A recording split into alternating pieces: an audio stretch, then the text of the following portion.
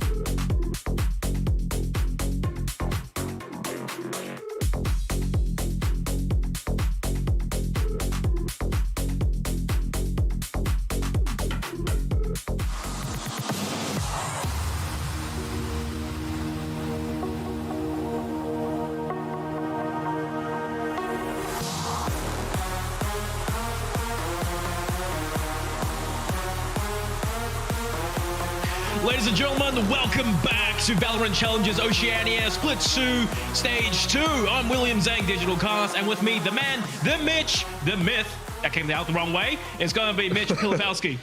You can roll with it. You can roll with it, Will. Honestly, that's the kind of energy that we need to be bringing in for the first show of the season. It's going to be a pretty huge stage, and I'm looking forward to all the games.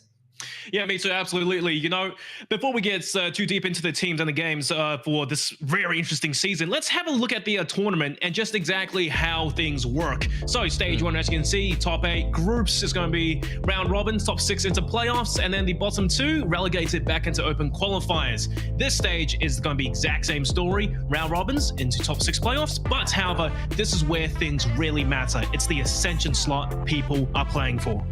100%. You know, it's the opportunity this year to represent our region on the global stage over in Asia. There's obviously some pretty damn fierce competition over there. Some of the finest teams in the world playing over there in the Pacific League. And honestly, in my humble opinion, some of the teams that aren't even necessarily in the Pacific League just as good, if not better, playing in that Ascension League. So it's going to be tough for whoever goes over there, but you got to run your way through the Oceanic Gauntlet first. Exactly, and as you run through the gauntlet, it does come with this fair share of riches as well, because no matter what happens, all 8 teams who participate are going to be walking away with some moolah in their pockets, and that's what we like to see. Yeah, 1st through 8th prize distribution does incentivize all of these teams to come on in, compete, give them a little bit of a reward regardless of how they place. Going to help some of those teams that are a little bit further down the rank, but also nice little, you know, top heavy prize pool if you're coming through in towards the top couple of places. 1st and 2nd doing pretty well for themselves, and I would say the first team taking away that ascension spot, that's invaluable. I'd say that's you know, beyond money at this point. That's experience, and that's going to be something that a lot of these teams are gunning for. Yeah, 100%. And, you know, money aside, like you said, experience, but also exposure, because you never know. Going over there, showcasing who you are as a person, you're you might just be able to get poached by maybe another team to go to Asia. And speaking of teams, let's check out all the teams for this Split 2. So, Mitch, things have changed quite a lot. No more Bobo, no more Honey Badgers, a couple of new names, but quite a few different players as well.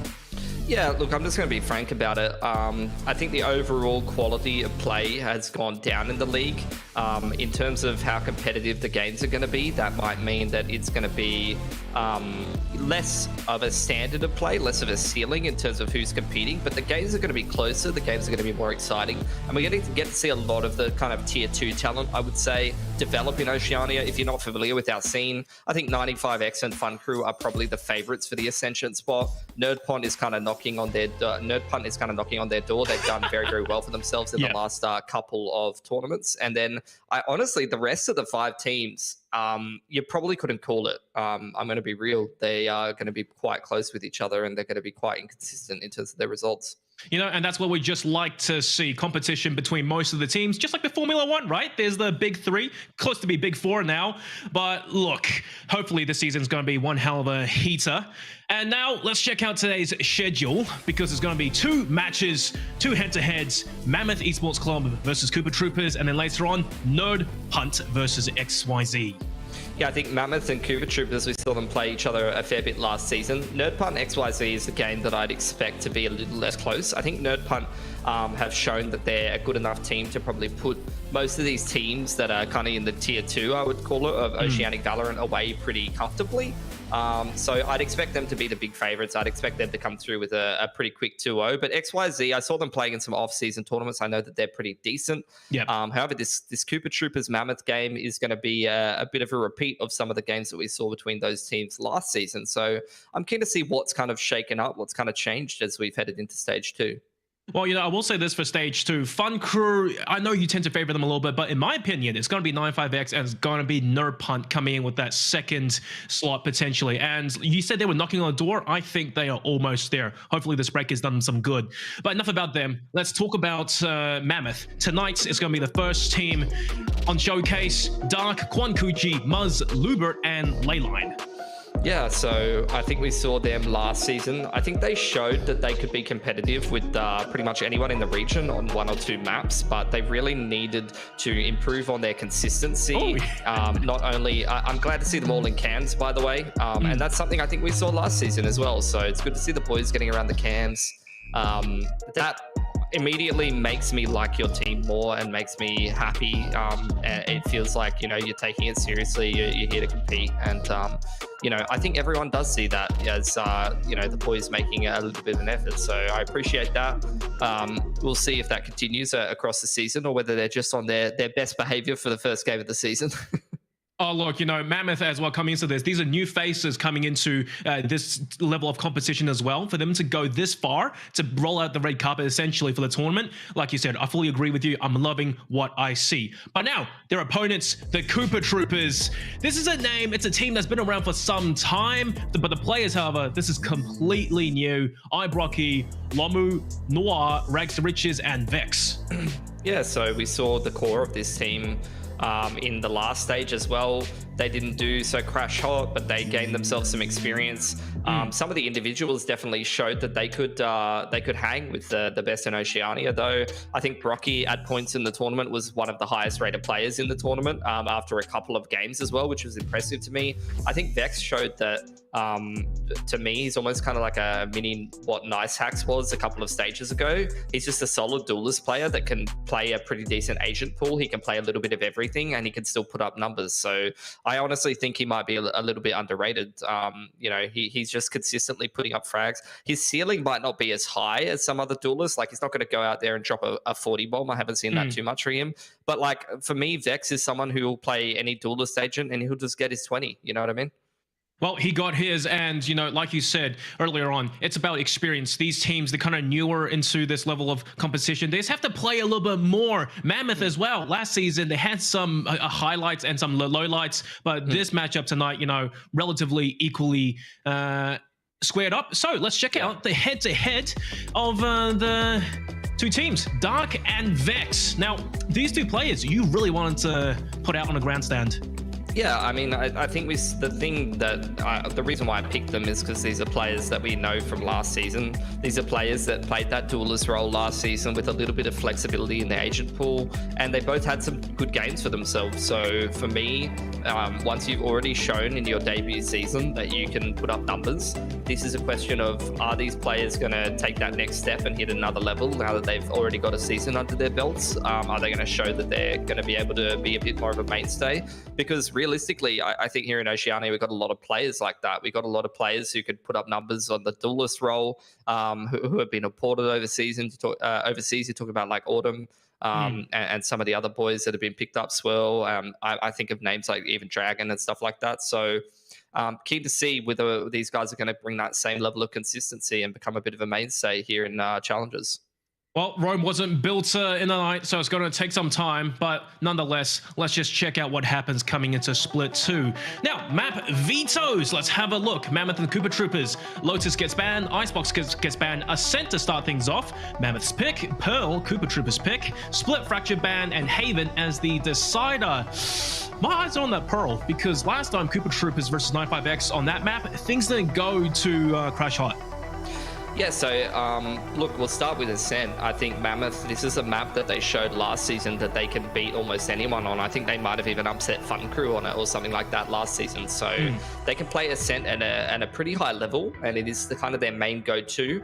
They need to kind of flesh out the rest of the map pool a little bit more. If I remember correctly, they played a fair bit of Pearl, and it was a map that Cooper Troopers did play a fair bit as well last season. And I think they might have even played each other on it. So there's a fair bit of familiarity there. As Haven being the map to close it out. Pardon me, I ate my food too fast. Look, I'm keen to see what we get out of this series. I think this is a chance for two teams that, if you'd, I don't know if you'd agree with this, but for me, these two teams are pretty evenly matched, and I think it's kind of the game for them to show who's in better form at the start of the season. No, oh yeah, 100%. And right now, Mitch, I'm going to throw a bold prediction. I don't know if you agree with me on this, but I think Cooper Troopers might actually come out on top because last time when we had that matchup between Cooper Troopers and 95X, right? It was a 2-0 going 95X's way. But when I was doing with Crash, we noted that despite what happened, this is a fantastic learning experience for them. They can pick up so much, flesh out their mistakes, especially on Pearl, which is going to come map 2. And hopefully, you know, they've done their homework and things should work out a lot better. Yeah, I hope so too. You know, it's always hard to call games like this. That's the thing, because we don't always know what's happening in the off season. Either way, going to get the agent select, and I really wouldn't be surprised to see these agent comps on Ascent. This is like the highest percent pick comp that you see. It's pretty played out at this point. You don't see too much variation amongst the teams playing this map. So the only thing that I would really talk about is roles. Even though I'm not super familiar with a lot of these players, I think the roles make sense. We saw Quan do good work on the controller, Dark on the duelist, Vex on the duelist on the other side. See Rags to Riches on the controller role. That's going to be something that's interesting because I'm more so accustomed to him running it down in my ranked games on Yoru. So we'll see how he transitions to a competitive environment. Hey, look, he was sandbagging. He had to hide the real strat to make you keep guessing, you know? But look, like you mentioned earlier, the compositions is pretty set in stone. It's a set, right? It's been around for so long. These agents, they're stock standard, and it's good to see that single duelist in the comp as well, with especially KO to assist. That initiating power is just unbelievable, especially with the 0-point shutdowns, and that's actually what Cooper Troopers struggled with last time I saw them. So hopefully this time around they have a better idea maybe on how to work around it. 100%. So keen to see what we're going to get out of this one. Going to kick things off with Mammoth looking like they want to be going for a little bit of mid control here. And over on the side of Cooper Troopers, they're just chilling, seeing if there's going to be any A main contention. Looks like they're going to go for a bit of a mid-round peek into A main. Very slow stuff from Mammoth here, though, Digital. They're kind of just waiting for the other team to make a move, and they're going to walk straight into it. Information gained there by Quan, who's going to start falling back. Feels like these two teams know each other very well, the way that they're playing, right? Mammoth are really turtling, expecting Cooper Troopers to make a move somewhere. Could just be game 1, season opening jitters. They don't want to take any big risks. They don't want to set the pace, so to speak, you know. But in saying that, they backed out of A, and it's going to be the re-aggression from Mammoth, who's to be a commit with a Killjoy on Lurk, who's might get engaged at a certain point. There's the smokes, dash into the site. It's completely open site, full retake here for Cooper Troopers, so I'm keen to see how they approach this one, Will. Oh, you know, a 5v5 retake, you love to see it on pistol rounds. It does get a little bit chaotic. You two are flying everywhere. Shock darts really early on, and the plant being faked as well. Muzz, there you go. The lurk does pay off. That's Brocky down. That's potential flashes and 0 points out of the equation. And the spike, Mitch, it's not even planted yet. They're just waiting. Finally, the re-engage, the earlier retake. It's blow for blow. And look, one last defender, 1v3. Rags, you got a long way to go. You get the dash over to Jen for safety from Dark. Rag's going to see if he can isolate some angles here. He's given the duel, but there was potential for at least a double swing there. So he's going to get cleaned up.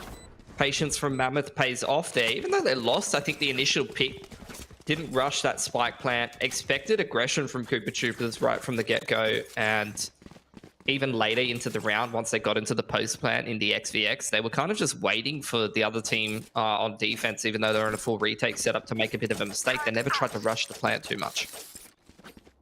Well, already round one, and I guess that's form and that's discipline already showcased for Mammoth. Full patience and Cooper Troopers, you know, I don't want to assume too early on, but almost just jumping the gun a little bit. But the first pistol round is done and dusted. Now they can finally accept the loss and try to get what they can with this pistols and shorties. Yeah, I mean, they're just on eco. They're looking for some damage if they can get it. See Mammoth pretty heavily invested in the SMGs and the Bulldog, no Vandal purchase, so they're going to be playing a kind of a true bonus here. I'm keen to see what they run next round to make the most out of that, where they're going to run a bit of a quicker strat, maybe a set play or something like that, especially with the KO into B can go pretty nicely. Here. Again, though, you can see Cooper Troop is kind of anticipating Mammoth to be running a bit of a default, to be working kind of the middle of the map, but Mammoth, on the other hand, just taking things very, very slow. Nice anti-eco place. You get the flash and dash combo, and they're just going to go straight to this A site, take things relatively safe, and get that spike down. Good timing as well. Dashing into the smoke, and then the flash pops as he swings out the smoke. That's really good timing down to a T. But look, spike down. This retake, oh, I don't even think it's going to be retake. It's going to be an attempt on exits. I mean, that's what you want to see there on eco. Very deep smoke there in towards heaven. Yeah, it goes for a will. Bloody Rags with a ghost kill onto Dark. It's a good start. Now Paranoia comes through. Ponkuchi finally lays down the law. That's just a bloodbath going towards the side of Mammoth. A nice little clicks coming from Ponkuchi. That's what you want to see with a classic. He wants to play their game. Pistols are pistols. So not too bad damage there for Cooper Troopers, I would say. They took a couple of guns away. They took some armor. So nice economic damage to the attacking side. And this is where I want to see what the approach to the bonus is for the offense. Are they going to invest in this round? Seems like not. They're just going to half buy down to like 2 to 2.8k. So there's a bit of a role reversal. You're going to see Mammoth just look for damage, try to take a couple of rifles away, whereas Cooper Troopers want to try to stabilize their economy if possible here, Will. Ideally. Nice little lineup.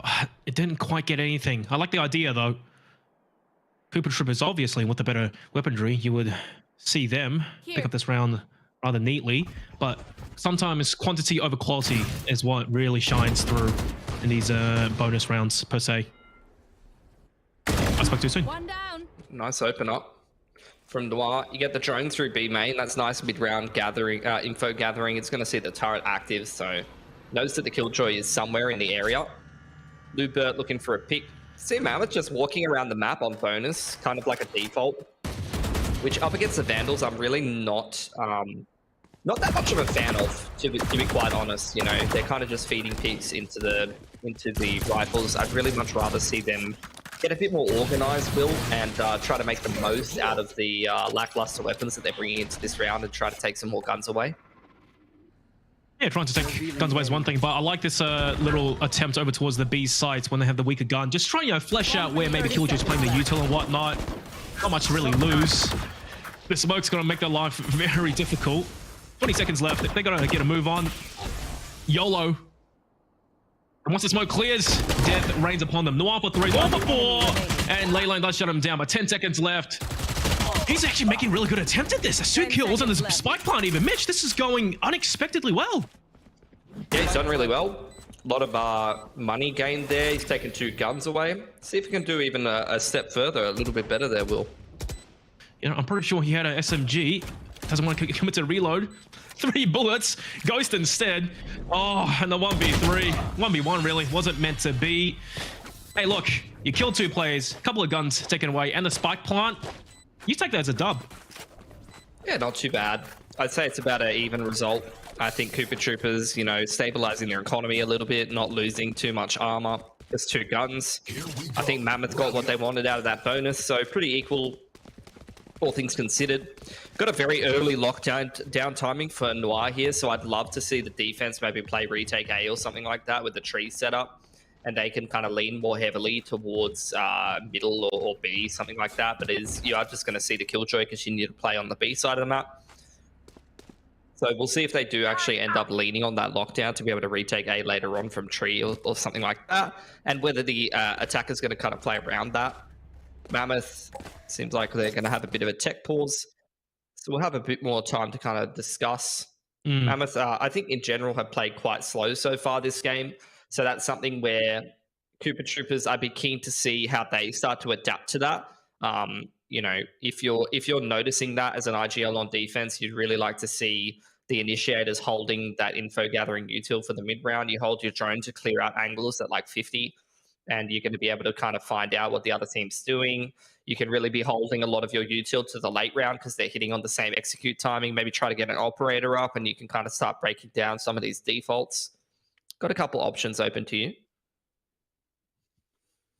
Couple of options, and now that Mammoth with their slow gameplay and just, you know, really trying to flesh out both sides. They haven't quite worked in the middle of the map just yet. They had an attempt, I believe, on the bonus, which eventually ended up in them going over towards B main.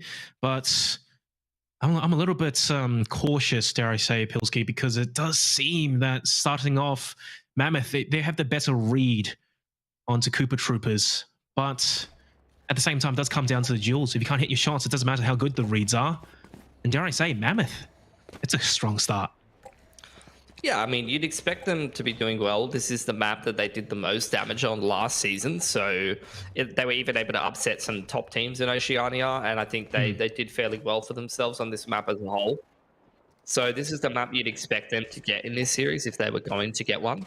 And I think they did a tad better than Cooper Troopers did last season, so I wouldn't be surprised to see Mammoth win this series personally, but like I said, you've had a month off, you've had some changes, so it's quite hard to predict the result of these games. Get a bit of B main control here from the defenders, A main control here from, A main control for the defenders, B main control for the attackers. Nice scan there from Lomu. Almost get to pick for free with that Odin. So really, really nice usage of that, chipping down the KO nice and early on. But after all said and done, defense haven't really taken a whole lot of control outside of B main, and they're still kind of getting harassed around there. So they're going to slow things down, start working the middle of the map a little bit more. Cooper Troopers really not giving them too much. You got Rags, who's on a very nice info line towards A main and hasn't really been pushed off of that. He's going to start cycling. I'd love to see him keep cycling the dark cover because it's off cooldown right now. You know, he could have had a whole extra smoke at some point in this round. Yeah. You know what I mean? And at the same time, I think A main, you can't do the one-way smoke anymore, if memory serves me right. Well, you can still do it up on the wall. Oh, never mind then. I'll take it back. Well, Rags, there you go. Info gathered. No smoke out just yet, which I can start to really feel your gripes about it. Finally gets put down. Rotations are getting called over. This is going to be full execute for Mammoth over towards the A side. That's a dash, and Flash soon to follow. The recon arrow as well. Rags, he's almost caught in the open, but Vex is there. Back up. That's Bloody, and the defense are coming on top. But just as I say that, Mammoth, they swing it right back. The door closed, the kills going their way, and a really early killjoy lockdown deployed to preemptively start the retake. Fantastic shock dart, not even on the plant spot. Quan goes down. This is looking real good, but Muzz on this flank route might just be the key to success here. But Lomi, he's already stuck at halfway. As I'm planted for him. The shock dart lineup though won't do much. Lomi's got this. One enemy remaining. Yeah, a little bit too late on the wraparound there for Muzz, or I would say even more so. It was probably a good play against the lockdown, but his team not really able to buy enough time for him. I think end of the day, you know, pretty nice exchange in towards A main there, but playing this slow style, especially when you knew that the other team had a Killjoy ulti, was never really going to end well for Mammoth. You know, I said it right off the bat that you got to look at the early KJ ulti timing, and you look at these kind of late round XZ plays where you take a lot of time and then you kind of have a big tell on what the execute's going to be and where it's going to be, and that lockdown is going to kind of break your post plant, and that's exactly what happened, unfortunately. You can see Vex really wants to go for this orb, and the defenses are contesting. Could get a bit of a cat split, and I feel like the defense is kind of a little bit out of position here. They could get caught in transition. Good, and honestly just Mike Quan, there you go, first kill onto Ragged, and that's a massive lay down onto Brocky. He's done and dusted, and the plant super quick for Mammoth. This is the first attempt on the A split, and it's gone wonderfully well. Guns handed over, and Dark even has the blades to play with. I mean, no killjoy lockdowns for them in this round for the retake, and that's a fantastic Hunter's Fury, ley line, kills his counterpart. This retake is looking nigh impossible at this point. Really good. Was that a paranoia or was that a flash? It doesn't matter. Teamwork is key. And Mammoth, what a steal. Yeah, that was beautiful, right from start to finish. And I was saying it, you know, Cooper Troopers were going to get caught by the cat split. They had no information on middle. They get caught by the cat split in the A main contest. Vex gets his knives, able to hand off an additional gun. But even better than that, Mammoth just being aware of the timing that Cooper Troopers wanted to come in for the retake on. You had the Hunter's Fury to contest the retake, and then the Paranoia with the updraft and knives, like, just completely broke that round. So really, really nice. You get that thrifty win out from Mammoth. That's going to give them a lot of legs here in this half. Whoa. Much quicker round here, straight into the A site. Dark creating a lot of space in combination with the KO utility. Trying to close the door, but getting contested by the Nano for the time being. So going to get a full retake scenario again, 5v5. But Mammoth have got a pretty big gun advantage here. I think pretty big is almost understating it, but really, it's the pace change, Mitch. They went from super slow starting off the game into this light speed sight takes, and Dark, he's just being set up by his teammates with util to really get in there almost fearlessly. Here comes the retake util though, and the body starts to fly onto the sights. Dark with the first frag, and no, Vex, he had to land into Molly or into bullets, and he will go down. Cooper Troopers, this retake just isn't growing any legs. They're down to the last two players, and yet to really drop onto sight. Sure to kill on Dark, but the spike is just about ticked away. And that's a freebie book one. Yeah, nice wraparound. 3 guns retained there, so Mammoth are in an excellent position. Like, their money is out of control at this point. Going to be very, very hard for Cooper Troopers to come back into this game. Do have the KO ultimate. You're one off the lockdown as well, so you've got tools to be able to open up a site take, maybe even lock down the mid to late round with the KJ ulti. Hunter's Fury could cancel though, so that's something that Mammoth will have to keep in mind. It's not going to be something that they're relying on. Full retake B setup with a quick KO ult straight into the B site is probably going to be another 5v5 retake. I'm keen to see if Cooper Troopers are going to flank through middle or not, or how they approach this retake, because this is just going to be, like I said, again, pretty much no contest in the early round, and then absolute mess in the mid to late round. Yeah, that seems to be the theme so far. Lomu not going to pop the ulti. They could have given Muzz the plant there for the lockdown. I'm surprised they haven't. Yeah, they could have. They've been here at the moment. They just wanted to get it down super fast, and that's been the theme so far for Mammoth. But here comes the flank you were talking about, Mitch.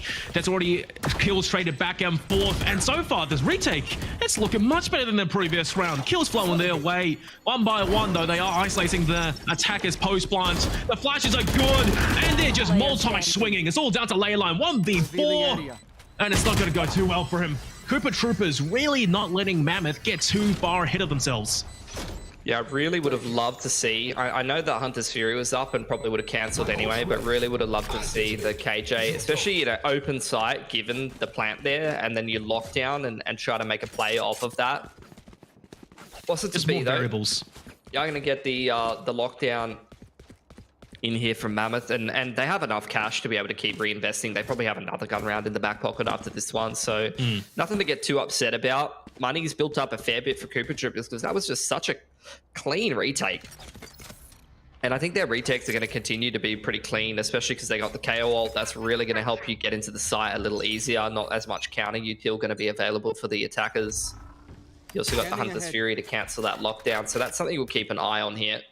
Mammoth now going to kind of work themselves back more into a defaulty kind of dance here. Going to get the smoke on towards mid stairs, get the KO knife onto Cat, and they're going to start working a bit of Cat control. Drone to set up the jet with Cat control and pressure tree here. That's going to pull the rotations over from middle, over from B, get the smoke onto tree as well.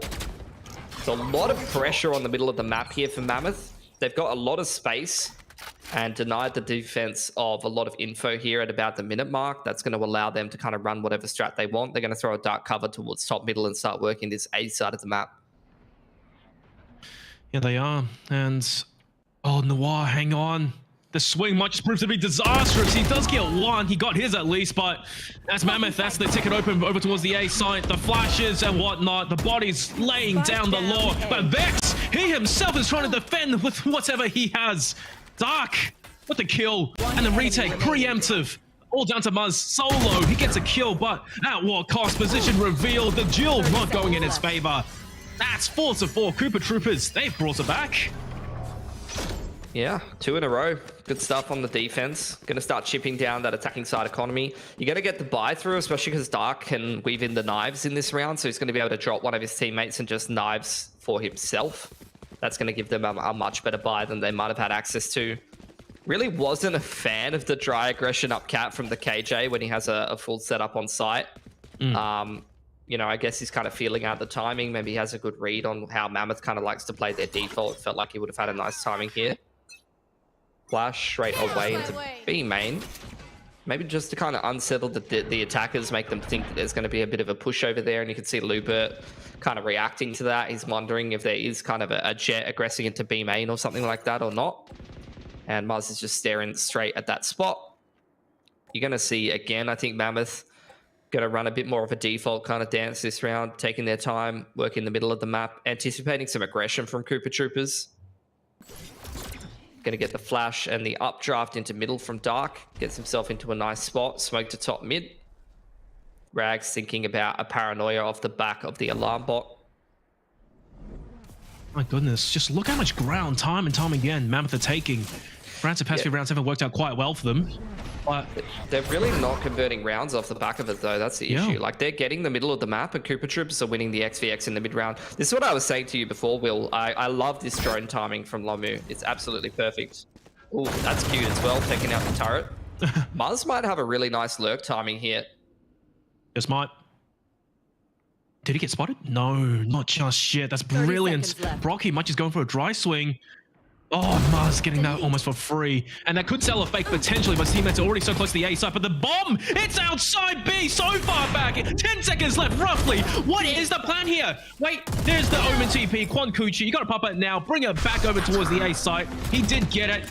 And the spike, Chica plants it in time. It's a kill. He's down. 5 seconds left of plants. And the wall somehow have to salvage this round. Spike planted. Yeah, not quite able to do it. Dark's going to close it out. Absolute chaos from the shadows to be able to pick up the spike is a cheeky little trick there.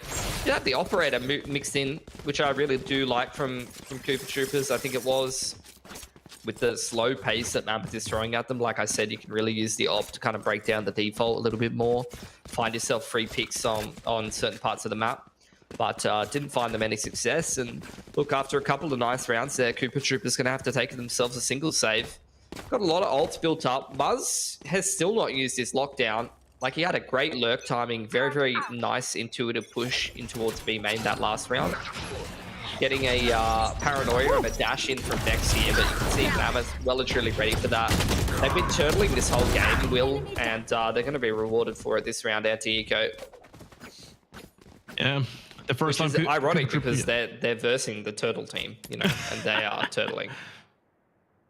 Are the Coopers actually turtles? I mean, they look like turtles, but with the 2 legs. And this round definitely didn't grow legs for Cooper Troopers. Flawless round for Mammoth. Stomping those turtles. Toxic. It's all right, though. 6 and 4. I mean, again, I think we saw this from Mammoth as well in the last regular season. Their attacking side of Ascent has been pretty good, to be honest. I remember them having even double-digit Ascent attack sides, which is not super common on this map. Gonna get a pause here. I'd assume it's attack pause for Cooper Troopers, and indeed it is.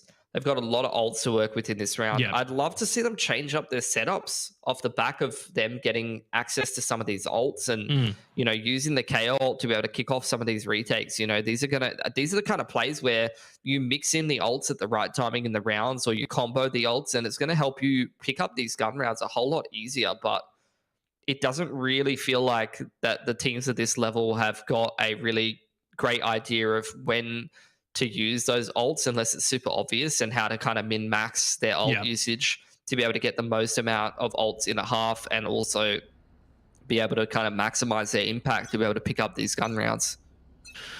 Well, you know, it comes with time and experience, Mitch. That's really all it is. But despite all that said and done, Cooper Troopers 2 rounds behind. They're not doing that bad for themselves, let's just be honest.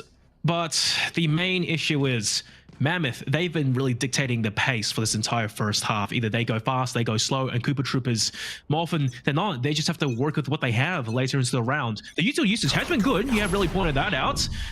It's won them some rounds, but not every. And Dark, you gotta be joking! The timing's perfect, the lineup as well. That's a really fast start into this round. Spike already down. This might just have to be a save. I mean, well, not really, but Cooper Troopers, what do you do? I think you do save here, to be honest. I think, you know, you've got all these ults. You're heading into the last round of the game, of the half, rather. You may as well just hold on to the operator. Vex is one off his knives, so he really would have loved to get knives there, but he's now lost the op, which is not replaceable in towards the next round. That's a bit of a nightmare. Yeah, you were crediting, though, Mammoth for those pace changes, and it's something that I remember them doing last season on Ascent as well. It's always a really strong play as well, Will, after a long tack timeout. When you're the team that didn't take the timeout, a lot of the time you'll have these teams where the coach gets a word in, the RGL gets a word in, they have all these ults to use, they're talking about how they expect the round to break down, even taking one more gun away. There's only one gun kept through. That's a bit of a nightmare for Cooper Troopers. Yeah, you're kind of talking through all the details of the round, right? And then you just get punched in the mouth, you know, directly 10 seconds into the round. And everything that you theory crafted, everything that you discussed is now in the bin. It's on fire, and you're playing a 3v5.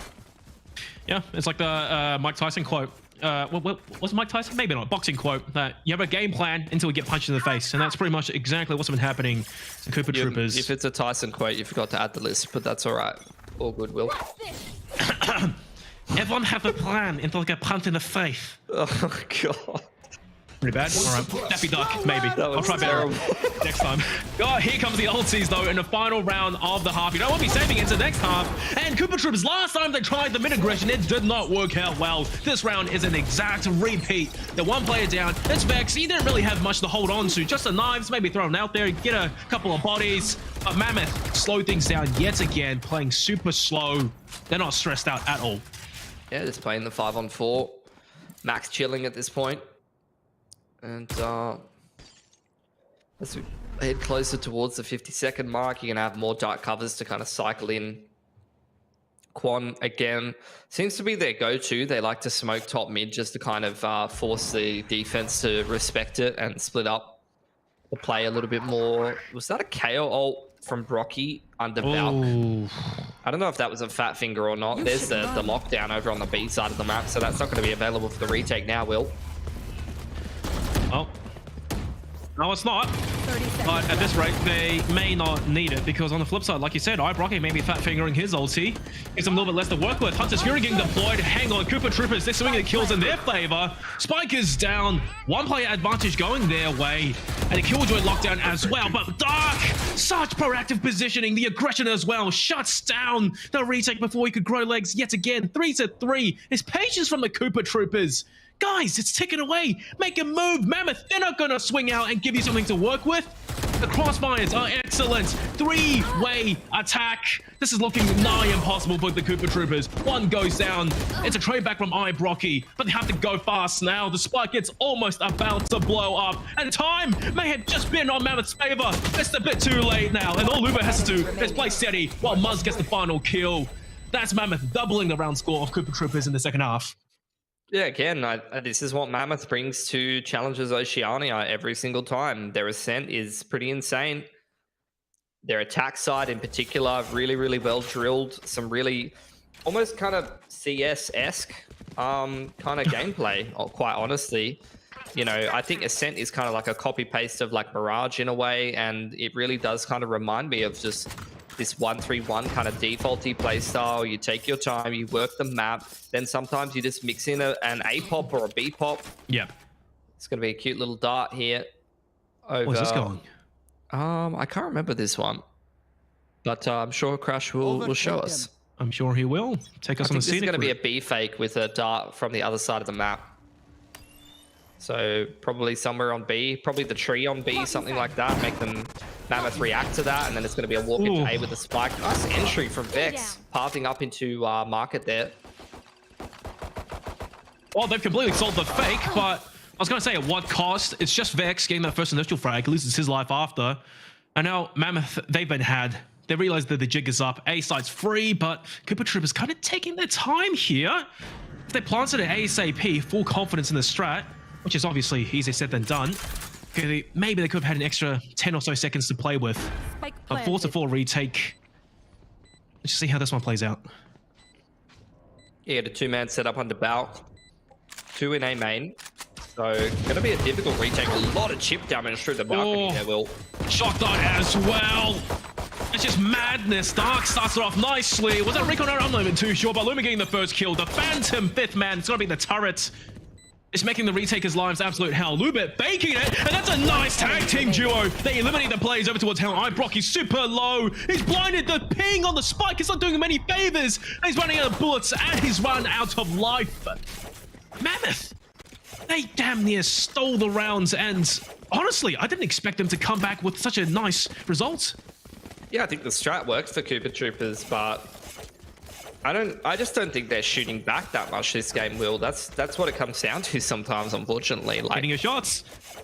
They're not hitting their shots nearly as well as Mammoth are.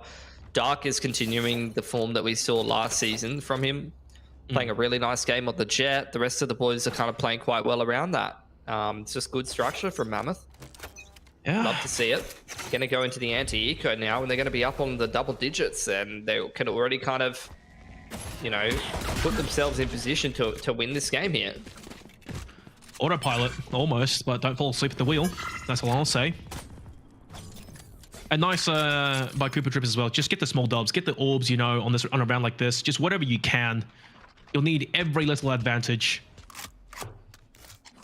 And Mammoth as disciplined as ever. Enemy mark. Same story as well for Leyline, saving the hour drone a little bit later. It's almost just emulating what Lomu did. Yeah, I mean, if you're expecting a bit of a slow round, it's not too bad. Oh, in comes the BXE. that's good timing on the smoke as well. Vex closes the door, manages to escape scot-free, but here comes Leyline, who somehow whips with the Ares, and he goes down to a classic. That is not the result you wanted, but at the same time, that kill onto the spike, though, that's beautiful. The smoke clears in the best of times. This is going so wrong for the Cooper Troopers. They had something there, and pretty soon it's just going to be Vector alone with the Ares trying to do something for his teammates. Lomu somehow picking up 2 with the Ghost. That's what you would like to see. And Vex, 1-1. Lubit, don't overheat now. Nice swing, nice kill. But Cooper Troopers, somehow, Mitch, somehow, they really put up a fight against Mammoth. I mean, that's a dream eco, dude. Like, they took 4 guns away.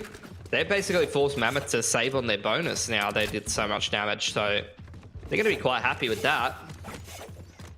I think now Cooper Troopers, they just really need to min-max their money, make sure that they have good cash heading into this next round. Keep as many guns up as they can because they're still trailing down 6 rounds. And for Cooper Troopers, this is their chance to really claw back some ground, ideally flawlessly as well. Bit of A main control with the Sheriff here from Dark. You're going to just get the dry sweep straight through with no util there, Will. I don't know about that one. He's lost his life. Yeah, I don't know about that one, chick, but this round is super brutal, it's super dirty, and it's just madness in and out of smoke. Cloak and daggers type beat. And out of it all, Cooper Troopers, despite having the much better buy, they're down 2 players. And Mammoth laughing their way to the bank almost. Yeah, I think if Mammoth win a bonus like this and pick up a bunch of rifles, it's probably just the end of the game at that point. Cooper Troopers right now are really just not getting anything. You've got the turret with B-Bane contact. You've got the alarm bot on middle. So Mammoth can still keep leaning towards this A side of the map. They've got no reason to kind of adjust here. Regardless of what happens, I think they're more than comfortable to back themselves. Cooper Troopers, come on, let's see your prowess in action. That's a good start.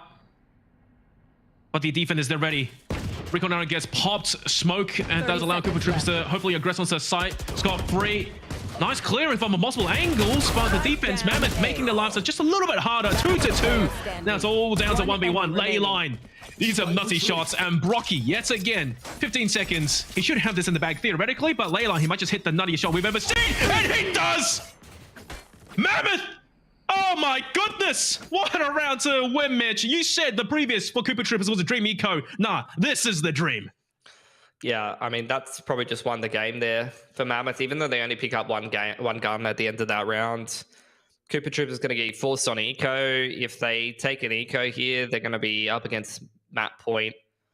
And this is just demolition from Mammoth, man. Dark's already got the operator out in round number 16. That's a pretty early op timing. It's going to be quite hard to play around for the Cooper Troopers.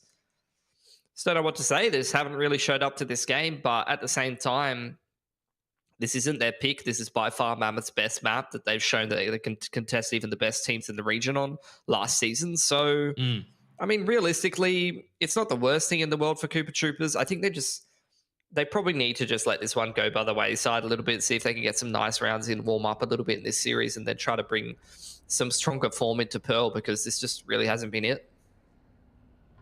Almost draws back to that game against 95X, that series. Well, look, it was 2-0. I'm not saying that this will be, but the first map, it was a pretty hefty stomp by 95X. And then in map 2, Cooper Troopers maybe got their chills out or something. They really fought back, and I believe it was double-digit scores for both sides. Oh, you know, little Nazek says, it's not over if I'm still breathing. Cooper Troopers, they're not out of it yet. But their backs are really against the wall on this one, Mitch. And you might just be dragging out the inevitable. We'll see. Go on, quoting Tyson, quoting Lil Nas. Really, Who's next? Who's next? Give me someone else to quote. Can we go David Attenborough, maybe? David Attenborough cast for this round? Well, I don't know what kind of a quote he has. That was terrible. I don't know. Yes, we see the young Vex pulling the knives. He's picked himself up an orb. He'll be making his way back to spawn, where regularly you see him buying guns, but not in this round as the season does not permit. Yes, and speaking of season, Mammoth, the elephant of days gone by, tall, dark and hairy, not quite extinct in this matchup. What are they going to do here? Oh, what are Cooper Troopers going to do here, Will?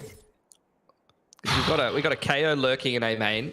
We put a little bit of pressure on the B side of the map, and we're going to get an A split going.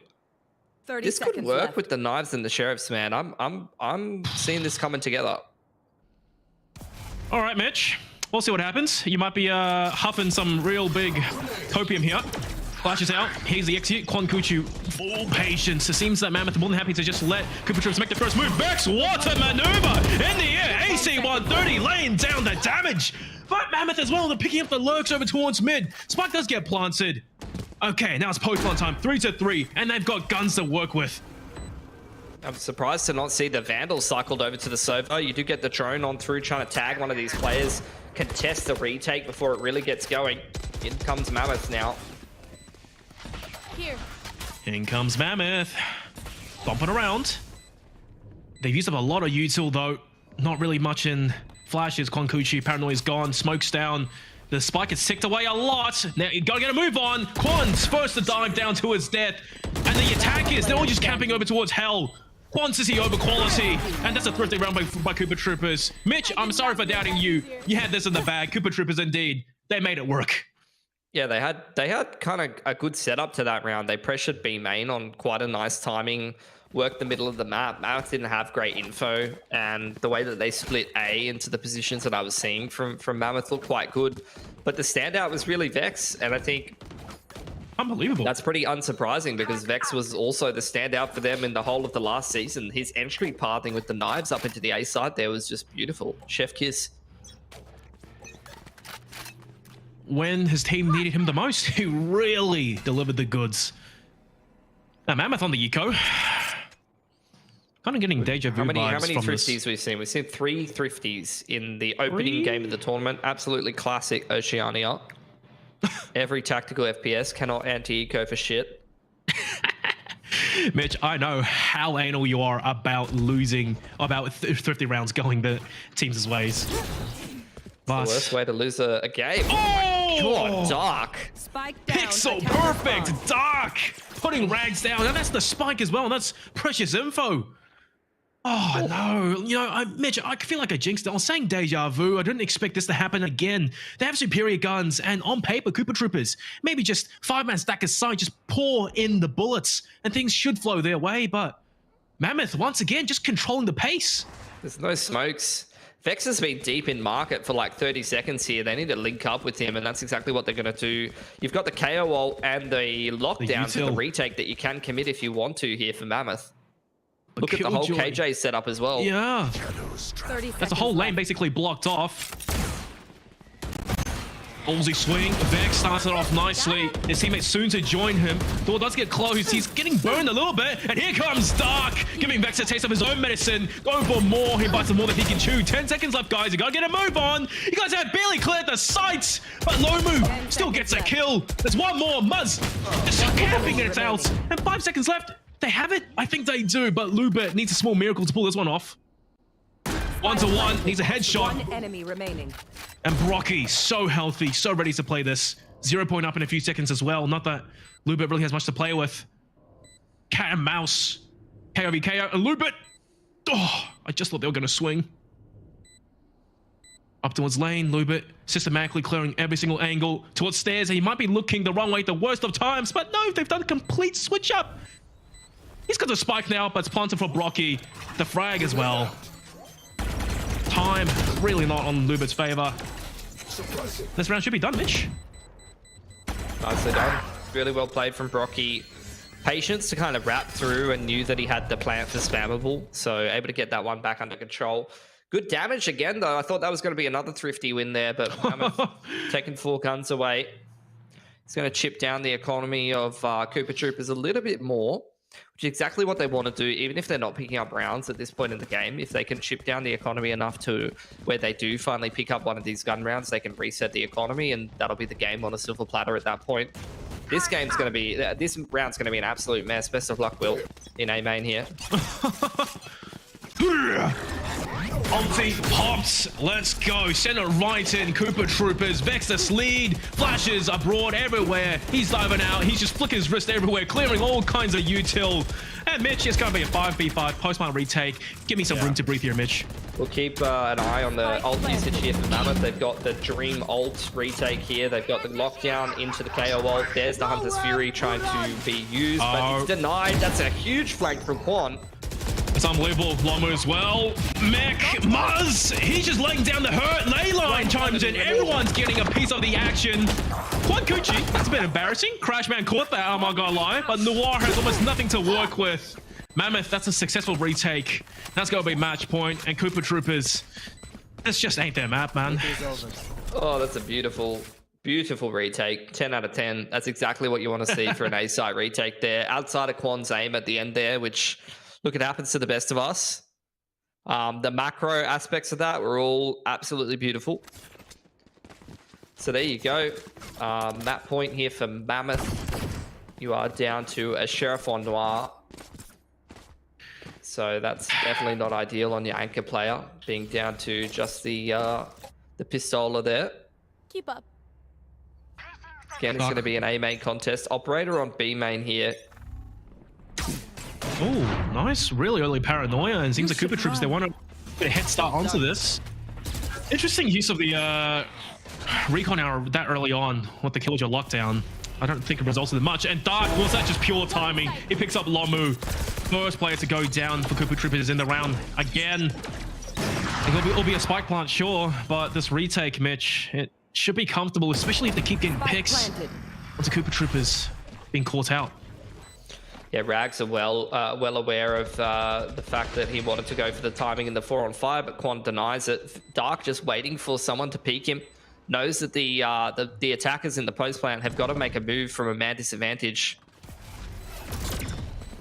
That's the theory of it at the very least. But they're almost taking the sites so split apart. Some people are aggressing on, but the time, Mitch, is running out. Mammoth getting the kill, sure. One player left. There's Rags. He's offside for crying out loud. The defuse not yet stuck. Finally, there's going to be a TP, probably towards backside for a Rags. 3 seconds left.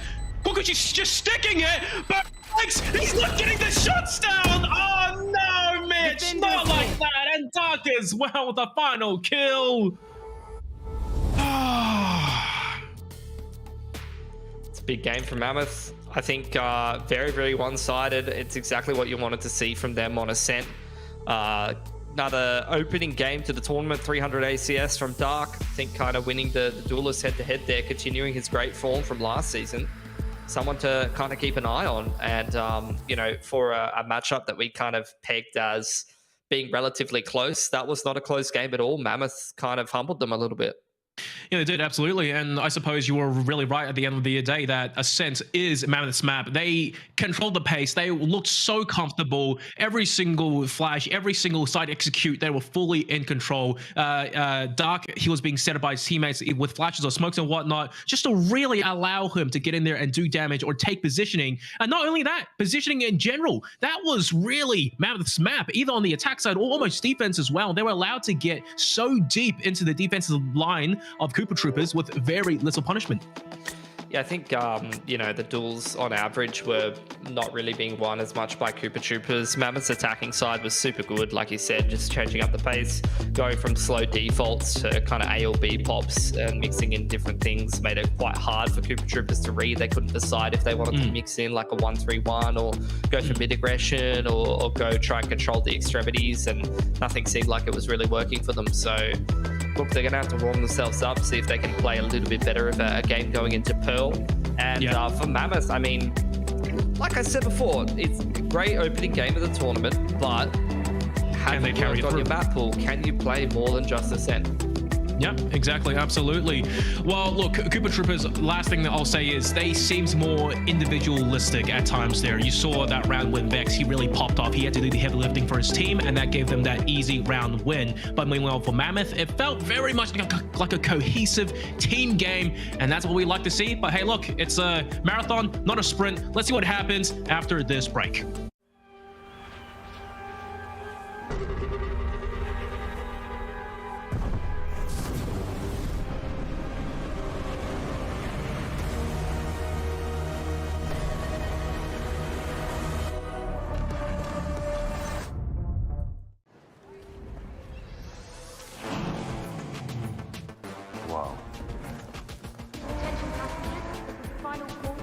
Wait, is that a phone? Look at the performance, the graphics. That thing's a gaming machine. A new challenger. Is that Faker? That man's a gaming legend. Everyone, fasten your seatbelts. And here we go. This is your chance. You keep her alive. Save who you can save. If you come this far, then you know what's out there. You have a greater purpose than any of us could have ever imagined.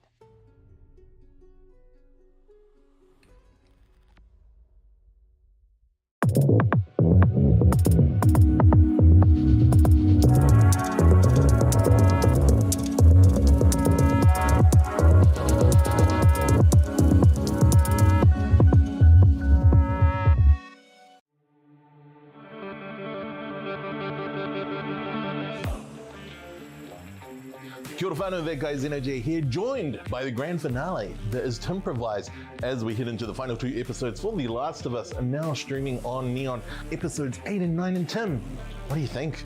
The light right there, the firefly is fluttering at the end of the tunnel, and we're right there, brother. If we leave her out here, she'll die. Now with episode 8, we've come off the back end of episode 7, where Joel is still recovering from a grave injury. This has led to Ellie having to be the hunter for the pair, and she runs into a couple of people known as David and James, who come from a community that might not be what they think they are. It's creepy. It gives the culty vibes. Yeah, it does. Episode 9 sees Joel and Ellie finally resume their journey and finally end up at the location they're trying to reach, which is the Firefly headquarters. There's a lot of brutal stuff that went down, and it's absolutely brilliant and beautiful. We also like to talk about our memorable moments, so what would those be for you in episode 8 and 9? One of the things that I really loved was the maturity level of Ellie from when we first met her to now. And the one moment that clicks with me is when Joel tries to give her an out. Because I think Joel's worried. He's like, man, what if something happens to her? It's out of my control. And in episode 9, be like, no. We got to finish this.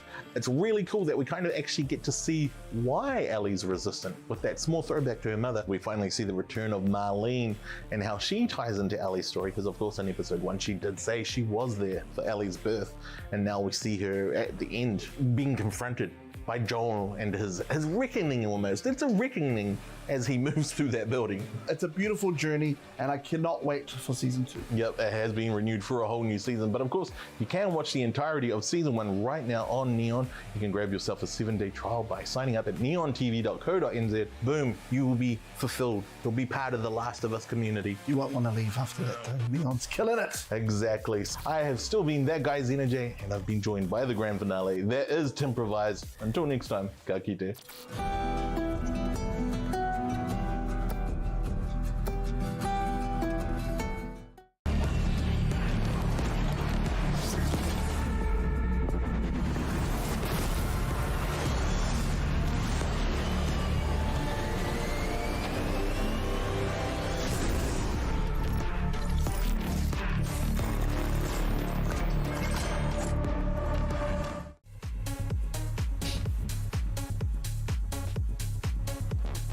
Oh, wow, guys, look, back from that break, a little bit of rehydration, a little bit of snacks as well for you, Mitch, but that's what we need, and that's especially what Koopa Troopers needs, because map 1, you know, maybe it wasn't their map pick, but not gonna lie, it was not looking good.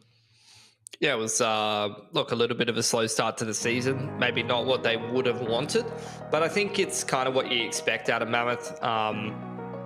They were absolutely lights out last stage on Ascent, even beating some of the better teams in the region on this map. So it would have been quite tough to be able to take them out on it. However, they have not shown that consistency on other maps. They have not shown that ability to hit that ceiling all of the time. So it's not like Koopa Troopers are down and out by any means. They can still try to recover in this series and see what they can do on their own map pick. Yeah, absolutely. And look, Pearl, I really want to see how Koopa Troopers tackle that, because I keep bringing it back versus 95X. They got completely stomped on, and the one thing that made all the difference was minimize on the KO. The 0 points, it gave them so much information. It shut down util, especially over towards the B site, and the flashes to set up Lou as well to run in there and get those frags. And the whole game long, Koopa Troopers, they were just on the receiving end of pure punishment, and towards the end, they just wanted to get the map over and done with. I really want to see what changes they've made coming into Pearl, and honestly, having a KO pick, just if you can't, you know, beat them, join them kind of an approach that might just work out in their favor.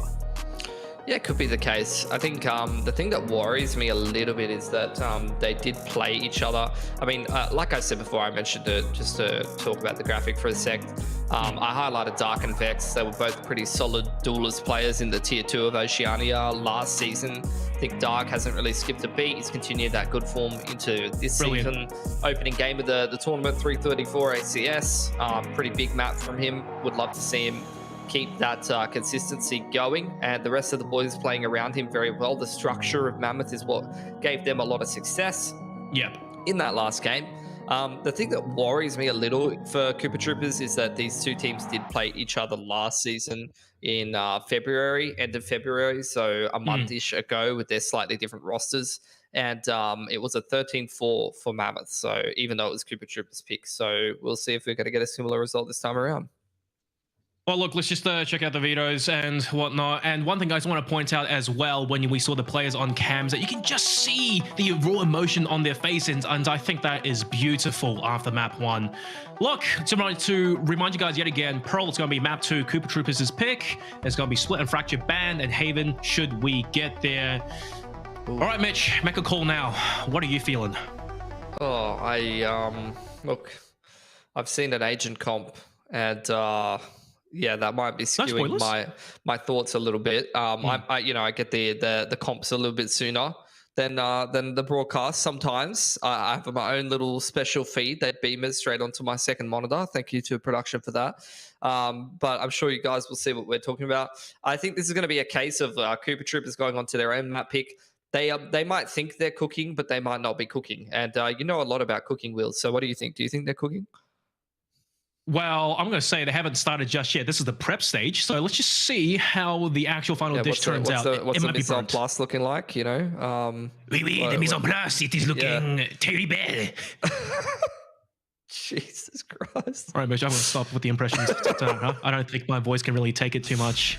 But look, like you said, when you got that classified information beamed to your head by the Pentagon, you were unsure about it. And when I saw as well what Koopa Troopers they were cooking, mate, maybe this is what they're comfortable with, so let them roll with that. But I really did want to see KO. I think it's one of those picks that, as you can see right now, for the side of Mammoth, they've got that locked in, super quick and snappy. It does make the difference. On the flip side for Koopa Troopers, it's looking a little bit, I wouldn't say unorthodox, but not something I would expect to see on Pearl.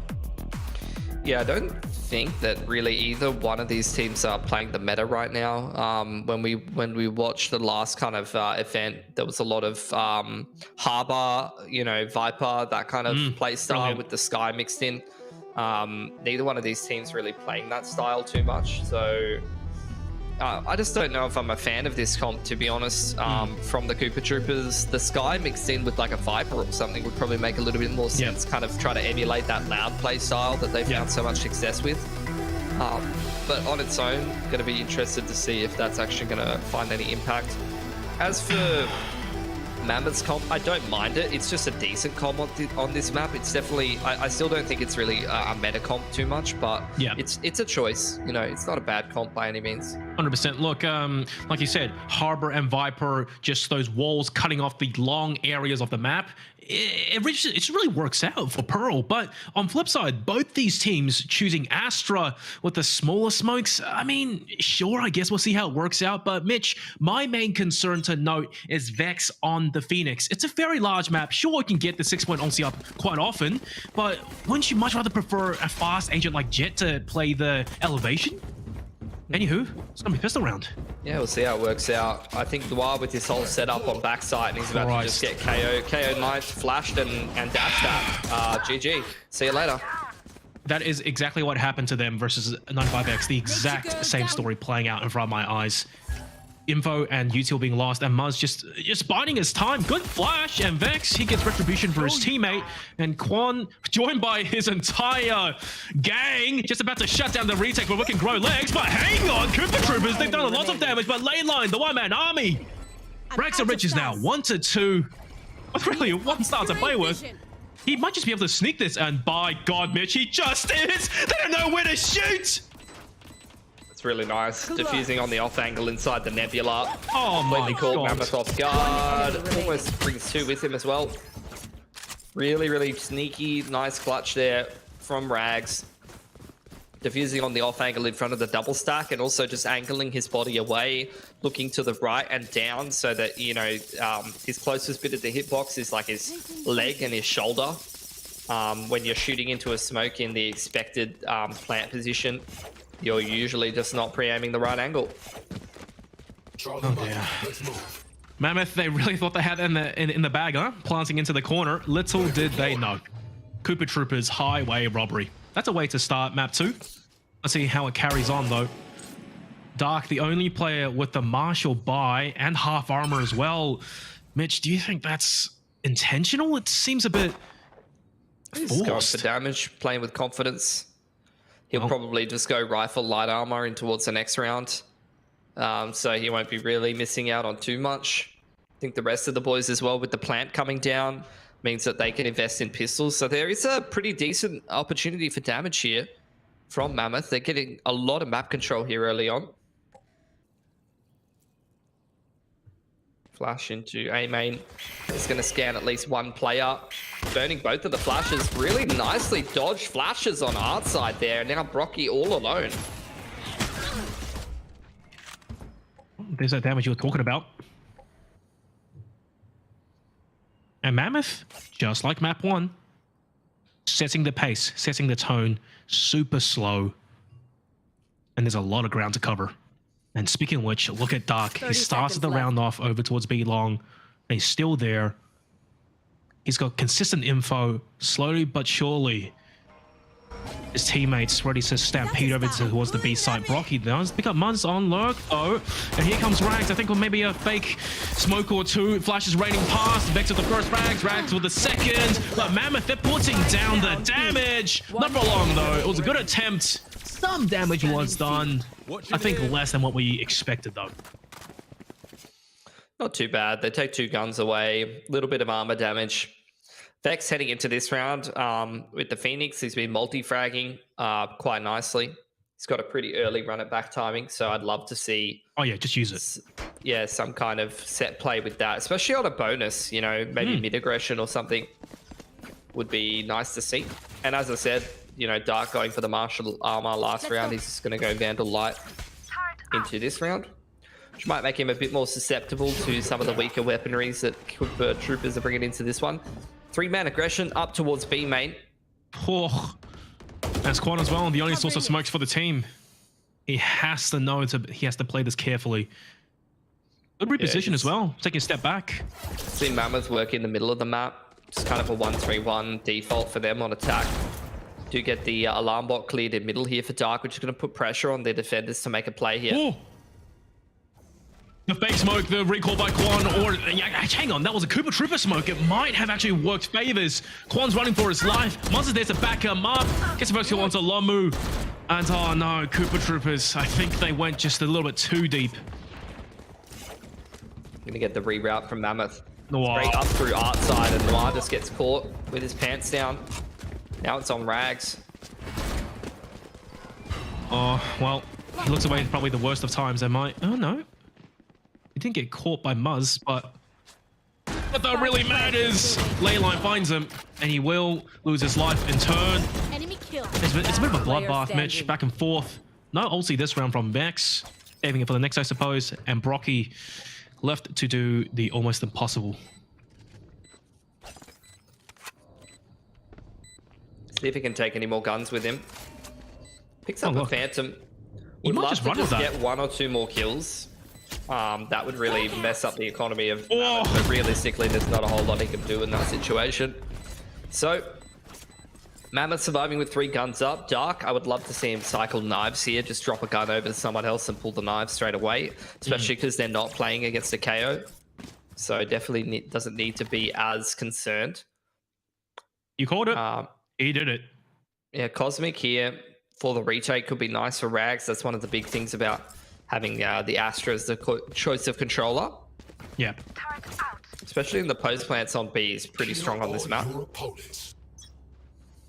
I won't lie though, Mitch. Even on a map like this, I really do think sometimes the Cosmic Divide can be a double-edged sword. Sure, it might work out in your favor, but at the same time, you just get so little information from the other side. You might just be on the receiving end of damage. A main control early on from Cooper Troopers. Do get the Trailblazer standing up Dark in middle, looking for a little bit of information in the mid round there.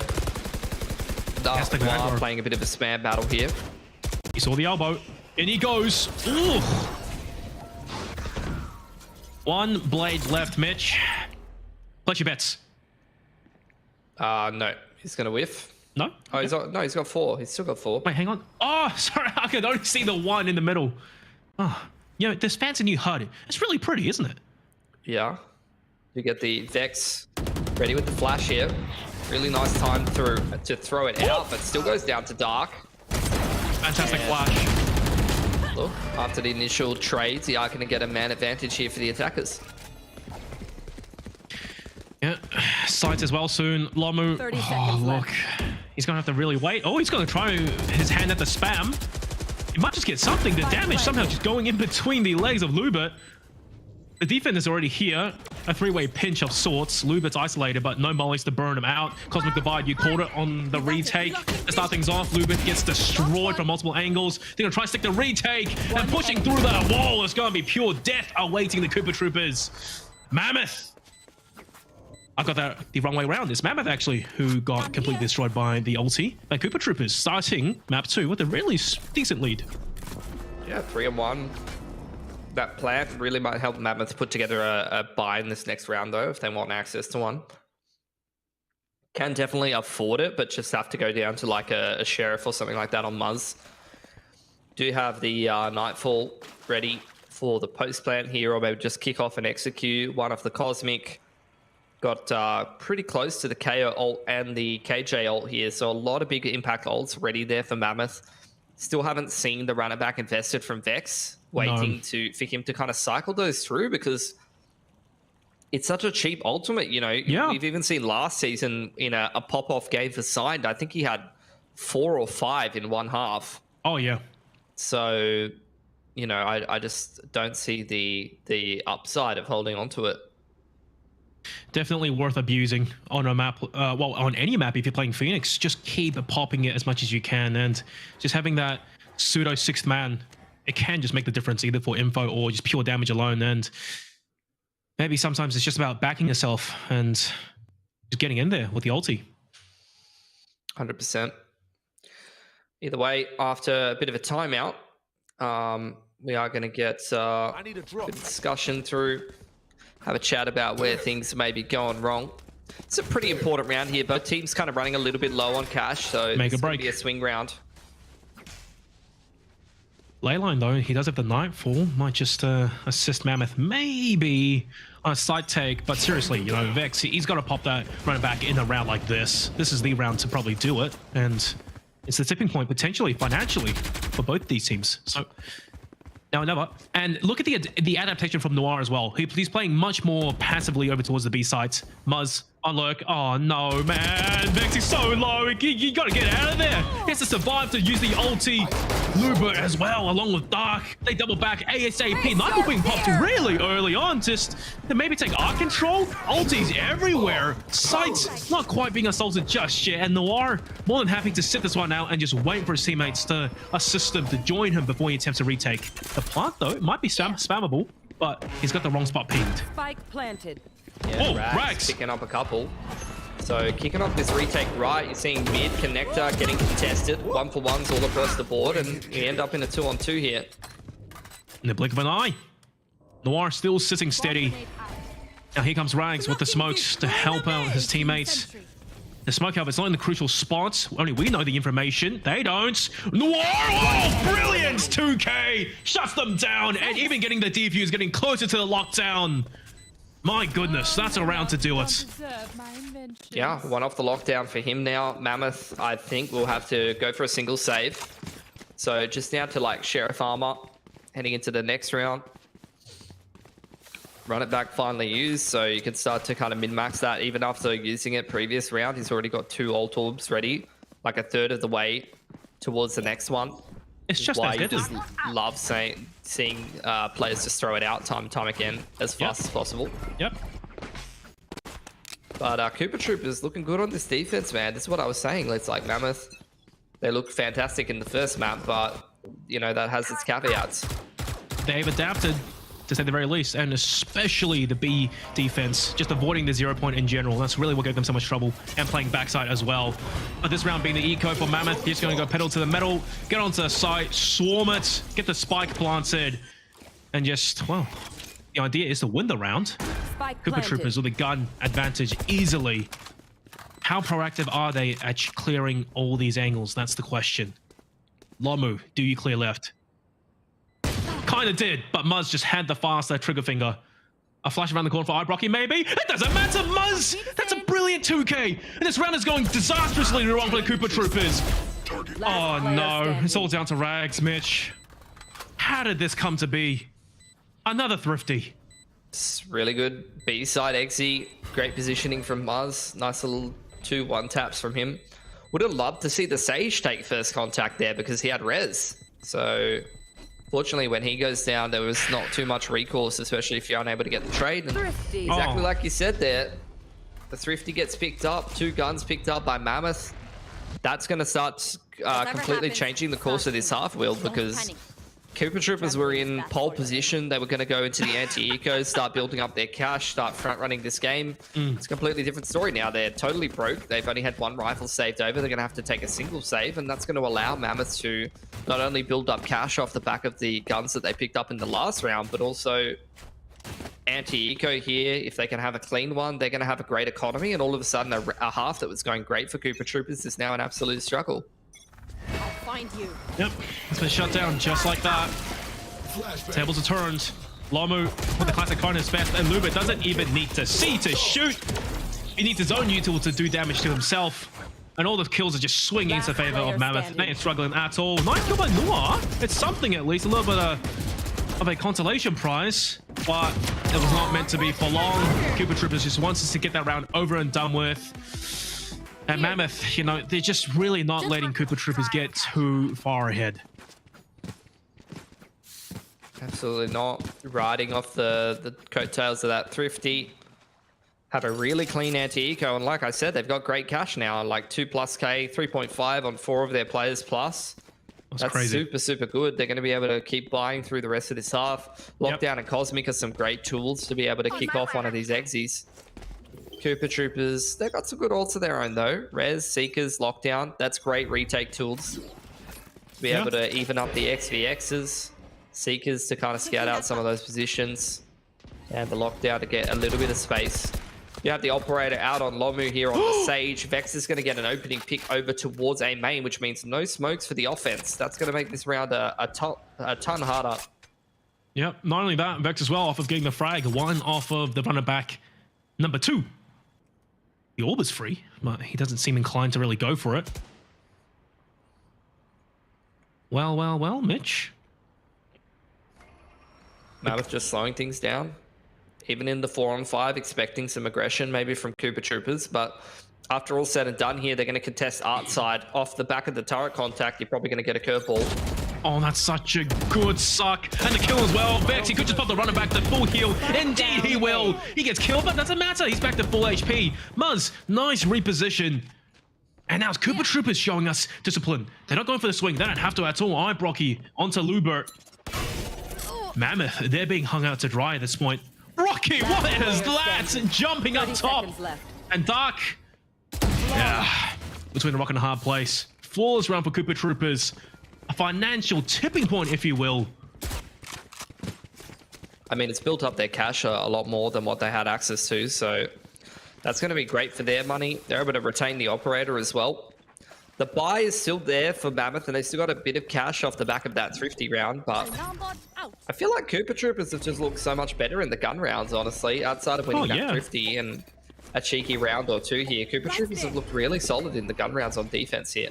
Much better on Pearl, and if anything, it's Mammoth. They're still carrying through just the really good pace changing, just like in the sense that it's still catching Cooper Troopers off guard, but there was only one Thrifty so far. There's still much more to come through. Cosmic Divide for the attackers. Oh dear, and the Lockdown as well. Cooper Troopers might just give them full respect on this and play their own ultis on the retake. Yeah, I like that. I think, yeah, you just give the space to the attackers here, let them up into the site. You can pop the Lockdown and some more retake tools like the Seekers, but they're just going a little bit faster here. Rags gets 2, Noir takes down Lubert, so a 2-on-4 in the post plant. Christ almighty, what just happened? The blink of an eye is just barrel to cheek.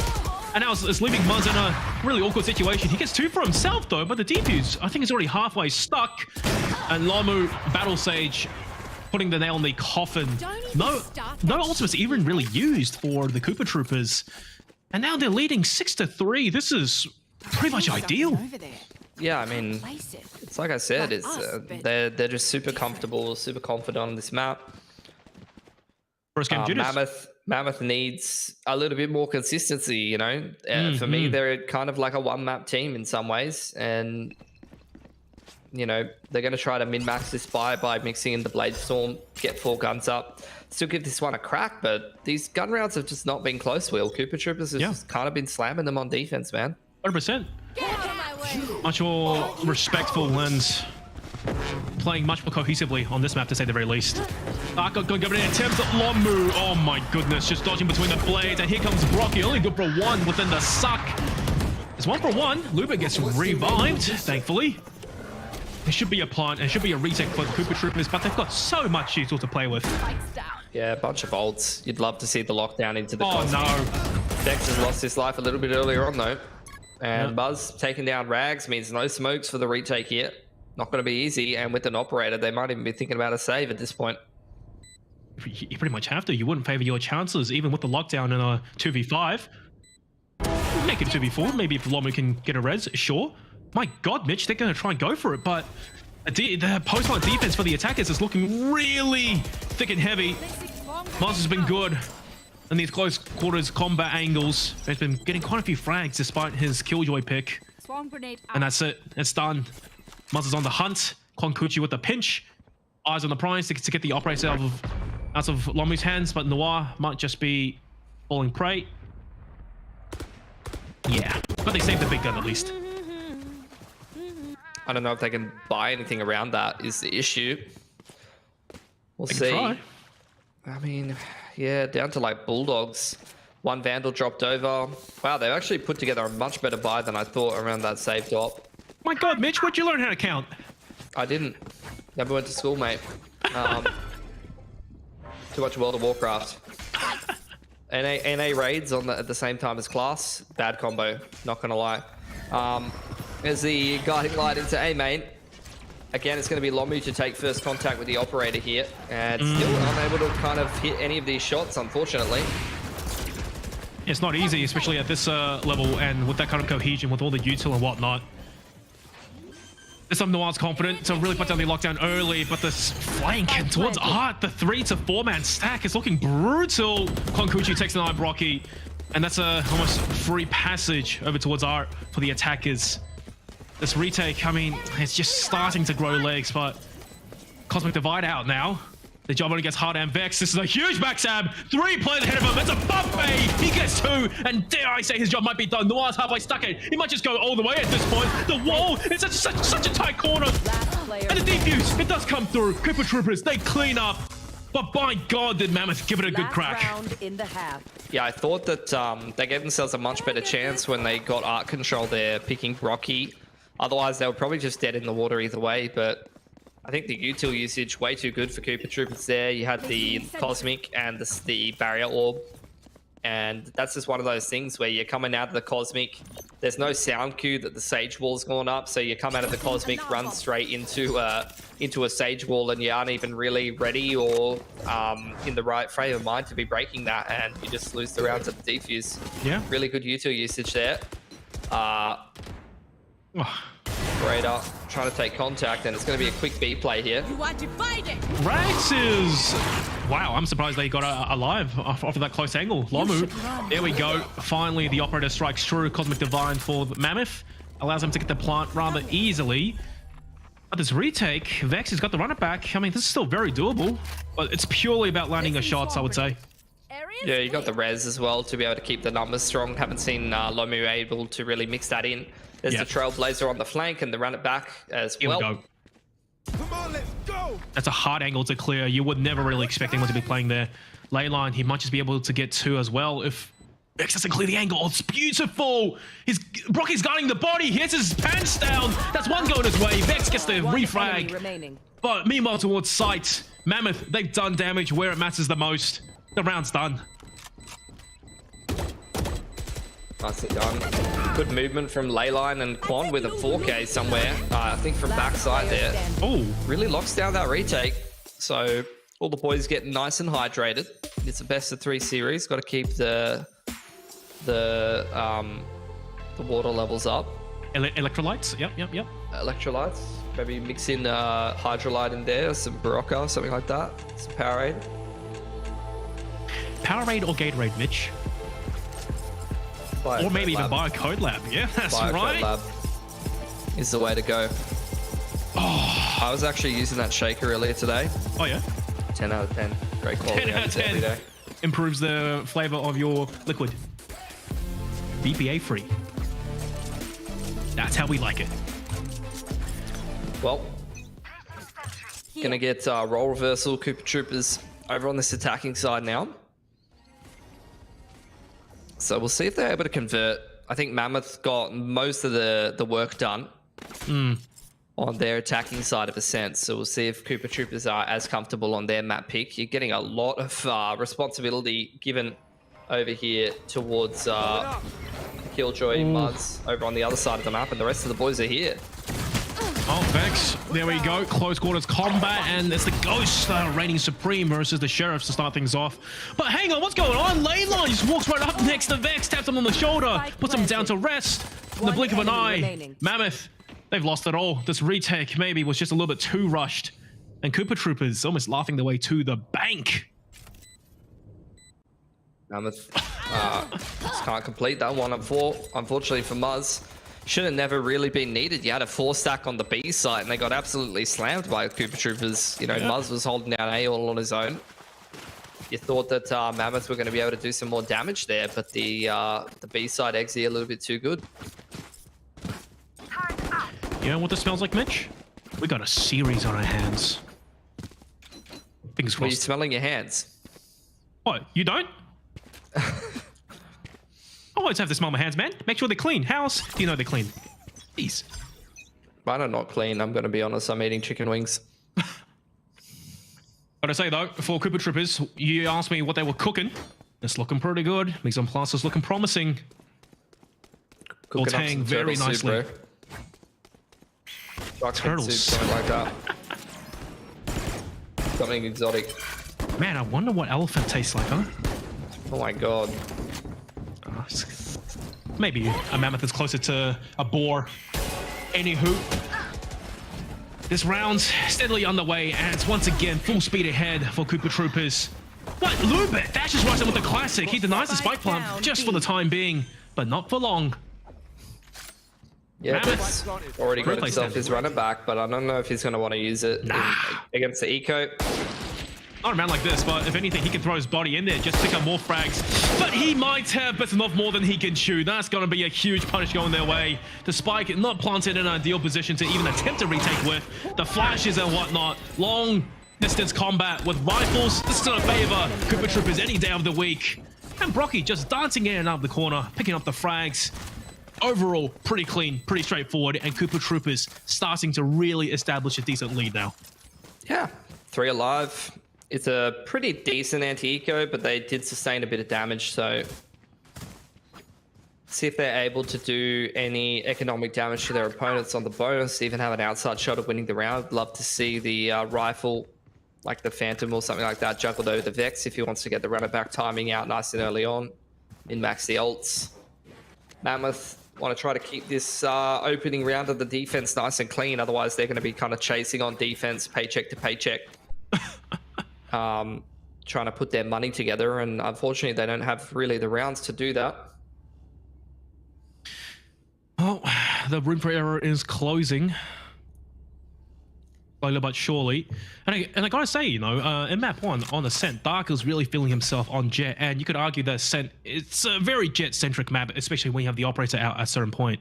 But I initially doubted Vex on the Phoenix pick for Pearl, considering how big the map is, and you could see when he pops the runner back in a attempted side take or retake, whatever it was, down B long, he couldn't really get too far.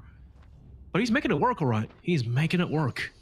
I think like that Phoenix is has been a good pick on Pearl for quite a while, but it's like, I feel like it's kind of like a pub stomping agent. It does have its merits. Definitely, you know, the orb farming. Close quarters. A lot of tight corners for the curveball. The wall has some usefulness, so it's been a good pick for a while. Trailblazer through art, trying to create some space here for Koopa Troopers. And they're just going to throw in the runner back straight through art. He's going to eat that prowl onto the head, though. Leyline trying his best to stay alive, and indeed, he will pick up Vex. It was just running and gunning, trying to scare them back a little bit. And the ulti pops, and Noir with a nice pick onto Muzz. Leyline strikes back, though, before they can make it a little bit too deep. Fantastic molly, forcing him off the angle. B-side's been taken really easily, but Rags don't get a little bit too deep. But he could be in prime position for a backstab. Instead, he's going to catch Leyline. That's good. Does he check uppers, though? Quan Kuch is still lying in wait, but his teammate so far away from him. Good initial frag. 2v3. Mammoth, as long as they can equalize the numbers, they've got a chance to really swing this round back. Oh, that's good for Quan. Excellent reaction time. Luba on flank now. And they're not looking his way. This is beautiful. This is almost perfect. Vex is gone. Oh my goodness. That was basically a 2v4. 2 apiece. Very, very sloppy post plant, has to be said. think Mammoth, not a whole lot of business winning that one, quite honestly. Rags is off on an adventure trying to wrap Heaven in man advantage situation. Gives away his life. And then obviously the double flank. There's no one who's tucked playing the spike. You're just giving all of these opportunities away to the other team that they have no business. They have no business getting. You really, in those man advantage situations, want to force the other team to work for the round. You not just, you know, walk into them. Make them tap the spike and have reactive util ready for them. Make them fight through a brick wall. You know, don't just kind of walk into their open arms and give them a big kiss. Early round and mid round, I got to say, actually was looking really good for the Cooper Troopers. They got the info, they forced some of the defenders back a bit, and the B sites off of the frags and whatnot, it was looking so clean, but a little bit of an overheat, I would say. Now, Mammoth timeout, interestingly enough, maybe to just drag out the momentum a little bit as they put a hard stop to Cooper Troopers, or to just discuss what they want to do. But it's also interesting to note in this game, Cooper Troopers have yet to use a single timeout, and I guess that just goes to show how well they're doing, first off, and just much better confidence going their way. Thanks. Maybe feeling a little bit more comfortable. Not entirely convinced they're going to be able to come through this map as the victors just yet, though. I think this gun round's going to be an important one for setting the expectations, though. Getting a bit of a slower round. 1-1-3, and it's main control here. Both teams trying to aggress. Dark trying to go off the back of Lubert's flash, and they keep going, Will. That is a brilliant flash, traded back and forth, and Dark, here's his time to shine, trying to go for the second. But it's going to be blood across the map on both teams. And it's Mammoth to come out on top, just barely. But my goodness, what an initial engagement over towards A-Long. Able to end up in a 4-on-3 man advantage for Mammoth, but they don't really have a whole lot of info or map control at this point. You had Leyline take a little bit of a look in towards Art. You got the Tyra and Quan playing at the bottom of Link, and the KJ set up on B. Retake set up on A. Noir's misking it through connector right now. Through Art, sorry. Right there. While the other two boys walk down B long. Oh, look, Noir kind of has to make first move here. Maybe just draw a couple of the defenders over towards him. Obviously, if he can get a few frags, that's the ideal scenario. Engagement, Noir, kill onto Leyline. That's it. That's all the defense off. But before they could really, you know, rotate away and the util could go inactive. Cooper Troopers strike. The spike, however, taking its time. 20 seconds, and Mammoth, they're giving them all the space they might need. Slowly but surely, they're on site. Plant going down around the corner though. That's the enemy. Smoke clears, and Muzz has Brocky trapped in the corner. Maybe if he gets the flash, he can bail himself out. The Seekers didn't go too far. Brocky swings out dry. He goes down. 2v3, back to almost where we started. But the pressure is on for Mammoth. See if they're going to be able to complete this retake from a man disadvantage situation. Wow. Player standing. Ooh, he's almost on for the 1v3 here, Will. It just might be, but no, he tapped a little bit too slow, and it's Lubit with the 3k of his own to bring him right back. But that came down to the wire. Just a little bit of poor spacing and a little bit of luck. Went a long way. And now Mammoth, they're closing that gap with Cooper Troopers. Yeah, it's getting tight. I think he's still feeling somewhat confident for Cooper Troopers, especially if they can take some guns away. You know, they're probably only on the half buy here, but their money is still looking pretty strong. They're up 9-7. Mammoth, on the other hand, lost all of their guns but one, so they're really broke. Really, really important for Cooper Troopers to close this game, for them to take a couple of guns away. If they can take like 3 guns away from Mammoth, they can really open up a reset window towards double digits. And that's going to put a lot of pressure on the defense. But with the buy they have, and in rounds like this, I like to say quantity over quality. You got to stick together and you got to rain down bullets. Oh, I like this though. There's going to be this interesting wall. Leyline might not be ready for this. He gets flash, he dodges it. Back up is there. Lomu somehow getting that shot. Rocky as well. Now it's Dark's turn. A nice 2-piece for himself before he goes down. But so far, so good, Mitch. Cooper Troopers, that's a lot of damage. My Rags! He went just a little bit too far. Another equalizer, 2-2. That's going to be post plant. Pressure's on yet again One enemy remaining. for Mammoth. And just as I say that, Brocky just does all the work by himself. That's double digits. That's probably just the game. Quite honestly, they will, on the half buy, they pick up a couple of guns. They break the money of Mammoth right on round number 10. Like, that was the round where Mammoth really needed to stabilize their economy, and they go down to a half buy. That's probably just cooked their money enough to where Cooper Troopers are going to go into an anti-eco here, probably build up their cash, and from that point on, you know, laugh all the way to the bank. Game's probably done and dusted from there. Oh, hold your horses, partner. Yeah, I was saying that earlier on. You were saying, oh, I don't know, Cooper Troopers. They haven't sealed the deal just yet. Looking pretty safe though at this point, I would say. Dark's got blades. You've seen what he can do with it. I like the aggression, but Cooper Trooper, they want nothing to do with it. Yeah, they're just turtling, as Cooper Troopers do. Gonna kick off an AXX anti-eco here. And it's free real estate over there. Just Muzz with a classic, and Pit is not really anything to be too concerned about. I just hope that they don't split up a little bit too much and get picked off almost individually. Here. Mammoth, I mean, you gotta give it a try, right? Dark has the blades, you might as well, but slow lurks coming up from individual players of Cooper Troopers and the crossfires as well. They're just getting the job done at this point. Dark has to go fast. That's a nice blade onto the head of Brocky, but his teammates are falling around him. The spike is ticking away, and it's just by himself now. He's got a Phantom to play with, but maybe damage is better than he can hope for. It's good. He got 2 for himself. He got his. But Cooper Troopers, that's 11. Yeah, only 2 guns taken away means the money is still pretty good for Cooper Troopers. Gonna be happy with how that round went. Mammoth here now with another bite. I've got a lot of ults to play with, like great retake tools. Nightfall, Lockdown, KO Ult, Cosmic. They've basically got the who's who of ults to be able to kick off these retakes. So not a whole lot of excuses to be dropping gun rounds here. A lot of ults for Cooper Troopers as well, though, and it seems like we're going to get a massive contest over B long early on. Oh man, it's going to get so bloody down this lane.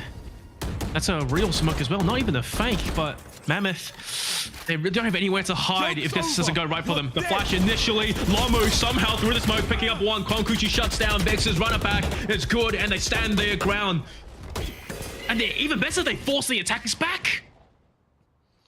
I mean, they lost opening pick. I think Cooper Troopers are just happy with the man advantage at this point. They got Noir in the middle of the map, so they're just going to reroute back towards the other side of the map, maintain that man advantage, and just stick together. They know that it's a 3-man setup over towards the B side of the map, which means there's more space in middle. Going to drop the lockdown over towards R and just try to get into this A side a little easier. I'm going to say as well, you can see the flank coming through for Mammoth, but at the same time, all game long on this map, we've seen Cooper Troopers post-bomb play anti-flank so well. They're all lurking, they're holding individual angles, they're setting up each other in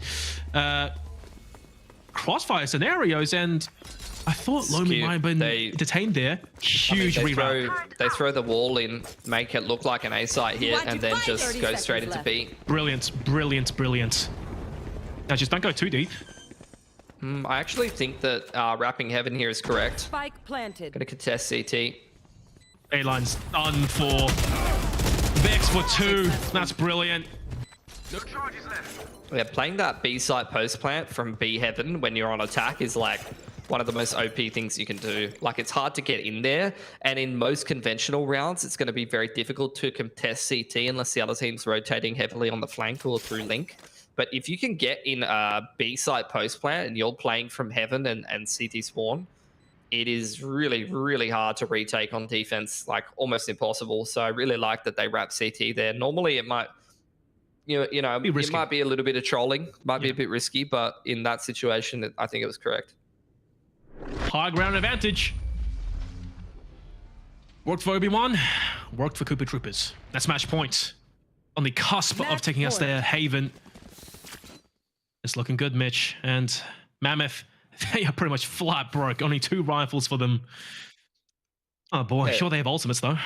I mean, it's like I said, when they won that 1v1 round and then immediately lost to the half buy, that was the game. like legit, that was unfortunately too difficult to recover from. They put themselves in the worst position possible. And Placing sentry. to win this game at this point, they would have to win like I think 4 out of 5 of these rounds to get to OT would be gun rounds. They'd have to win. Like they probably only break the money once. So the path back into OT near impossible here. We're going to give it a crack anyway. The attackers taking full B main control. Defense have taken A main and are going to be playing retake on B. Oh, Vex as well. Oh no, he still got hit by the alarm bot. I thought his teammates had his back there. Regardless, Sage will up. Plants guaranteed. I think so, yes. Post plant really early on into this round. Ulti's being popped. Leyline still has the Nightball as well. Lubit with the null command. Mammoth, they still have a way back into the rounds, but they have to get a move on right now. Man disadvantage, and Vex is just pushing in so deep, but he overheated. Numbers equalized. Nightball now, here we go. Not that really matters too much. Sure, there's a vulnerability debuff, but it doesn't matter when there's multiple players swinging you. Muzz, 1-2. He's done wonders for his team in the past, but this angle is just almost unwinnable. He gets stunned, he gets forced off the angle. Timer ticking away. Mitch, looks like we're going to Haven. Yeah, really nicely done. Good massive pearl overall for Cooper Troopers. They looked like the much more convincing team, especially on those defense gun rounds. That's what was filling me with a whole lot of confidence that they were going to be able to come through the rest of this map and push us through to 3. And I think it's been a pretty similar story for both of these teams. Like both of them winning their map pick quite convincingly. Good game from Vex there on the Phoenix, but I have to say I think it was pretty much a team effort from Cooper Troopers. No one really going by the wayside too much. They all kind of chipped in and did a good job. 100%. It fully came together, and it's good to see Cooper Troopers really play Pearl a lot better than what I saw last time. They adapted well to basically render KO's almost useless in this map. I didn't really see KO have any effect. The null, the 0 point at the start, sure, maybe, but later on, you really didn't see any of it in play. And great job by Cooper Troopers overall. Mammoth, maybe a couple of rounds here and there, but overall, that was all the Troopers. Yeah, 100%. So I think, look, heading through onto Haven, again, I mean, it's like I said before, last time these two teams played each other, like Mammoth smashed Cooper Troopers on Pearl. The last game of Haven that they played against each other was not even that long ago. I think it might have even been the same series, and Mammoth won 13-3 over Cooper Troopers. So, Cooper Troopers won 13-3 over Mammoth, so you might be backing them on Haven, but we'll see if any kind of changes have been made since then, any improvement on that map. If I remember correctly, one of these teams was playing a super weird comp on Haven. It might have been, but I don't know if they're going to be pulling that out for this game. It seems like the more recent comps that these teams have been playing have been a little bit more standard. Actually, it might have been the who played a really weird Haven comp, if I remember correctly. It's like a Viper Phoenix, so it wasn't either one of these teams. Probably expecting more sort of standard comps from them. Yeah, well, you know, sometimes maybe it really is better to just stick with what works, and at the end of the day, that's what gets the job done. Look, map 3 is going to be coming up real soon. Get rehydrated, drink some Hydrolite, whatever it is you take nowadays. Biocode Lab, maybe. We'll see. Guys, get ready. Haven's coming up soon.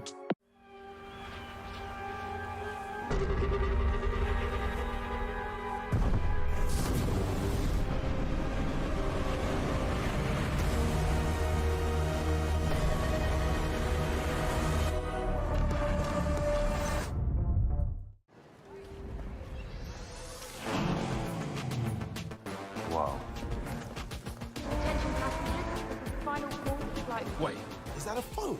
Look at the performance, the graphics. That thing's a gaming machine. A new challenger. Is that Faker? That man's a gaming legend. Everyone, fasten your seatbelts.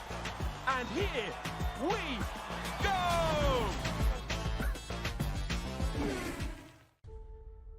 This is your chance. You keep her alive. Save her. You can save her. You come this far, and you know it's out there. You have a greater purpose than any of us could have ever imagined.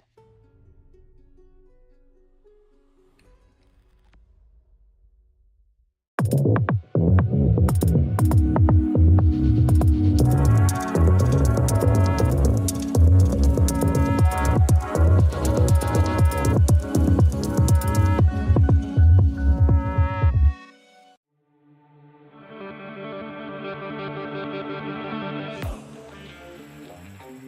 ora whanau, that guy's Energy here, joined by the grand finale that is Improvise as we head into the final 2 episodes for The Last of Us, and now streaming on Neon, episodes 8 and 9. And Tim, what do you think? The light right there, the firefly is fluttering at the end of the tunnel, and we're right there, brother. If we leave her out here, she'll die. Now with episode 8, we've come off the back end of episode 7, where Joel is still recovering from a grave injury. This has led to Ellie having to be the hunter for the pair, and she runs into a couple of people known as David and James, who come from a community that might not be what they think they are. It's creepy. It gives the culty vibes. Yeah, it does. Episode 9 sees Joel and Ellie finally resume their journey and finally end up at the location they're trying to reach, which is the Firefly headquarters. There's a lot of brutal stuff that went down, and it's absolutely brilliant and beautiful. We also like to talk about our memorable moments. So what would those be for you in episode 8 and 9? One of the things that I really loved was the maturity level of Ellie from when we first met her to now. And the one moment that clicks with me is when Joel tries to give her out, because I think Joel's worried. He's like, man, what if something happens to her? It's out of my control. And in episode 9, be like, no, we got to finish this.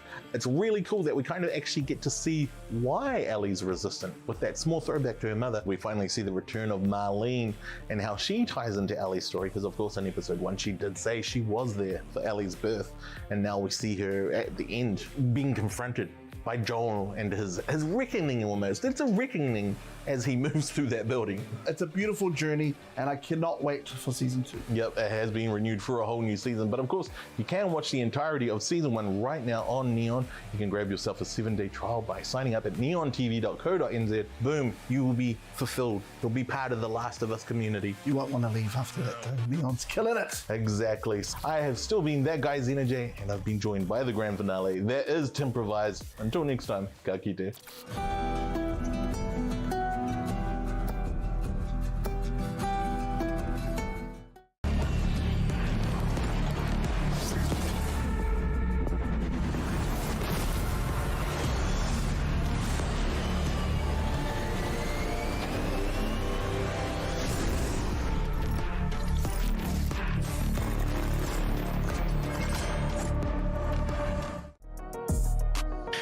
Guys, welcome back. Hope you had a nice little breather, because this matchup between the Koopa Troopers and Mammoth, it is going the distance. We're going to map 3. It's Haven. It's the decider.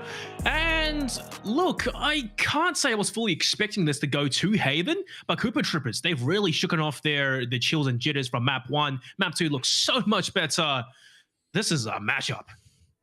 Yeah, I think, both of these teams, map pools a little bit all over the place, consistency levels a little bit all over the place. That's kind of what you get from teams that are kind of at a tier 2 level. Yeah, not only here in Valorant, but also in other games. I see the same kind of things.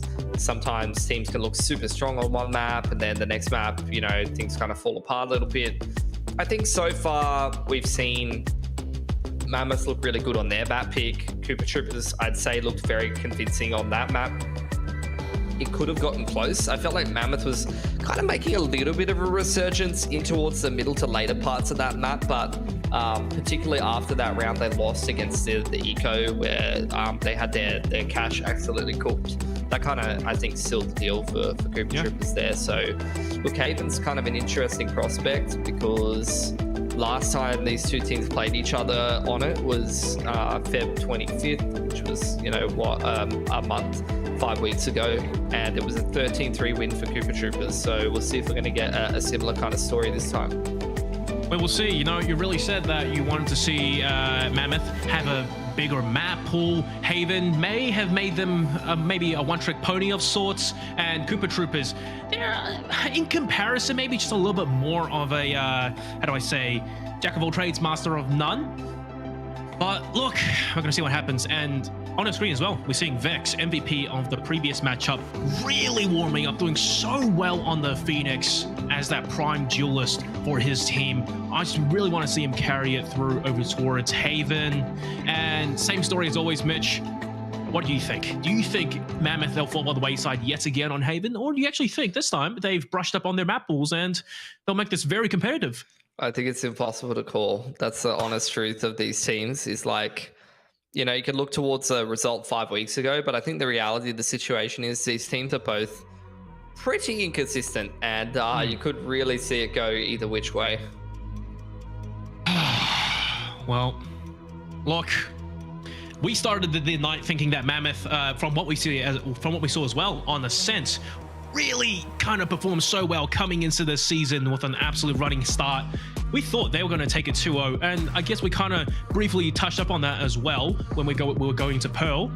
But at this point, even both you and me, we're just a little bit more confused now as to where this one might lead. And now the players, we saw after the first map, this time for Koopa Troopers, they were looking a little bit down in the dumps, but now we're seeing smiles on their faces, and now they know inside they can do it. Yeah, I think, you know, it's really down to whether you're going to see the momentum kind of roll through for these boys after their Pearl win, or whether Mammoth are going to kind of put the pieces back together. Wouldn't be surprised to see a pretty tight game, to be honest. And, you know, it's been a while since last season. I would love to have said, like, these teams have put more effort into the map pool. They've gotten a whole lot more consistent. They put a whole lot more work in. But I think we're kind of seeing more of the same at the end of the day. Speaking of same as well, we all, once again, from the Pentagon, beam straight into our brains, have the reads and the info of what's currently happening on Haven. I gotta say, Mitch, nothing too out of the ordinary from what I can tell. So I guess it just comes to you know, hitting your shots. Yeah, I mean, we'll see what we're going to get from it. I think, look, you know, Mammoth are starting out on that attacking side, so we'll see what they're going to kind of be bringing. They had a pretty nice attacking side on Ascent. Yeah. So they're going to need to bring, you know, kind of the same thing, work their way into the game. You know, Haven's one of those maps where you play the attack well enough. You know, you're going to be doing pretty well for yourself because you got the 3 bomb sites and whatnot. We do get the agent select. It's going to be a mirror match, so I do love the inclusion of the breach, and we are preferring the Sova over the Fade on this map. I think, you know, there's a pretty popular agent comp, so I don't think I'm too surprised from what I'm seeing. Yeah, well, look, Fade, she's good, but sometimes the classics always hit the best. And I've got no problems with Sova on a map like this. And as we saw as well on the comp select, Killjoy, I rate her so much on Haven. And for me as well, one of the biggest reasons why I think Killjoy might be the prime sentinel on a map like this is actually due to another player on Bobo. It's going to be Noz. Just the creativity and what Killjoy can really do with the ultimate when you put it into lesser expected positions. As example, run a retake over towards C Garage. It just forces the enemy team into really awkward scenarios, and it's always something I really like to touch up on and see how the meta has developed with that agent. Yeah, I think you know, KJ's been a go-to on this map for a long time. Obviously, the issue with her is the radius that you're bringing in terms of the util.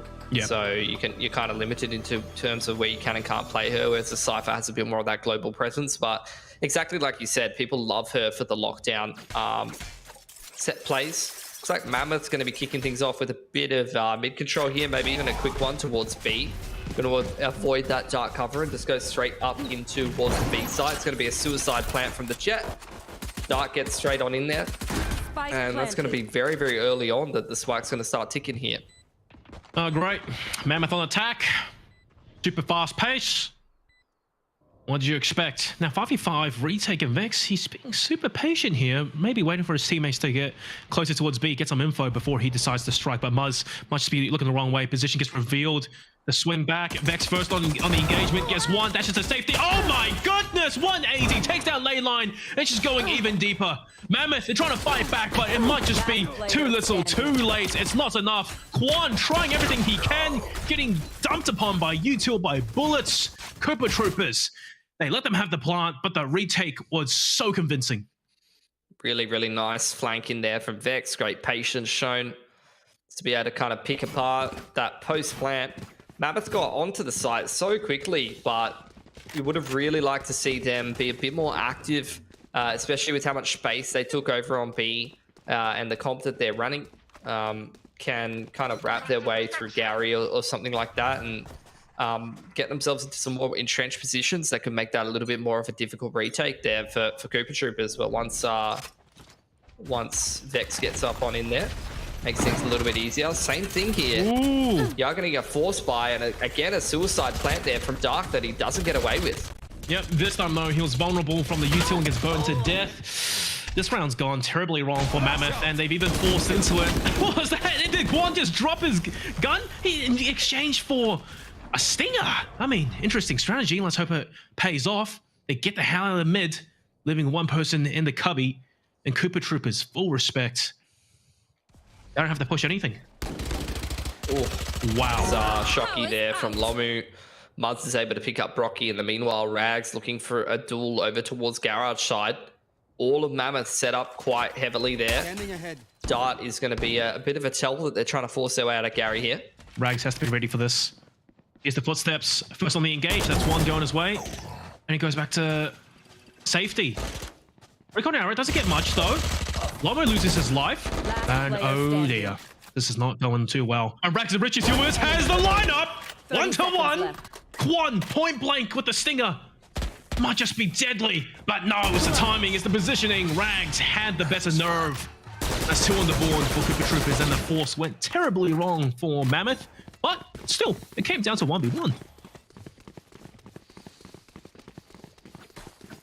Gonna break the money of Mammoth there. They did try to make that force work for themselves. Money's pretty bad for Cooper Troopers as well. This is one of those games where everyone's broke. So interested to see what route both of these teams go. I'm liking what I'm seeing from Mammoth though.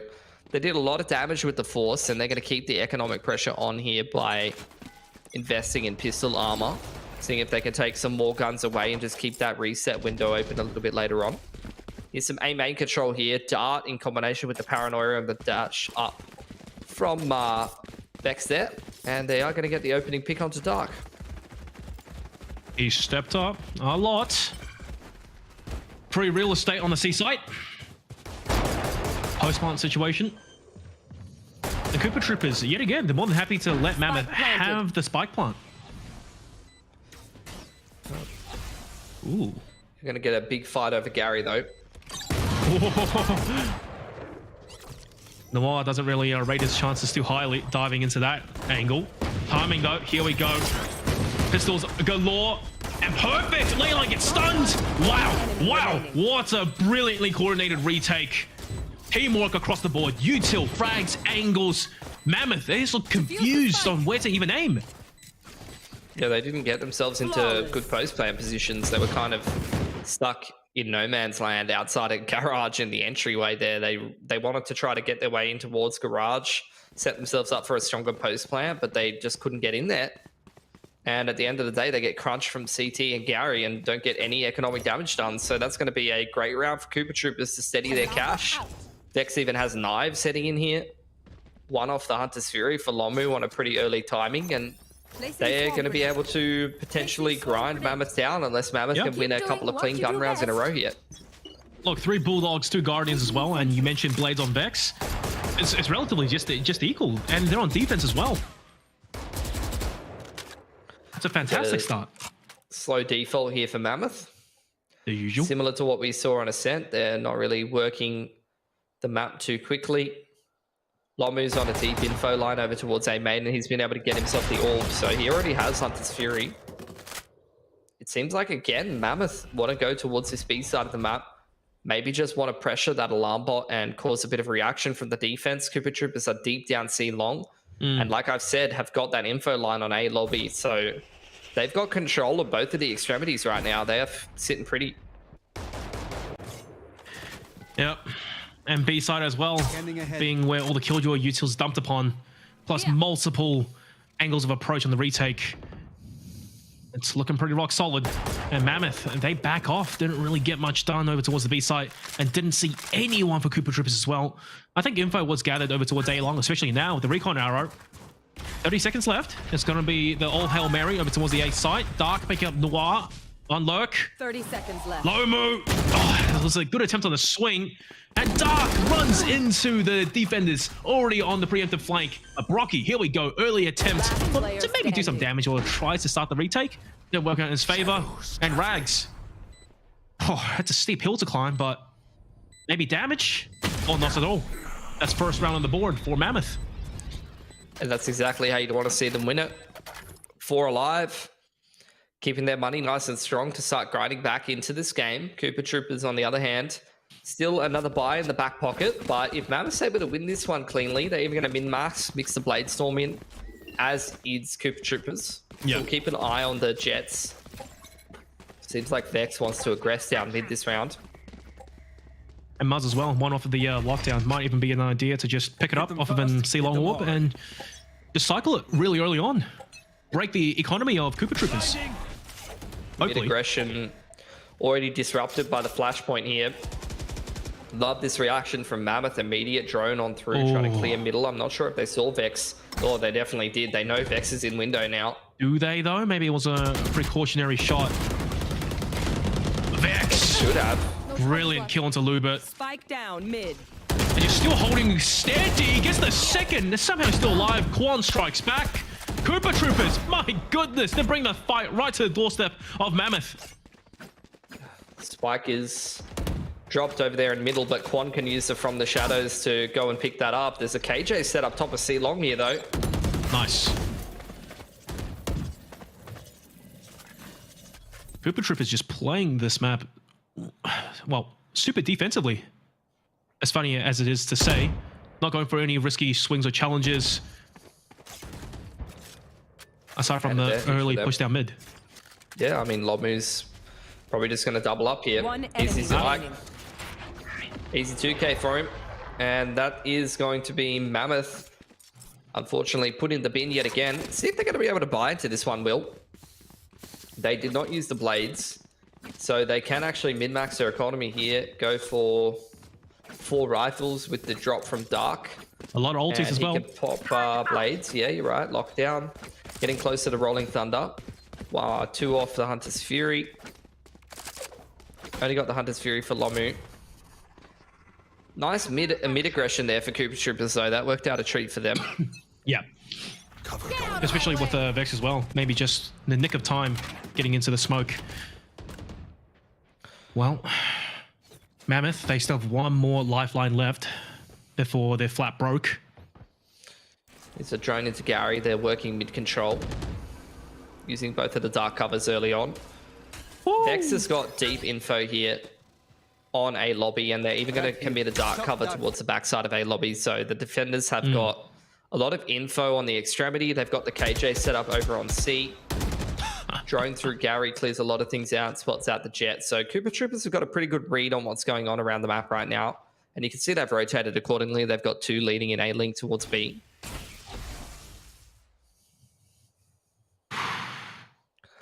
This seems to be a Gary split though for Mammoth.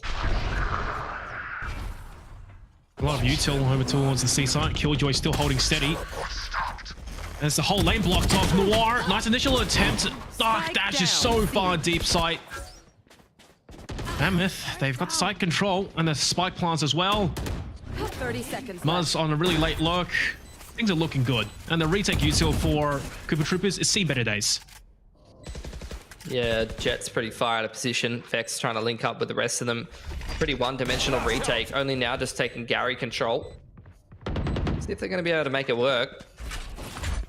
Nice stun, but is there anyone to capitalize off of it? Just maybe. They checked the wrong angle. Low move. Whoa! It's blood across the kill feed. Green and red. As Mammoth to come out on top. That's a round they sorely needed. Otherwise, they would have been flat broke. Doubling the score. Once again, not letting Cooper Troopers get too far ahead of themselves. Rolling Thunder out for Lubert. They've got the Hunter's Fury online as well. Back down to the eco though for Cooper Troopers. That's a big win from Mammoth. Keep this game nice and competitive. A bit more back and forth. This could be a dangerous round though. The Sheriffs as well as the Blade Storm invested is not really something you can take for granted here. Or can Vex... I mean, Vex, I'm assuming, is going to pop the Blade Storm, but I'm not even sure he has armor to go with it.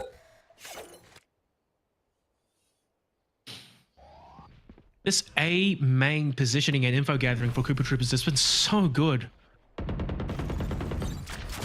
And just almost forcing Mammoth into just taking the B site and occasionally trying to work C. This time though, B site is practically free. Looking promising. Granted, they are playing against an eco of Cooper Troopers. They're still going to double around over towards C. Oh, Noir almost had a chance there. Yeah, Mars just being left behind on the lurk. Bit of a contingency Spike plan. planted. Easy kill for him on the breach. Vex really wants to try to get some damage done with the Blade Storm that he invested into this round. He doesn't even have armor now. That's a nice shot from Rags. Can take at least one gun away with him. Yes, he will. Let me draw attention over to him as well. Vex, there we go. He strikes true. Muzz is down. Paranoia puts him in a rough situation and really damages him in the game. Lomu as well, taking advantage of the distraction. Gets another kill. And it's all fallen by the wayside at this point. Yeah, damage was done. But overall, Mammoth, they stabilize. They get the dub. They're back. See how they're going to try to use the Rolling Thunder in a round like this. It's a gun round they'd love to be picking up. They've got the Hunter's Fury to counter the lockdown if necessary. Going to get a timeout. Have a bit of a chat about what's going on. Brocky's one off his Rolling Thunder. Cooper Troopers ideally now need to probably win 2 gun rounds pretty cleanly back to back. Although the money for Muzz is a little bit behind the rest of the boys. I think if they win this round, they might put Mammoth on a single eco, depending on how Mammoth wants to kind of approach things. Pretty back and forth game of Haven so far, though. Yeah, it is. It is. And Mammoth, you know, I think really all series long, whenever they're on the cusp of financial ruin, they do manage to swing things back into their favor. And they've been doing that so well. It's almost like that quote of when you corner a caged beast or something, it's super dangerous. That kind of a scenario. Yeah. Think would love to see Rolling Thunder invested in a round like this, maybe a Gary split or just a quick one onto A. Kind of speed up and get the execute rolling a little bit smoother. But you know, Mitch, like so far, granted, it's I can't really say it's early map, but A side has just been almost completely locked off for Mammoth. They have not wanted to attempt it at all, which is really interesting. Yeah, they're basically only really running Gary control and mid pressure, B kind of defaults, B post plants and C side hits. You're right. Haven't really been interested in taking any space towards A. And again, you've got that deep info line from Lomu. Yep. On A main. And Mammoth are aware of that too. They really again make it kind of look like they want to pressure Gary, work the middle of the map, and now they're going to actually wrap back towards the A side of the map in the mid to late round here. Yeah. Lomu's just going to spot this out, going to take a shot and pull over the rotate maybe. No, looks like they're more than happy to play the retake off of the Killjoy lockdown, which there's Leyline to counter, I suppose. Yeah, so they've got the Hunter's Fury for the lockdown. Lomu's going to try to use his to be able to get a kill early on here, but it's not going to manage it.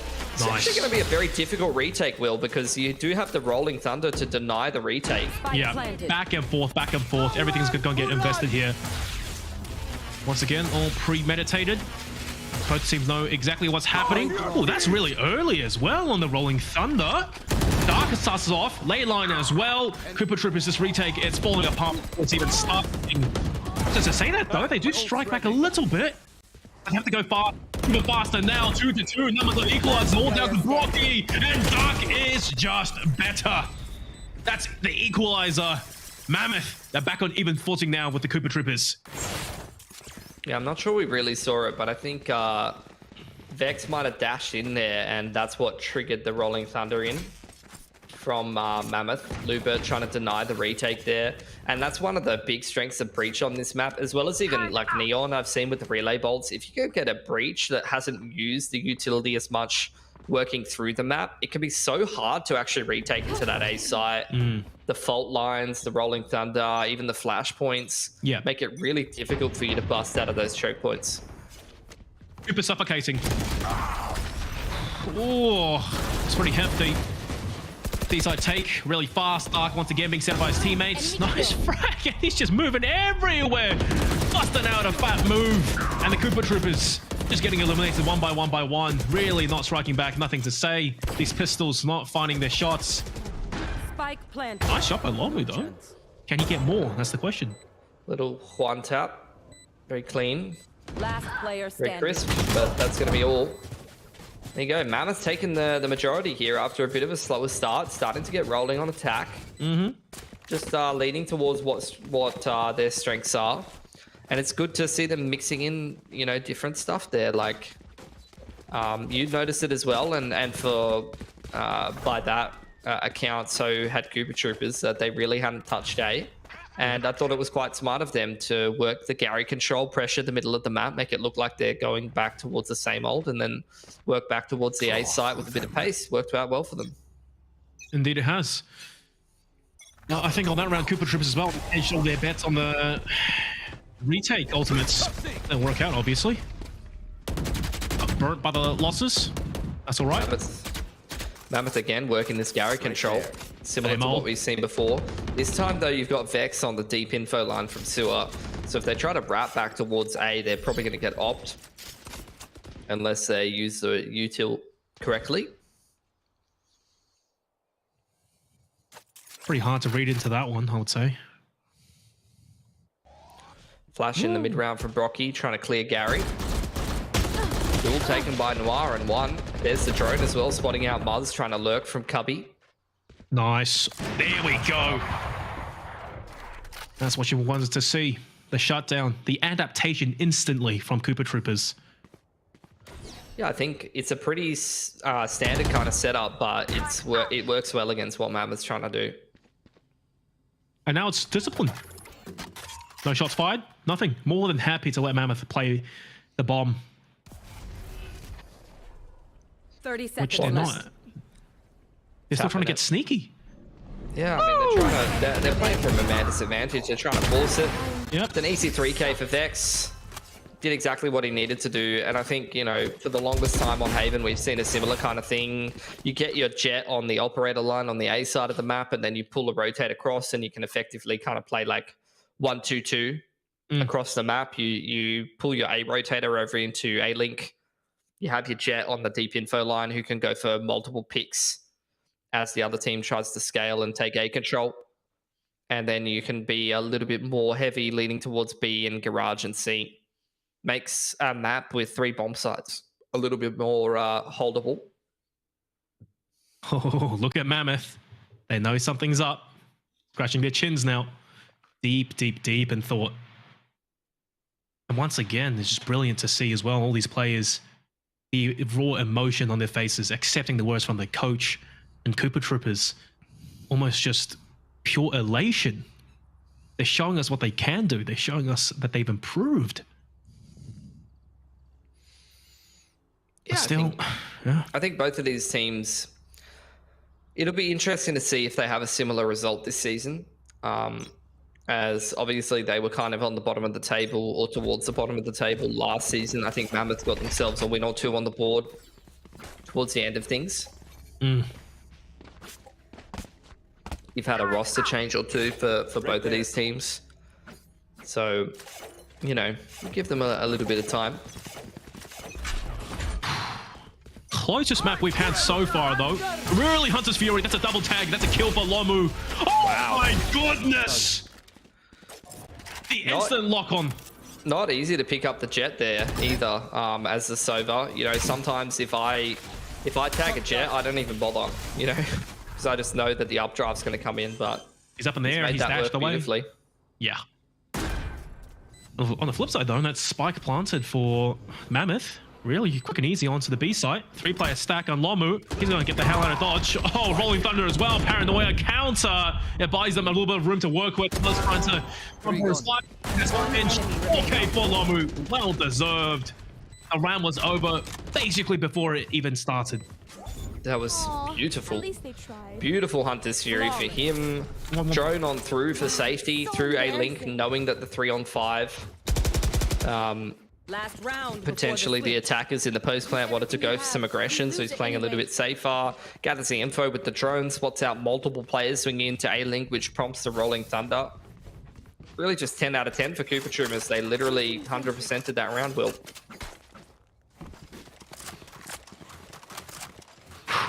That's what you like to see. Almost flawless. In fact, I think it was almost a flawless. Well, anyways, strong economy.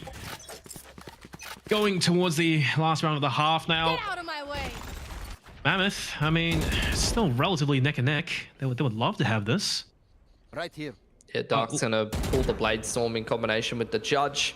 Drone up onto B. They're gonna try and hit this B site relatively quickly again. Oh, oh no. He just couldn't get the updraft high enough. He's down to 21 HP now. A shock dart is all it takes to end him. Thankfully, Spike still does go down. But this retake without ultimates, I mean, I wouldn't say it's easy or hard. Fight's basically cleared up. It's just about good smoke placement and whatnot. Dark being a little rat with the Judge. Gets one. But it's a trade across the board. Shadows traveling. Yeah, Rags trying to come in on the flank for the timing here. Paranoia off the first tap there, No Will. way. No way. Brocky stuck at halfway. Here comes the retake. It's a bit of a tip for a tat, as much as I can say. Once the smoke clears, they could be in deep, deep trouble. But Brocky, he's going to commit all the way. Clutch. I think he just got it, actually. 7-5. Bullets all around him, drawing a silhouette of his body. Switching And sides. Mammoth, they're just frustrated. You cannot be happy after that. Still a pretty tight half, though. Anyone's game. Really, really back and forth there. Dark got away with absolute murder on the Judge. On 1 HP, still takes one with him. Just one of the many guns I would like to see deleted from this game. But that's a story for another time. That's a lot better now, Mitch, I gotta say. A lot better now. It's not Fortnite anymore, I'll give it that. It's a start. Not just going around and cranking 90s on kids. Two pumping them and all that stuff. Stay safe. Well, Cooper Troopers leading the second half by 2, which really is, you know, a pistol round win away from equalizing. Easier said than done. Now that sides are switched. Yeah, getting the dark cover and a bit of util exchange on the A side of the map, and neither one of these teams feels confident enough to go and take the space over there. So Cooper Troopers is going to work towards the middle of the map.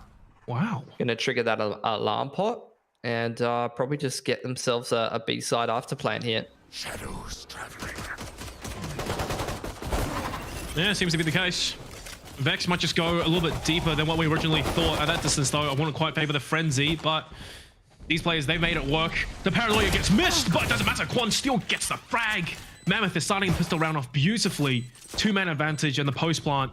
And the players of Cooper Troopers, they're so isolated from one another. Life is difficult. Kwankuchi jumping around.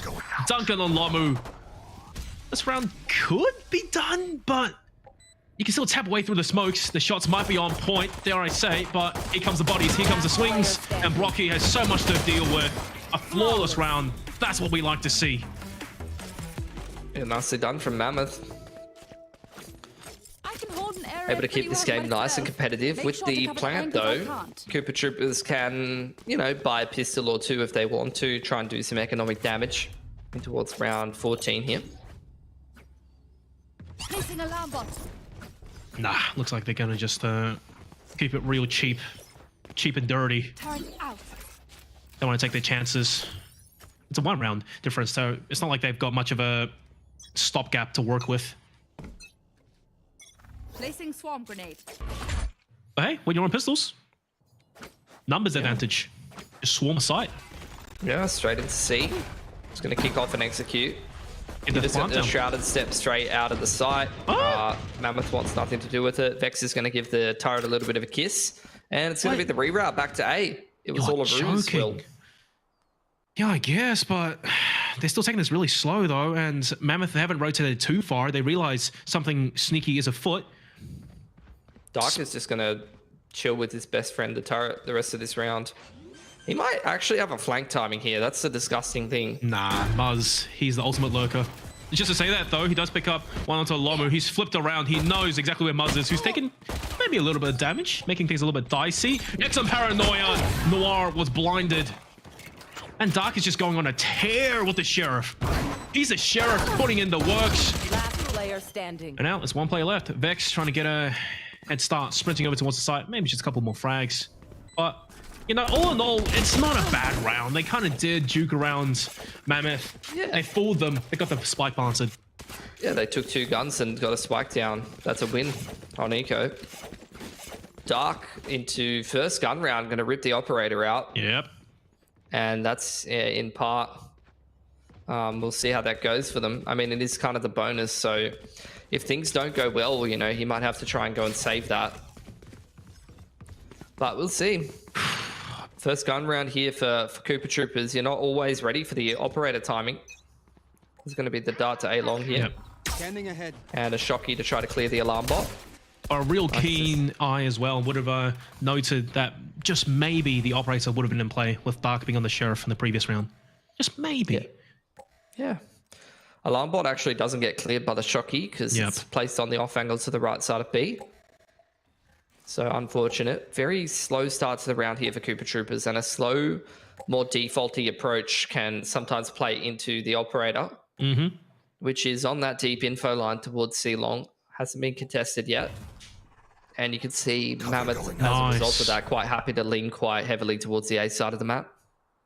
Rags as well with the smoke towards C long. He's just playing with Dark's mind, maybe just a little bit. Seems like it's going to be an A play here. Yeah, leaning towards it, but you can never be too sure with these teams.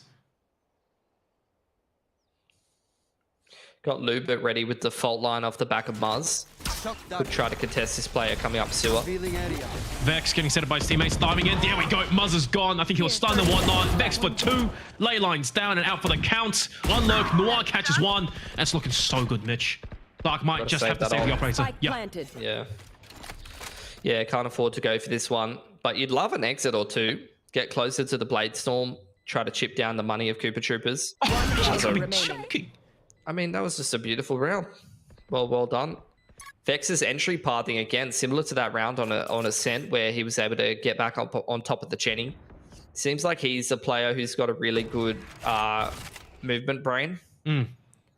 Able to go on towards some of those off angles and get the nice entry paths. And that round was a perfect example of it, where he's able to updraft onto the short boxes, and he's actually the one to find the entry into the short player. Yep. Which made all the difference in that round, because realistically you had the breach in A link. I think it was Lubert. If Lubert's able to fault line onto Rags coming late down sewer, you lose your smokes player in sewer. That's a Vandal picked up. That's where that round can actually get a bit dicey, but Vex pretty much wins that round single-handedly with his entry pathing, updrafting onto the short A boxes, picks the player in sewer, gets the second onto the player on site. And that's pretty much all she wrote from there. So a very clean round, and you can see the effects of that on the economy here for Cooper Troopers. They have got cash for days on the attacking side here. Here. So far, so good. But on the flip side, though, Mammoth, they're not out of the buy just yet. Being able to get one more good buy in. And this time, I think the surprise might still be on Dark's side. He hasn't shot any bullets yet from the operator, so I don't think Cooper Troopers even know that there is one in play. No. They are Take flight. working the map quite well, though.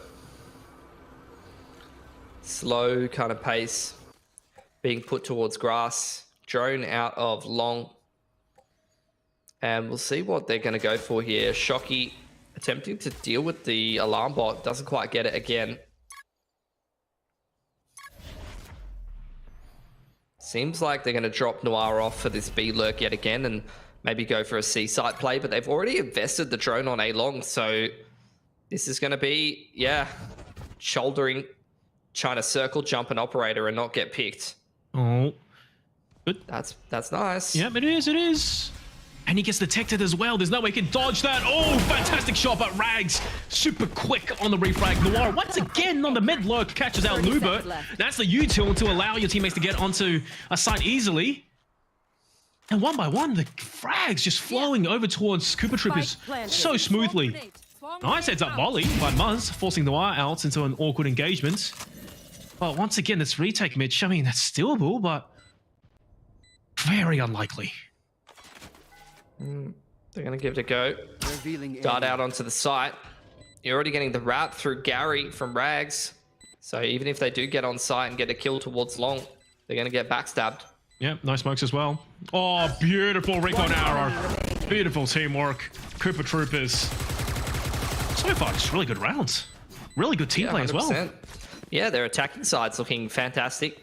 Their pacing is looking really good. They keep dropping off Noir from the lurk, and he's getting value out of it every time. Their money is out of control at this point, Will. You know, they had that really clean round where against the bonus where the ult was saved. And again, the ult has very little impact for the second round in a row. Yep. And they win with a lot of players surviving. Now they go into an anti-eco. They're probably going to pretty much max out their cash going towards double digits here. And that's going to set themselves up in a very, very strong position to close this series out. And a couple of ultimates to boot soon. Lomu, Noir, Placing swarm grenade. even Vex. Oh, Muzz, good luck, mate. Point blank, maybe you can get something done. The flashes do miss him, but Muzz is looking the right way. How could he have possibly known that Vex was that deep in? Now Dark with the blades, the most dangerous player right now for Mammoth. Has to do some heavy lifting, updrafts, and somehow escaping by the skin of his teeth, weaving between bullets. And Rags misses the first initial spray. Repositions. It's just holding angles at this point. Gets forced out the angle though, and Zlomo to go for the challenge. Now Rags has to re-engage. He's even low. He's flashed. He's blinded, and he's still putting up the good fight. Here comes Noir to bail him out. It flashes back and forth, but at the end of the day, it's going to be Koopa Troopers who comes out healthy, alive, and double digits. Yeah, 3 up as well. Money is very, very strong for them. It's going to take a lot for Mammoth to get back into this game. There's still a couple off of the key ults heading into a pretty important gun round where they're going to have to get it done without, only from the shadows available for them. Noir's one off his lockdown. You've got Hunter's Fury, one off Rolling Thunder. A lot more access to the ults, better ult economy, better financial economy for Koopa Troopers. They're 3 rounds up. They literally couldn't be in a better position to win this game. So Mammoth, it's going to take some serious resilience from these lads to get things going. And I think it feels too one-dimensional from them on defense right now. You know, like it feels like they're just sitting back, letting the Koopa Troopers set up whatever kind of round they want. It feels like Noir's able to be dropped off in middle quite easily, able to do whatever he wants, and the rest of the team able to kind of just exec on the C site, the A site, wherever they want. I want to see Mammoth get more active and disrupt them a little bit, because it feels like Koopa Troopers are kind of just walking all over them. Almost just do what Koopa Troopers did on the defense line. Just really play that deep A long angle. Just get the early info so you can dedicate players elsewhere. And if anything, Mitch, from the start of the series now to the very end, we're seeing it almost just a flip of the mirror. It's now Koopa Troopers who are fully controlling the pace, and it's Mammoth who are playing reactive. It's... Look, the room for error, it's closing as we speak. Shadows They have the dark cover towards top of C long. Oh yeah, speak of the devil, you were just saying. Yeah, well, aggression. Mammoth knowing that they have to contest something. Take flight. But it's quite obvious at this point with the dark cover. Middle dash through dark, only 1-for-1s. Spike down. And Noir with that kill gets access to his lockdown, Will. Wow, almost backfired on them, huh? I would just really love to see them walk into A and just dump the Locky, quite honestly. Dump the Locky. And honestly, I think you might just have prophesized it. It's all up to Leyline now. He's got to go massive. Brilliant stun. But they might not capitalize in time. Leyline just gets a little ahead of himself. Goes in for a swing while stunned. Lupa's going to go for a challenge. The flash, the timing's brilliant. Aftershock might not actually do much, but he's going to push and destroy it manually. Job well done, but the spike, it's already on its way to C. Way ahead of time. The only downside is, though, Koopa Troopers, they're quite split apart. Brocky going to go for the Open site plant. 30 He has got seconds left. Rolling Thunder off the back of that. Yep. Planted. My ult's ready. Could be comfortable. And Lubit as well. First on engagement. Rags really close. This is an angle he can't declare. He got spotted. He got spotted. Rolling Thunder. Here we go. Rags, that's a signal to push. Whoa! It's a 3. Maybe bit off more than he can chew. And that's the ticket into the round for Mammoth. But the spike, it hasn't ticked away that much just yet. Another flank yet again from Brocky. That will give away his position. Vex first on the swing. The spike being pinged, and Vex, he's just doing all the heavy lifting. Aftershock as well. Muzz cannot survive. 30 HP. That's going to be 11 for Cooper Troopers at this rate. Yeah.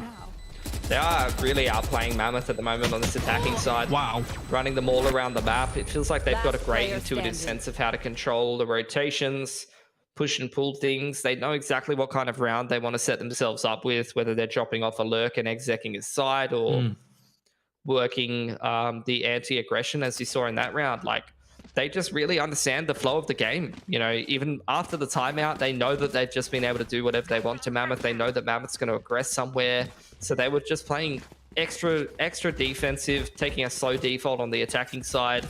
They drone through middle. They work their way towards A. Once they see all the rotations on that side of the map, they reroute towards C. Able to beat the defenders on the retake, get themselves a nice open plant.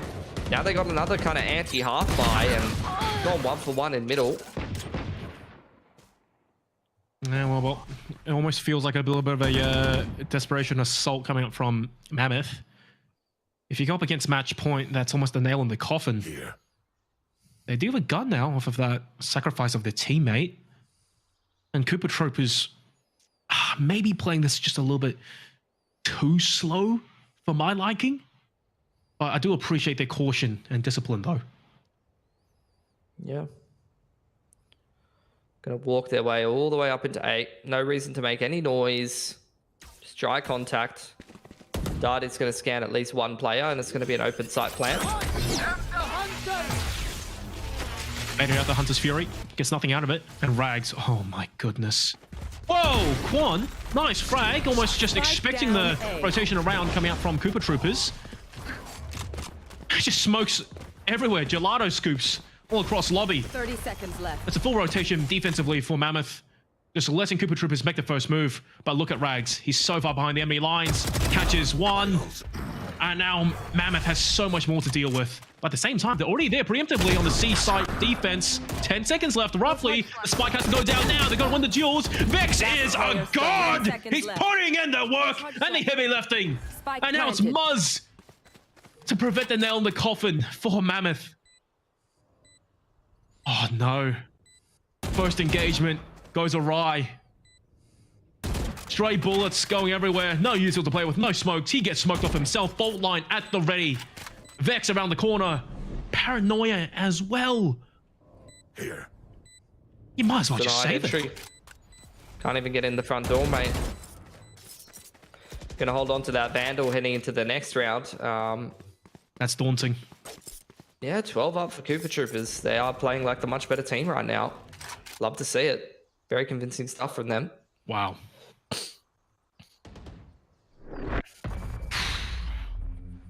The money's not great either. Hopefully the loss bonus does give them something to work with. Match point. Good thing he held onto the gun though. One more goodbye. Potentially. That's all they've got left.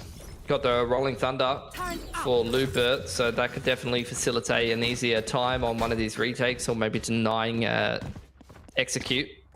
But look, Vex doing work this game. The whole Cooper Troopers squad doing really well for themselves. Revealing area. There's an early dart towards the backside of A. Lomu trying to clear the alarm bot. Once again on B, but it hasn't even been placed there. It's been placed towards the top of C long. Aggression down mid from Dark. You've got a garage set up as well. Reactively over towards Grass. They're just waiting for Cooper Troopers to take mid control. It is ambitious though, but Cooper Troopers, they're more than aware, and Dark is just looking the wrong way. They're just taking the fight to them, Mitch, and Mammoth, I think they're just getting too ahead of themselves. Deploying drone. 4-on-2 now. Cooper Troopers Playing for the dub here in this series. Muzz must defend the C site on his lonesome. That's a good start. That's one. That's two. Going Ultra Instinct. Let's keep it rolling. 2-2 now. Right here. That's just what they needed. But at the same time, the spiking can go anywhere on the map, and it is in Mammoth's best interests for the last two players to play together. Yeah, Lomu's got the Hunter's Fury for the post plant. Brocky has got 2 flashpoints, Aftershock. If he waits long enough, he is going to have a fault line there. Left. Lomu, is he going to plant on ammo? He tapped it, assuming there might be a player in sewer, so there's actually less time for the retake than they would want. Darts up here for Leyline. This positioning for Brocky, though. Revealing air. If they don't go heaven, I mean, there's a world in which this is almost undoable. Lomu, like you said, Hunter's Fury, he can just play so far back. There we go, pops it now. That's basically a distraction for Brocky to just get in and pronounce a backstab. Here comes a fault line. Mammoth again collapsed upon from multiple angles. They've barely even tapped the spike. It's not even halfway defused. Aftershock even. I think it's a bit far. It's a miracle if it reaches Muzz. It doesn't indeed. Muzz makes a 1v1. Halfway done. Needs to kill. And Brocky, he's just playing it to perfection. The kill. That's the dub. That's the season opener. Cooper Troopers. Well done. Yeah, really great map from them. Attacking side in particular was super clean.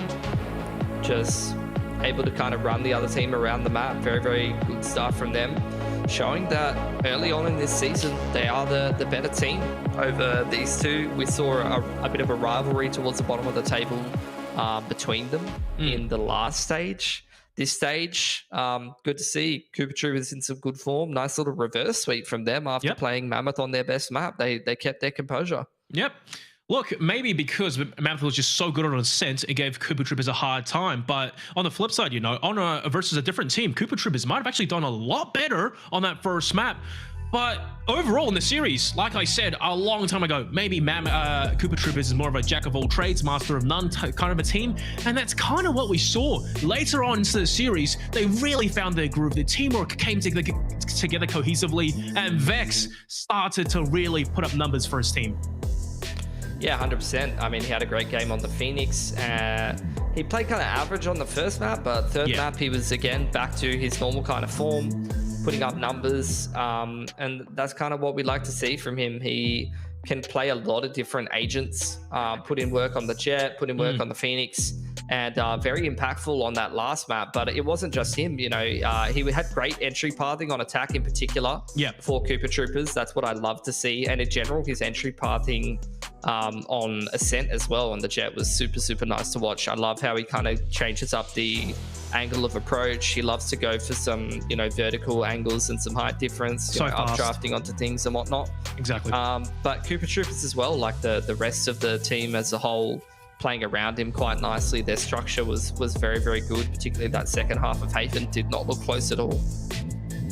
No, it did not. And at the same time, for Cooper Troopers, it wasn't just Vex who was feeling himself on map 3. It was practically everyone. Noir was playing so well on the lurks, especially towards B. He often found multi-frags. And Lomu as well. We have to point out that almost Miracle Hunter's Fury 2K, not even just winning the round, not even just getting the kills, it's just the mental damage as well. Just imagine being hit by 3 shots and 2 of your players go down before you can even count where you are on the map. It's just affecting the mental for Mammoth. And Mitch, at the end of the day, right, the series for Mammoth, I kind of want to say it wasn't too far apart. They still did a really good job, and we definitely saw them really be able to bring the fight to Cooper Troopers. But towards the end, I think maybe it's just the mental game kind of just fell apart when Cooper Troopers started to find the groove. Yeah, and I think, look, in a group like this, the way that the format works, these are the kind of games that you have to win. You know, whenever if you want to finish a little bit further up the round robin group, you've got to be beating the team that is around your level. You've got to be winning the winnable game. I think there's a lot more winnable games this season, you know, because the overall quality of teams has kind of dipped a little bit. We've lost a lot of the cores of teams that have a little bit more experience, that have the players that are of a bit of a higher caliber, which means that it's going to be a little bit more scrappy, in my opinion, from 4th through to 8th. But there are still definitely some tough games. So if you're dropping a game against a team that you know is a team that you've beaten in the past, that is a very, very winnable series for you, you're definitely going to be missing out on some prize money later in the season. Yeah, and especially towards the top, it's going to be quite a couple $1,000s. And just one last thing I want to touch upon as well is just look, it's only the season opener game. It's still the round robins. They've got plenty more game left to play. So I think for the Mammoth, this is a really good chance for them to really rewatch the VOD. It went all 3 maps. That's 3 maps they can revise on and just figure out what went wrong and maybe just improve how things can go forward. Yeah, I'm eager to see what kind of adaptations they make. And guys, it's time for an interview. It's going to be the coach, actually, for the Cooper Troopers. Welcome, man. How are you feeling? Were you a little bit nervous after map 1? Things didn't go quite well, on a sense. Yeah, I was kind of nervous, but I've only been the coach for like a week I'll go now. line. Mitch, I don't know about you, but I can't hear him. I can't lip read either. Yeah, I can't hear him. Is that? We'll fix it up. Give it a sec. Hopefully he knows a little bit of sign language. Yeah, we hear you. D. Lukey, man. You heard my question. Cool. Let's hear your response. Yeah, I was a bit nervous, but I do know Mammoth, they love Ascent, so I wasn't too worried. The boys have practiced like Pearl for a week now, and I was confident we're just going to go out there, do our best, show everyone exactly what we did. And once we got that map 2, I was like, third map's easy, got the momentum. The boys were all feeling it. I was kicking back, Nice. I only have one question for you, and I just wanted to ask, how is the team feeling after getting the last stage under their belt, and you guys have retained most of your core roster and made a change? So now that you've already got 1 season of challenges under your belt, how are you guys feeling heading into this season? And obviously you've already beaten Mammoth, so you must have started off on the right foot. Yeah, absolutely. It's a huge win for us. The boys are feeling good, like really strong mental now. It's only upwards up from here. They got Rags on board, and Rags is like a huge addition for us. It blends well with the team, gives us laughs all the time, So we're looking to be finished at least top 4, like if not at the top, Sweet. Brilliant. And one last question from me as well, Lukey, is that from what we noticed as well, it could be speculation, but it seems like Cooper Troopers are a bit of a slow starter team, especially when, on map 1s and whatnot. It was like that last game I saw of you guys versus 95X. Is that a thing you guys think that you have to work on, and how do you plan to combat it going later into the season? I feel like that's like the old Cooper Troopers. It's not going to be like a slow start anymore. Like map 1 was their pick, and it's their strongest map. But if Pearl was a start, it would have been like a 2-0, Like it's just that different. All right, man. I love the confidence. Hope things go well for you in the season. Congrats on the season opening win, showcasing what Cooper Troopers can do. Mitch, that sounded good. I'm not going to lie. Yeah, I'm keen to see what more they can do in this season. I think I watch a lot of these kind of domestic competitions, and it's one thing when you get a bunch of players who have not really played at the top level of domestic competition and they don't do so well. But once you've kind of got a season under your belt, you've kind of learned to adapt and you've already played in the league. That's where I really think some of these players and these teams can kind of show what their true level is a little bit more. And they've started off well for themselves. So I hope that they just keep that trajectory going up. All right, exponential, just like McKinley said for Nerdpunt, which, speaking of which, that's going to be our next matchup, Nerdpunt versus XYZ. Guys, take a breather, be ready. This next series should be one to keep an eye out for. See you soon.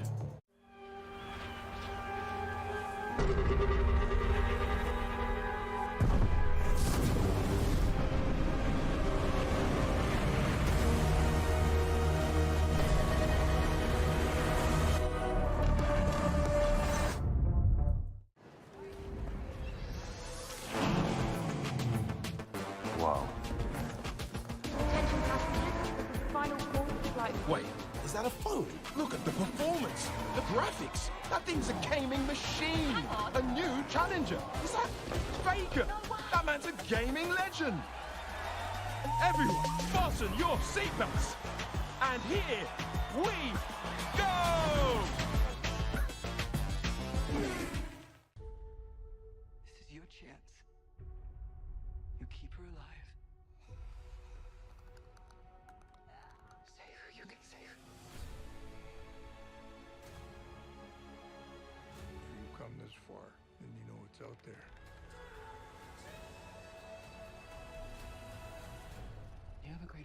than any of us could have ever imagined.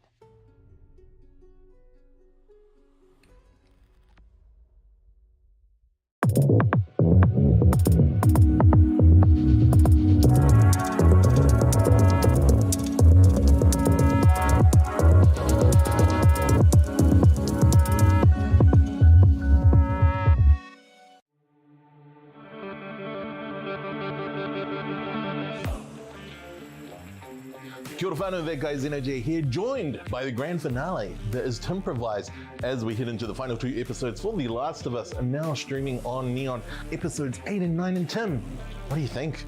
The light right there, the firefly is fluttering at the end of the tunnel, and we're right there, brother. If we leave her out here, she'll die. Now with episode 8, we've come off the back end of episode 7, where Joel is still recovering from a grave injury. This has led to Ellie having to be the hunter for the pair, and she runs into a couple of people known as David and James, who come from a community that might not be what they think they are. It's creepy. It gives the culty vibes. Yeah, it does. Episode 9 sees Joel and Ellie finally resume their journey and finally end up at the location they're trying to reach, which is the Firefly headquarters. There's a lot of brutal stuff that went down, and it's absolutely brilliant and beautiful. We also like to talk about our memorable moments. So what would those be for you in episode 8 and 9? One of the things that I really loved was the maturity level of Ellie from when we first met her to now. And the one moment that clicks with me is when Joel tries to give her an out. Because I think Joel's worried. He's like, man, what if something happens to her? It's out of my control. And in episode 9, be like, no. We got to finish this. It's really cool that we kind of actually get to see why Ellie's resistant. With that small throwback to her mother, we finally see the return of Marlene and how she ties into Ellie's story, because of course in episode 1 she did say she was there for Ellie's birth, and now we see her at the end being confronted by Joel and his reckoning almost. It's a reckoning as he moves through that building. It's a beautiful journey, and I cannot wait for season 2. Yep, it has been renewed for a whole new season, but of course you can watch the entirety of season 1 right now on Neon. You can grab yourself a 7-day trial by signing up at neontv.co.nz. Boom, you will be fulfilled. You'll be part of the Last of Us community. You won't want to leave after that though. Neon's killing it. Exactly. I have still been that guy XenoJ, and I've been joined by the grand finale. That is Timprovise. Until next time, ka kite.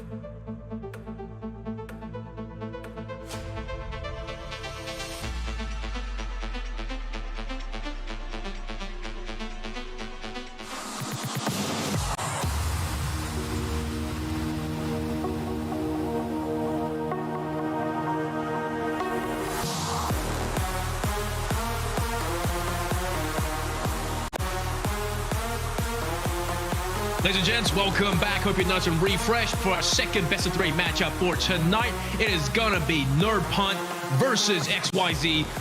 Some new faces, new names as well. I'm Digital William Zhang. With me, the man, the myth, the Mitch Pilipowski. Got it right this time.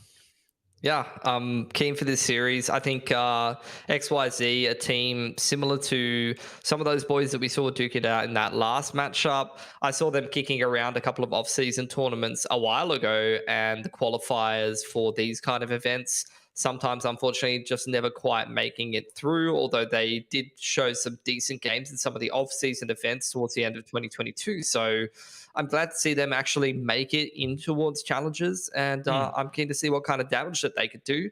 But they got a pretty tough game first up. They do. Well, hey, look, nothing like the first season opening match to really kick things off and show the world what you're made of. So, first team, Nerd Punt. Let's see what they're made of.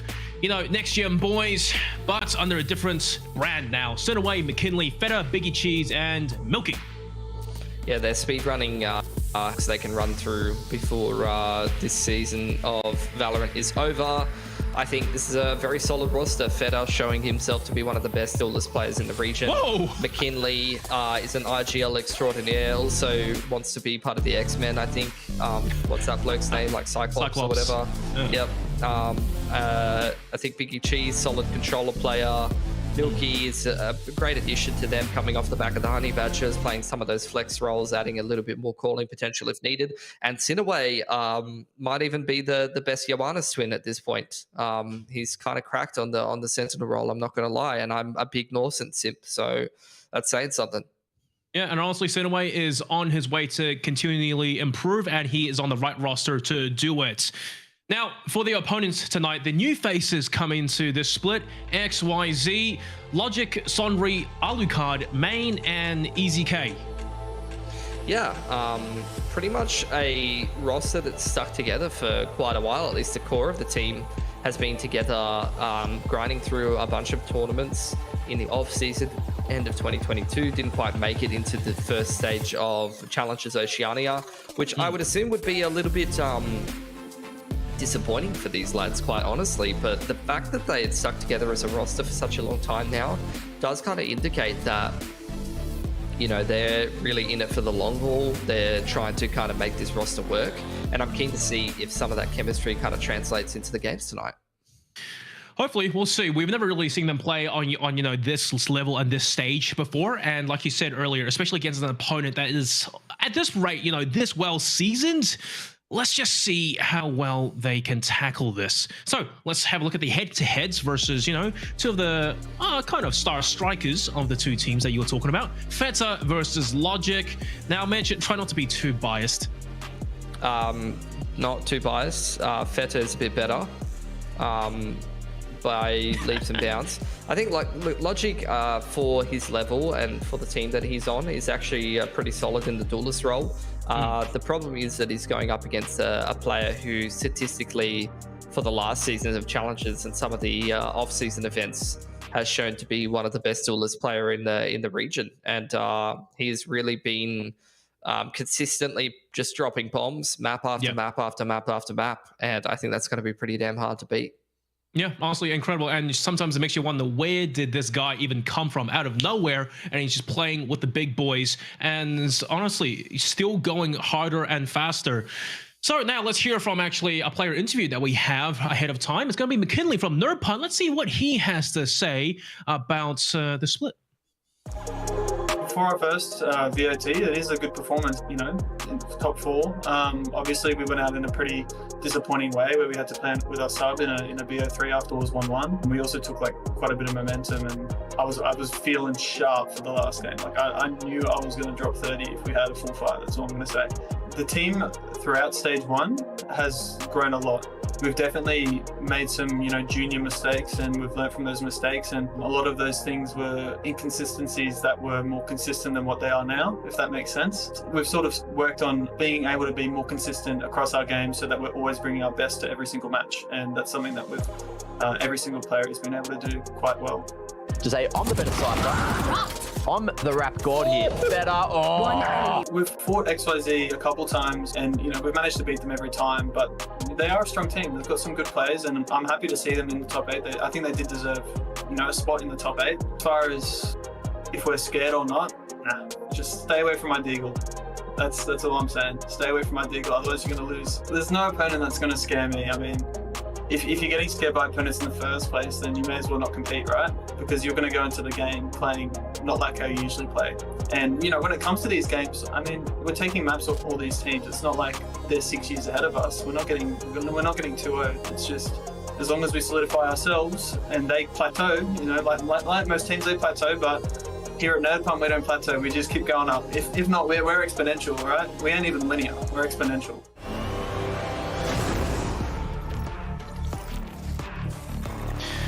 Well, look, very well-spoken young man. Lovely to see and hear his thoughts about what's happened and their current matchup as well. Full respect coming out for him, though I kind of suspect that the matchup might be a little bit disrespectful. Let's just see how it plays out. But I must say, very mature approach, fearless, and I want to see that in play. Yeah, I think, honestly, this roster did it the right way. They, as a core, grinded through some off-season events, put in some decent results in the off-season at the end of 2022, came in strong towards 2023, and just went from strength to strength. I think they realistically probably could have even done better than top 4 last season if they hadn't had to play that series with the substitute. They looked like they could beat 95X on a good day. They looked like they could beat Fun Crew on a good day, even though Fun Crew kind of underperformed last split as well. They probably could have beaten Bobo. If I put them head to head at full strength with that roster was a bit of a mess. I probably had faith in them to take a dub there. I reckon they probably could have taken a second there, and on a really good day where 95X didn't play well, I reckon they probably could have won the split. So I'm keen to see if they can kind of realize that potential heading into split number 2 there. I think they're quite a underrated pick. Well, speaking of picks, let's see the map picks for the second matchup of the day. XYZ and Nerd Punt. Haven banned by Nerd Punt. Pearl banned by XYZ. Lotus first pick for Nerd Punt. Ascent the pick on XYZ. Icebox ban, Split ban, and Fracture to be the decider. Mitch, I'm gonna say these maps look really good for Nerd Punt. Well, I think the maps are probably not going to matter too much. Okay. Although I'm not familiar really with XYZ's map pool too well. I think the only games I've ever really seen them play might have been on Breeze and a Bind or something like that. So not even maps that are in the active pool anymore. So look, I remember Lotus being a pretty good one for Nerd Pump in towards the end of last season. Their Ascent, I don't really remember too much about. I would have to kind of go back and take a little bit of a look at that. But quite honestly, I really don't think the map pool is going to matter too much. I think that Nerd Punt is a big favorite, and XYZ, what I'm more so expecting, wanting to see from them is how well can they play in a matchup like this early on in the series, because they're still relatively fresh towards this level of competition. Well, look, there is no time like the present to really show us and surprise us. Hopefully, let's keep our minds open to, you know, what can possibly happen. But now, the Agent pick selects, and for the most part, just a quick glance, it looks to practically be a mirror matchup as opposed to the Breach and Arrays. Yeah, so double duelist on the side of XYZ versus a Breach. We'll see how that kind of changes things up a little bit. It's a bit of a different approach. EZK and Logic are kind of remind me a little bit, at least from last time I watched XYZ, and this is why I said I remember them playing Breeze, because those two kind of remind me of the double duelist trap that Fun Crew kind of got stuck in a little bit. Where in the Chamber Jet meta, these guys are playing like Chamber Jet or Breeze, double opping and stuff like that. So sometimes you can kind of get pigeonholed into those kind of agent comps when your individuals want to play the duelists and the fragging roles as opposed to maybe wanting to flex into something like an initiator. So I feel like, you know, for Nerd Punt, this comp gonna probably be a little bit scarier, but it really depends. If EZK brings some good individual form, we can do some damage here, and I think Raze is kind of underrated for its ability to control the map. 100% as the movement as well. And I know how you might feel about Chamber, but he is still a Sentinel, man. I'm not gonna lie. Anyways, pistol round. Viper util already up ahead of time. Super slow start. Yeah, you got the A main control out here for Nerd Punt.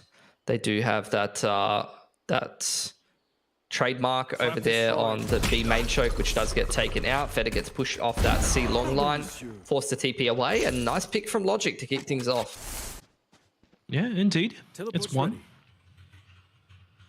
But it's just full silence coming from No Punt on defense. Gave them one player, but no more than that.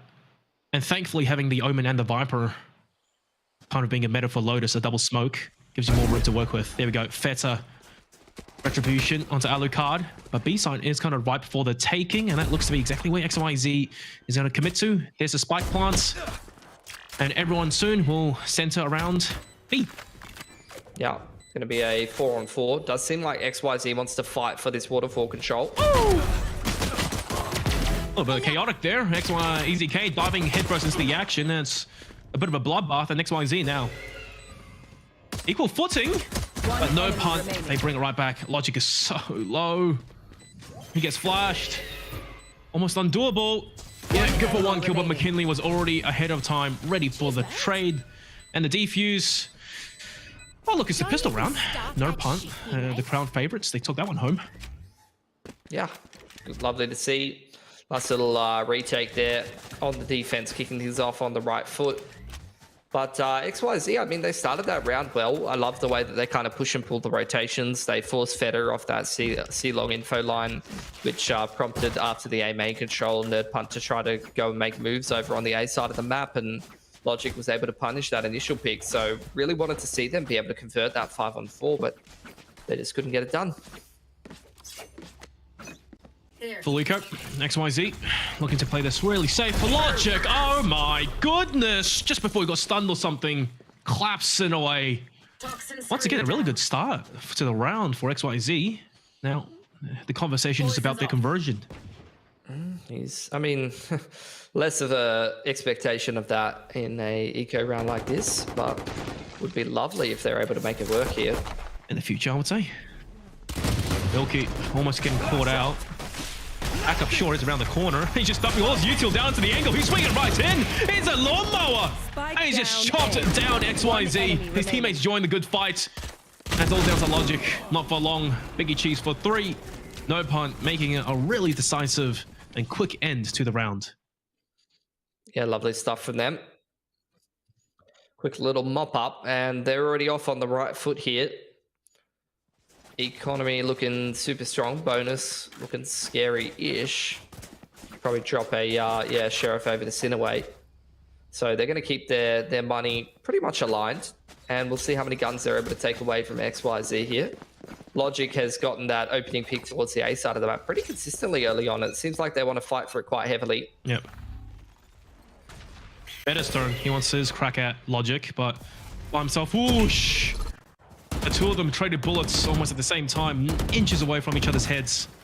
But it seems like Logic, you know, he's just going toe-to-toe against that star player.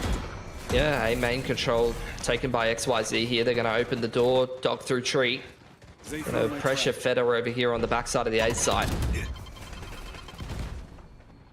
Feder is going to need some pretty nutty shots. It's a whole firing squad the moment that wall goes down, or should he push through? Where in the world is EZK looking? Maybe playing anti-flash. Regardless though, they got the frag. They've taken the sights, just going deeper to confirm. Spike down, looking solid. Yeah, so far so good. Haven't lost any guns. The rest of Nerd Punt starting to make their way in towards heaven. Chipping away at the armor of some of these players here, Will. Yeah, it's an attempt, but almost two individual. One by one, they're getting torn apart. Wow, wow. XYZ, first round on the board, and what a way to do it. Yeah, really clean. All the guns up. That's exactly how you'd want to see them head into the bonus round. Trying to make this tight game here. Yeah, Songri with the fist bump. That's right, first round on the board for XYZ.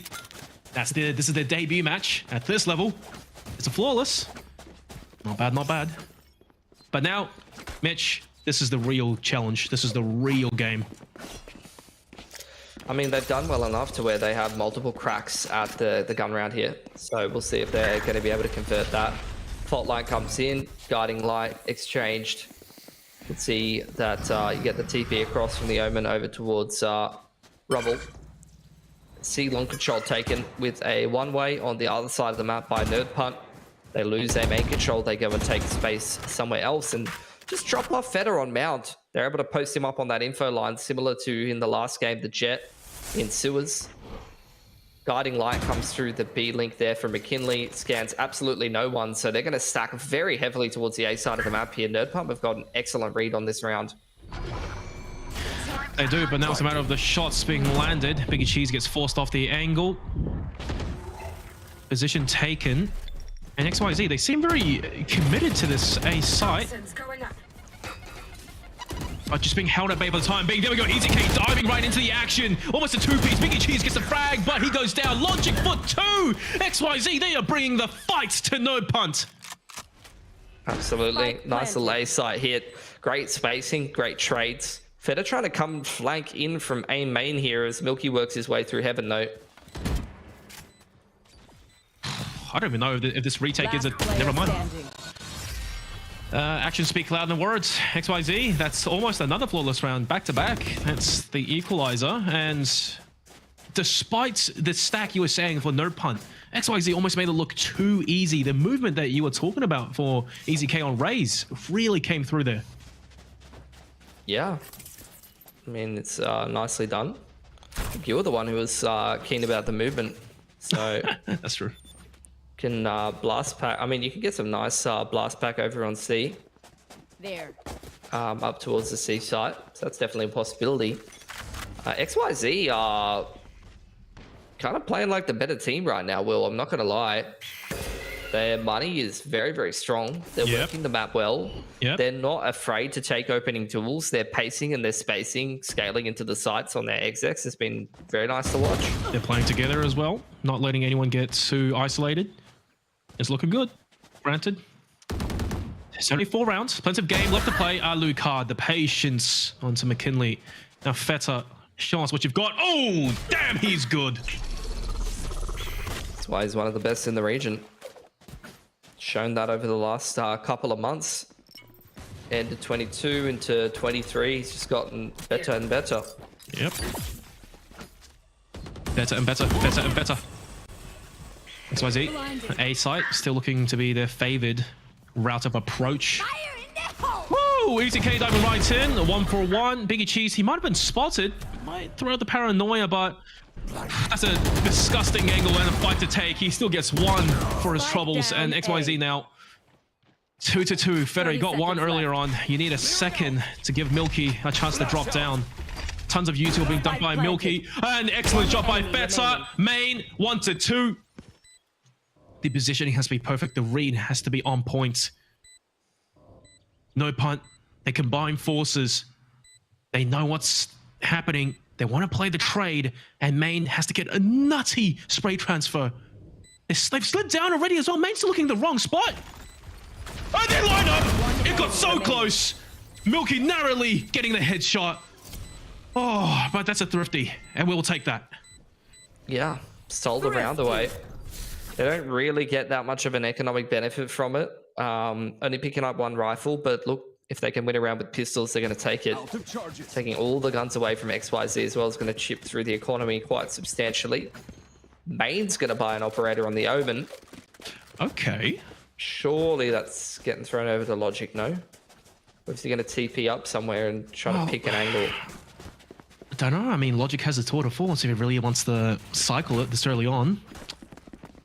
There. But Feta, we're going to hear that tour de force early on. He favors his chances, and I favor his as well. Very similar start time. The op out for Feta. I think it was. Popping his 2 up. He's going to get on that B main line, so he's all the way deep B main. Got the jump spot from Sinaway over on C. Again, A main control taken pretty easily here by XYZ. They're not having an issue taking that at all. Yeah. And for No Punt, don't seem to really want to fight for it too aggressively. Hasn't gone well for them earlier on. Liable to change later on. After pressuring A main, see XYZ starting to work back towards the other side of the map. Feta after posting up on B for a while, it's going to dump a pretty deep trademark and start to work back towards the C side of the map. Oh, it's good. He has no idea, but this is perfect. Poison orb emitting. Sinaway, if he gets one kill here with the snake bite as well of the toxic orb, he can drop his pit. What in the world just happened? The blink of an eye, Fetzer, lightning quick, swaps the headhunter, picks up one. Sinaway, there you go, snakebite, melted a player for XYZ. They don't favor their chances over towards C anymore. The defense is too thick and heavy. McKinley's already there to catch them should they want to aggress over towards B. Maybe back to C is the play. 10 seconds left. They gotta get a move on. They have to commit now or never. And a spike cannot have any delays. That's all down to Sinaway. Has to defend this. He goes out instantly. The pit walls for naught. Everyone's blinded. Everyone is blinded. Milky hits up too. And that might have just done it. In fact, his teammates come through. No pun. Amidst the chaos, they came out on top. Dude, that orb on the seaside choke with the snake bite is deadly. Like, you just cannot break through that. And then you had, as soon as the reroute back towards B through the C door came through, you had the dark cover paranoia. It's like everywhere XYZ tries to force through the choke, they just get absolutely destroyed by util.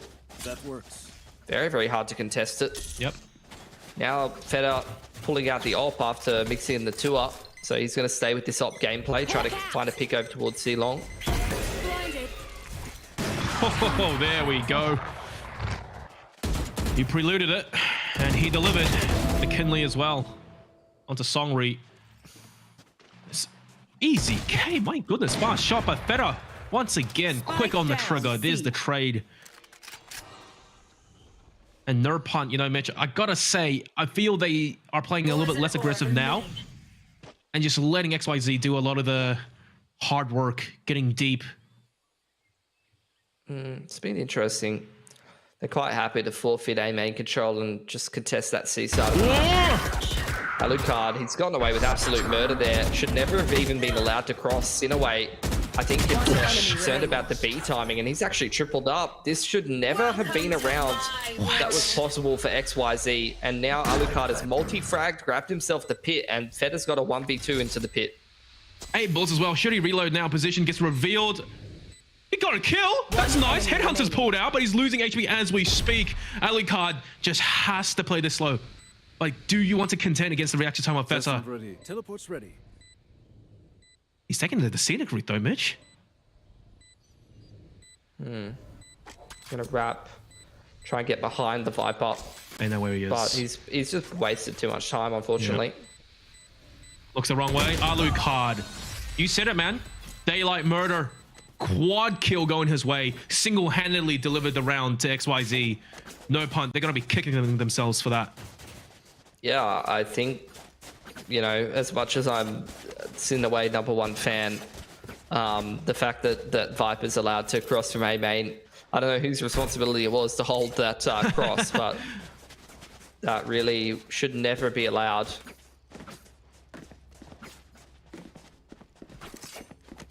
And as a result of that, Nerd Punt have been forced on an eco.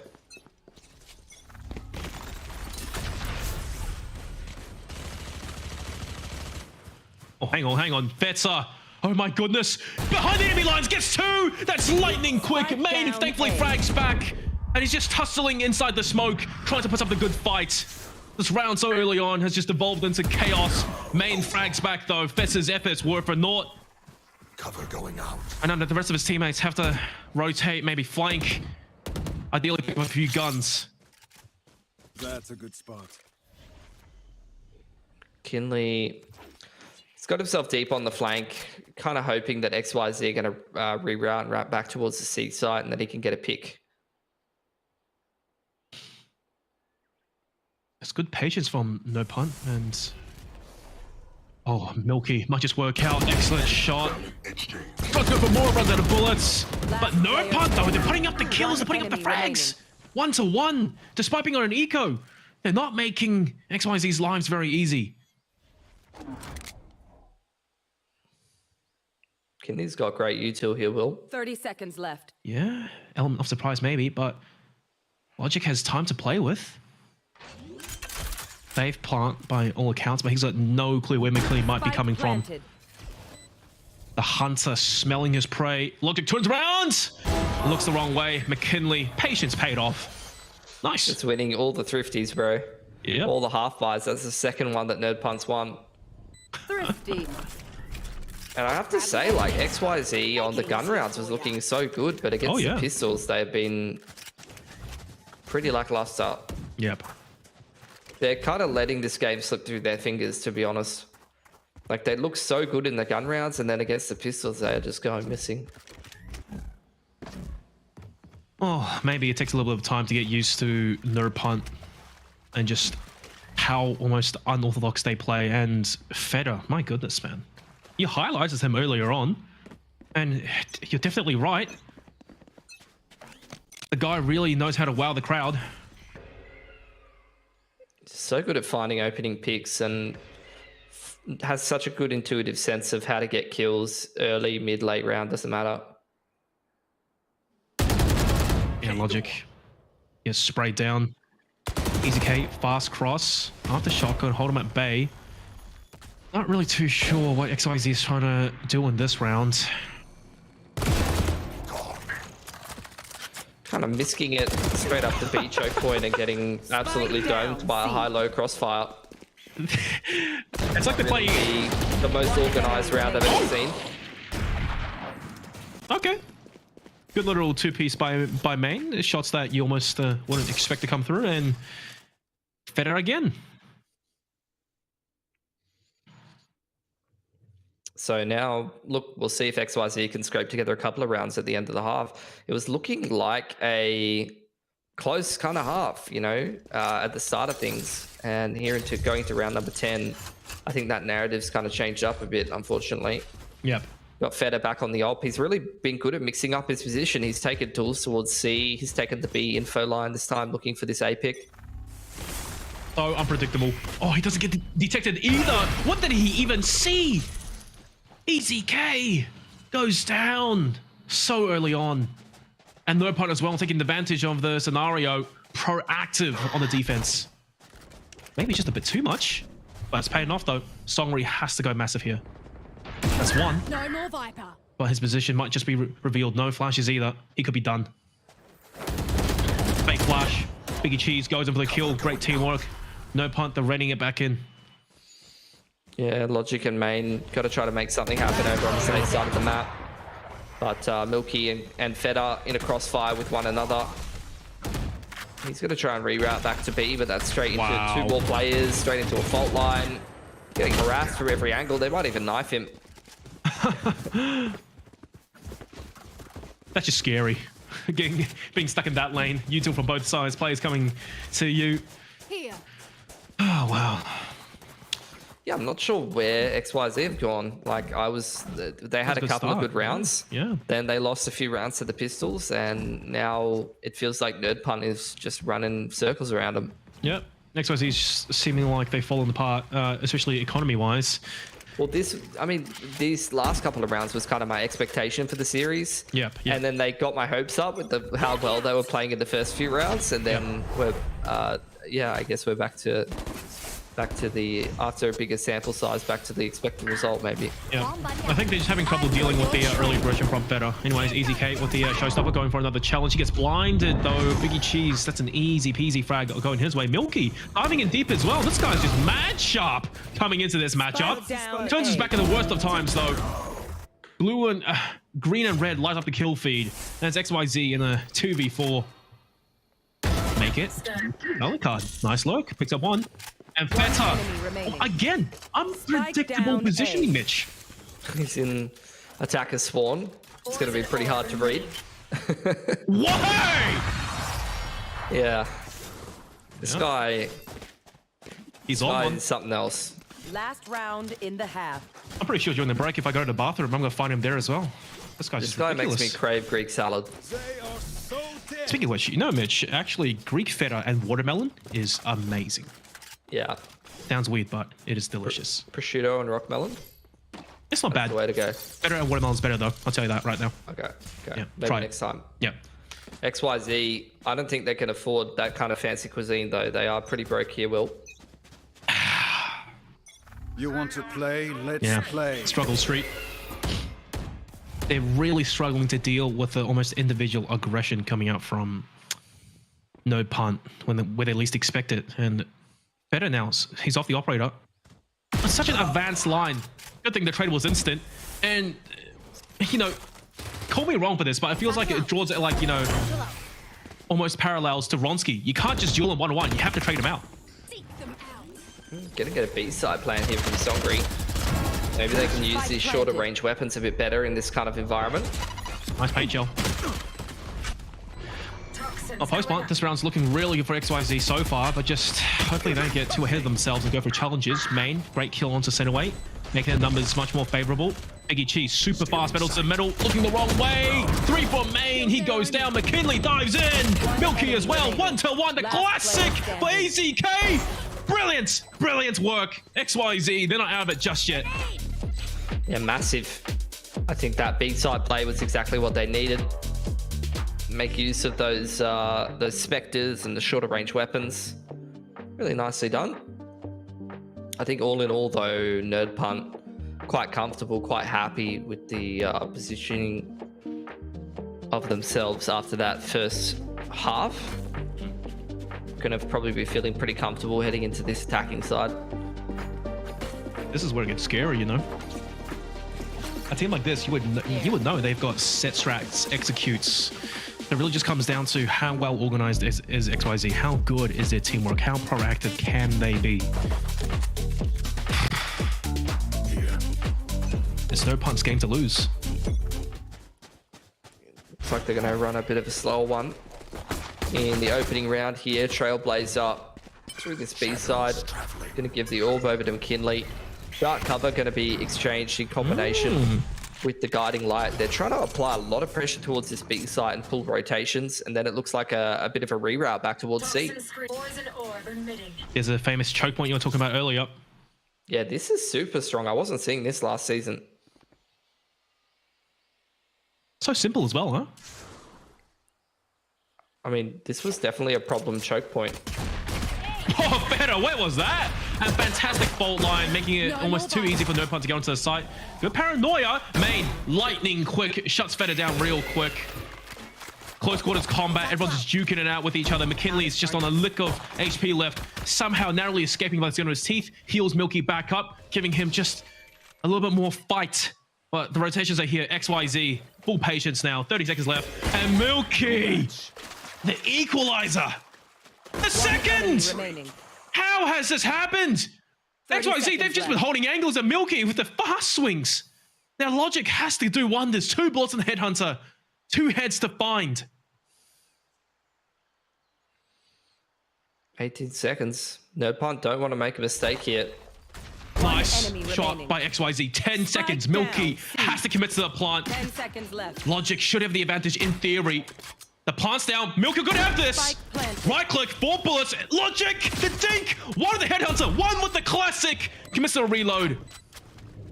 Now it's just to a duel. Milky just needs 1 good headshot, and Logic has so much room to move.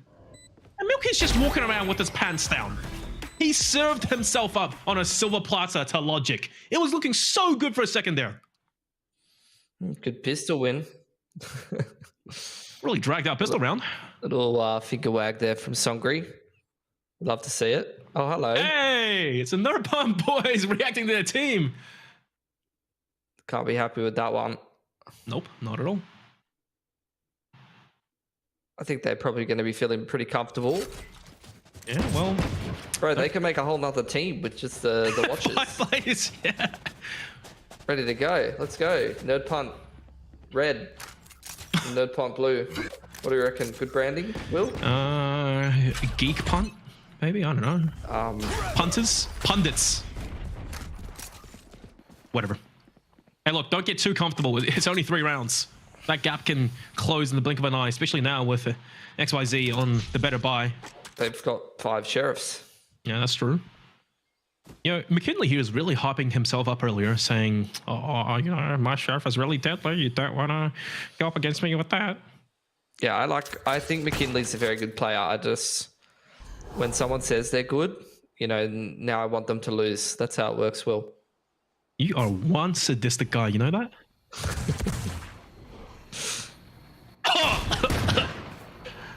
right, Feta. To be expected.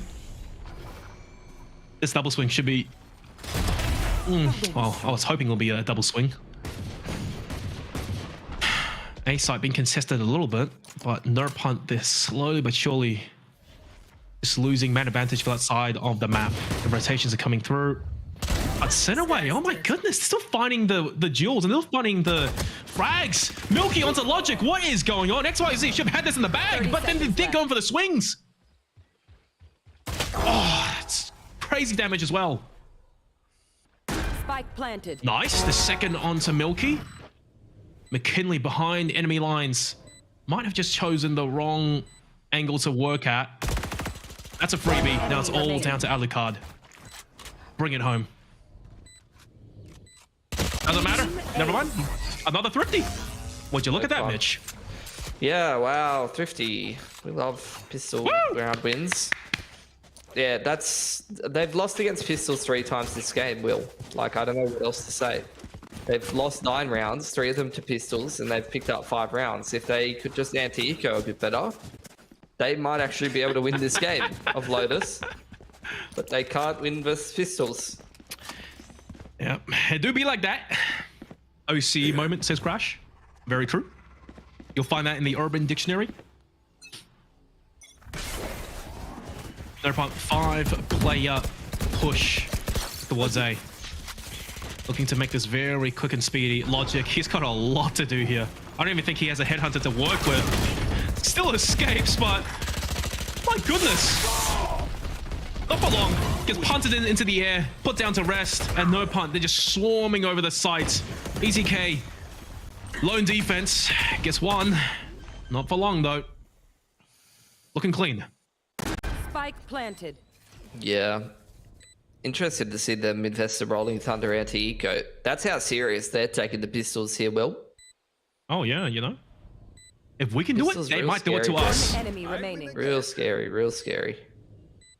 All on the song Greek. User survival register. 10 off the Nerd Punt. Great economy behind them after surviving with 4 up. Yep. And they're in the pole position to pick up Lotus here. First gun round, let's see what XYZ can do. Logic's going to pull out the operator early on. But he has no headhunter bullets, unfortunately. So he doesn't really have a secondary here. Which is one of the great things about opping on chamber is, you know, you can take the first shot, whip out the headhunter. Yeah. Pretty quick. Here. Might be worth considering. Nope. It's going to be a commit.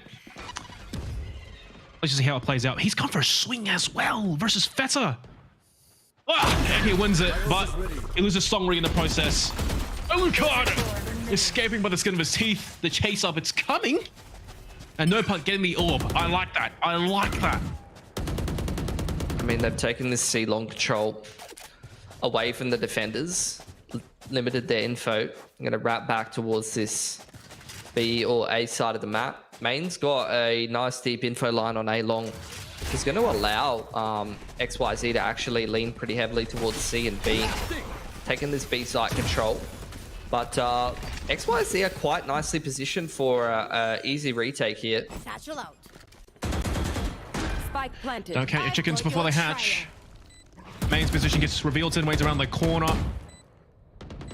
That's 1 stepping stone to get past. Nice flash. It's a fake though. Sinaway still gets the frag. He is low though. Tip for tat. XYZ really making moves on now in the retake. McKinley in the heat of the battle still trying to heal his teammates. Flash, close call. He barely misses the shot. Alucard melts it away. XYZ, that's a retake. That's a triple for Logic. Yeah, nicely done. Like I said, I mean, they were already kind of leaning towards C and B there because they had main on the deep A main line. So it was a little bit easier for them to put the pieces back together in that 4-on-4 and come back into B. Did take a fair few losses though. So economy, not fantastic. Nerd Punt, I think they had a fair bit of cash, but their money's a little bit wonky. So I'm keen to see if they can even afford to buy here. If they can't afford to buy, I know 1 or 2 of them, it's rich. I reckon you just chuck Feder a Vandal and see what happens. 4 rounds up, and Nerd Punt calling the timeout just after losing that round. just stopping XYZ before they can really build off of the confidence maybe. But at the same time, it gives XYZ a chance to really rethink the defense. But Mitch, I have to say, on Lotus, they haven't really had much to work with. They haven't been able to really figure out Nurpunt how they attack just yet. It's too early on. But they don't have much time to figure it out either.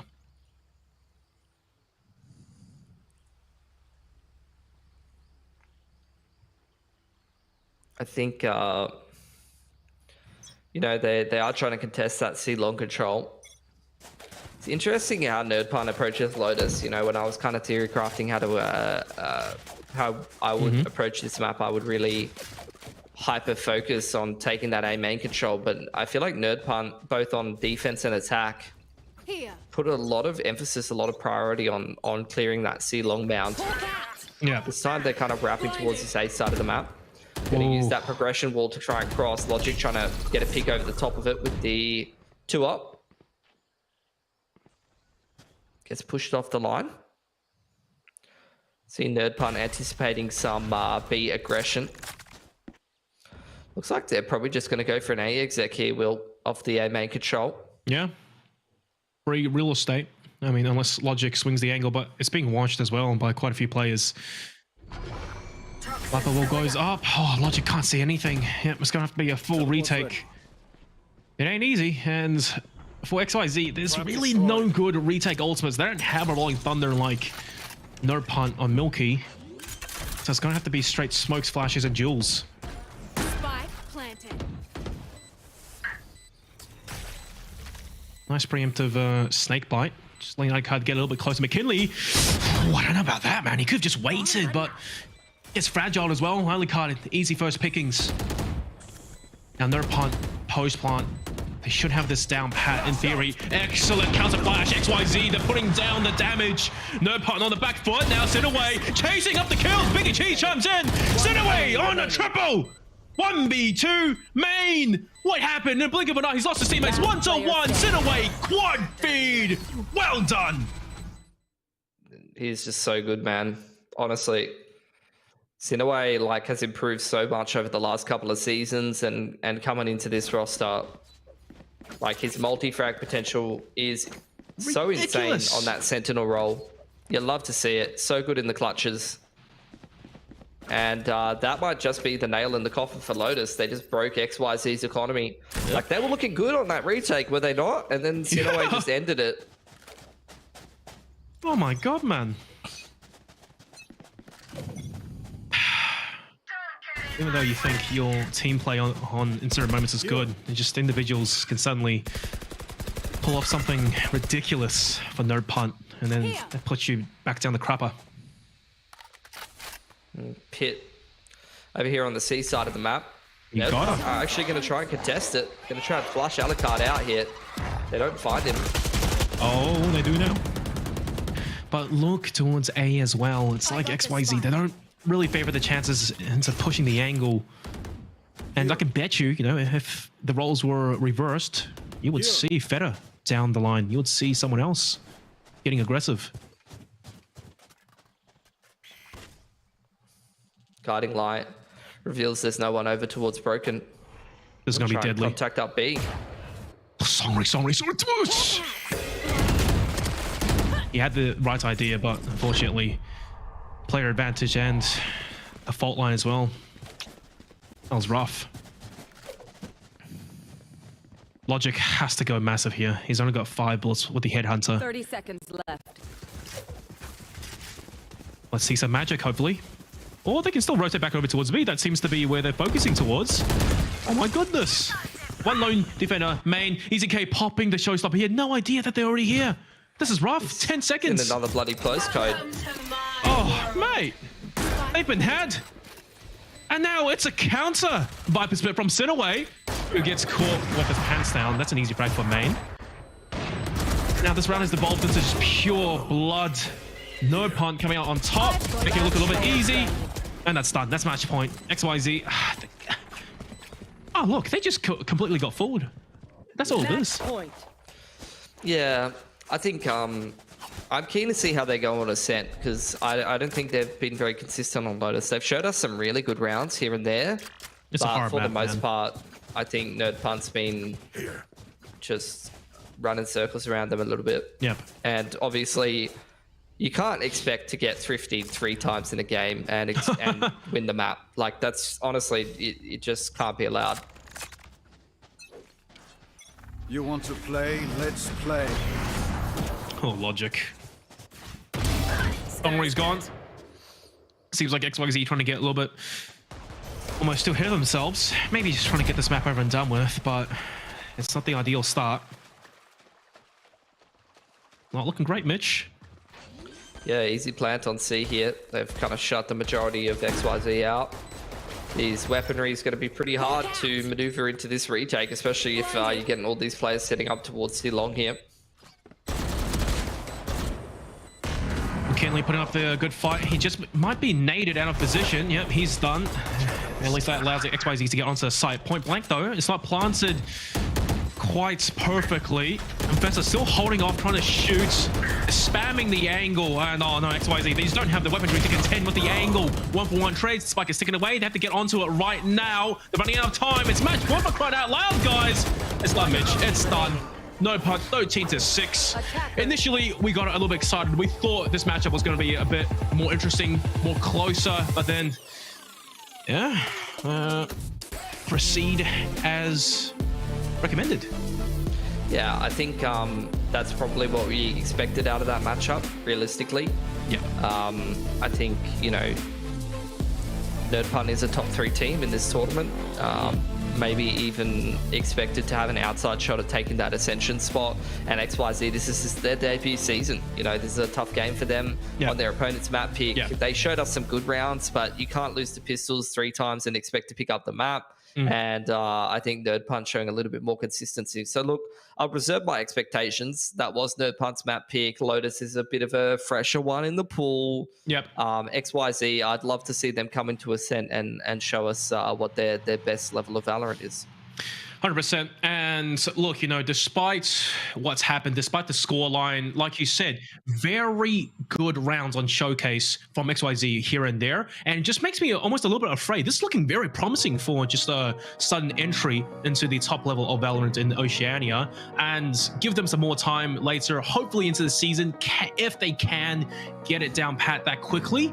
This should be like a really good team up for contention. That's a rough game. Rough first game of the season from Songri, it has to be said. Dear Lord. That's a rough one.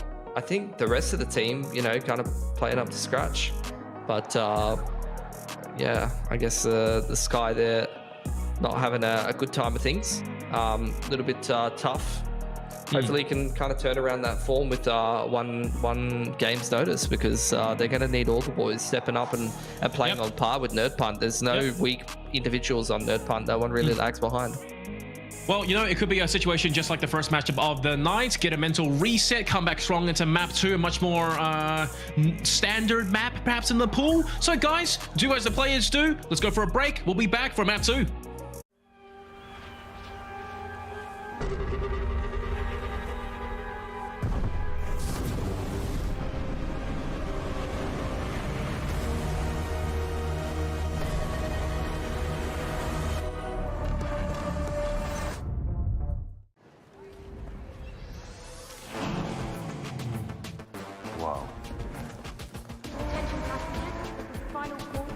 Wait, is that a phone? Look at the performance, the graphics. That thing's a gaming machine. A new challenger. Is that Faker? That man's a gaming legend. Everyone, fasten your seatbelts. And here we go! This is your chance. You keep her alive. Save her. You can save her. You come this far, then you know it's out there. You have a greater purpose than any of us could have ever imagined.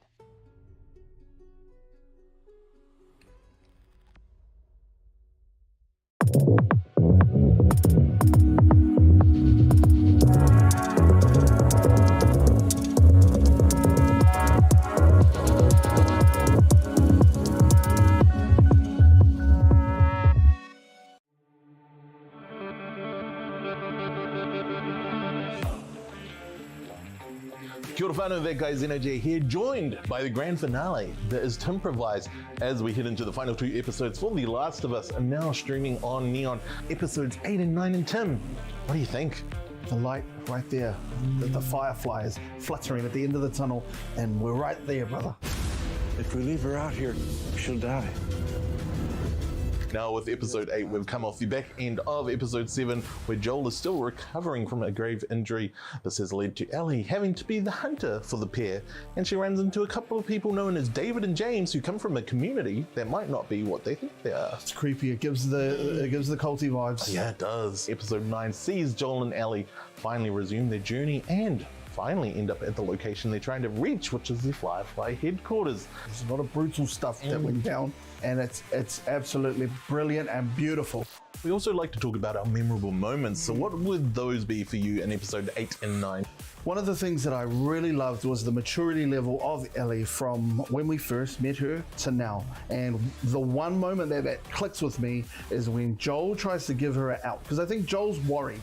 He's like, man, what if something happens to her? It's out of my control. And in episode 9, be like, no, we got to finish this.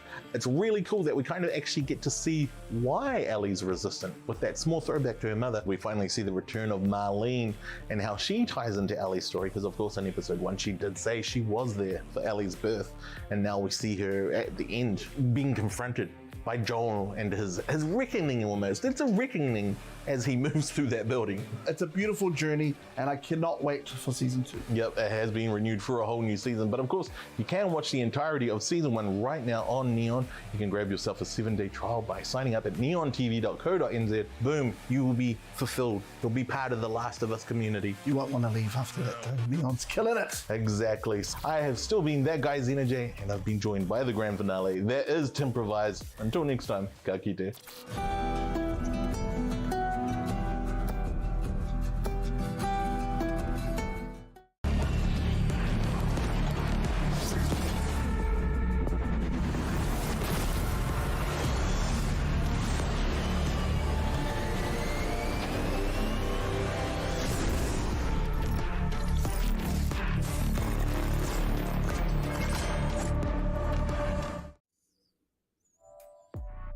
Yo guys, welcome back. Hope you had a nice break. Hope you got refreshed, because XYZ, they need to right now. Map 1 on Lotus.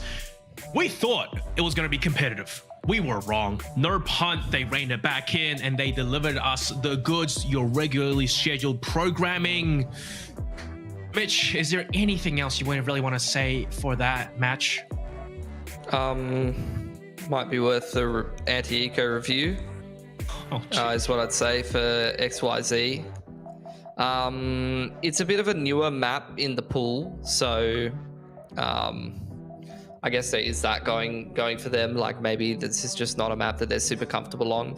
They've gone for Ascent next, which is a map that since January they played once in the open qualifier, and it's going to be their pick. And they lost actually to a mixed team that does not play in the VOT. So we'll see. We'll see how they go against Nerd Punt. Nerd Punt, they've done the classic of changing orgs a million times, so it's much harder for to find their stats, because I have to cycle through like extra people, extra teams just to find out what games they played. It's a lot of fun. Got to go back to next gen. Oh, look, Mitch, I thought it was your job to do the hard work while I just sit here and shout. Well, look, man, Ascent, on paper, it doesn't look very good for XYZ, but we were surprised at the start of Lotus, and I'm really to be surprised again. And also just a shout out, MVP, it's better. Was anyone ever in doubt? The guy hit the ground sprinting on Lotus, and honestly, I expect the same thing for Ascent. My fear is, though, Mitch, for Ascent, Nerf Hunt, we know how good the players are. Ascent, every team should know how to play it. I don't know, man. It's gonna be rough. Yeah, so like I said, XYZ, they played it once in open quals, lost in OT to a mixed team. Next Gen or Nerd Punt played it 3 times last season, and they lost to Honey Badgers 7-13. They lost to Bogo in OT, and they beat Fun Crew. Yeah. So they're playing you know, some of the stronger teams in the comp pretty regularly on Ascent. Yep. You know, they're winning and losing some. They're playing some close games. They're probably at least decent on it, playing it through the group stage and then into the regional playoffs as well. Yep. So they should be well versed enough to be able to probably close this out 2-0. But I'm interested to see why the Ascent pick has come through here for XYZ. They must be backing themselves. Hopefully either that or they're comfortable. But then again, you know, if they... I'm keeping my mind open once again. If they do well on Ascent, that's great. But there's the matter of Fracture. If we get there, Nerdpod, they've played that map, 1,000 times. We've seen how well they can perform on it. Life isn't going to be easy, but nonetheless, look, round robins, it's going to be the start of the split. They've got a lot of time to work on what went wrong. And one player that you really said for map 1 as well is going to be Songri. Let's hope that he can really pick himself up now coming into map 2 Ascent and really get in line with the team, because against a team like Nerdpunt, you said none of them are weak players. You cannot pick out a single one to bully. You have to be at your best to bring the fight to them. Yeah, I think like looking through the stats in the open qualifier, like Logic and EZK are looking like they're statistically the best players on XYZ by a fair margin. So I think probably what we saw from that last game, Songri didn't do too badly though. Yeah, 1.10. So that's a bit below what the level was that he showcased in the open qualifier at least. But that's a little bit of a different kettle of fish in terms of level of competition as opposed to stepping up into the actual league. So the big boys. Yeah, this is the big boys league. Yeah. Are we going to get anything interesting in terms of agent comps? No, it's Ascent. Pretty stock standard. You will, Bill. Yep. Pretty stock standard. It's set in stone. Mirror matchup. Killjoy as per usual. Sova, KO, Omen, Jet. I expect nothing less. So just look out for sharp crack shots coming out from... Well, I'll say Feta for now, but I'll keep my mind open once again because Logic, he's put up some pretty nice shots in the start of Lotus. I want to see him replicate that coming into Ascent.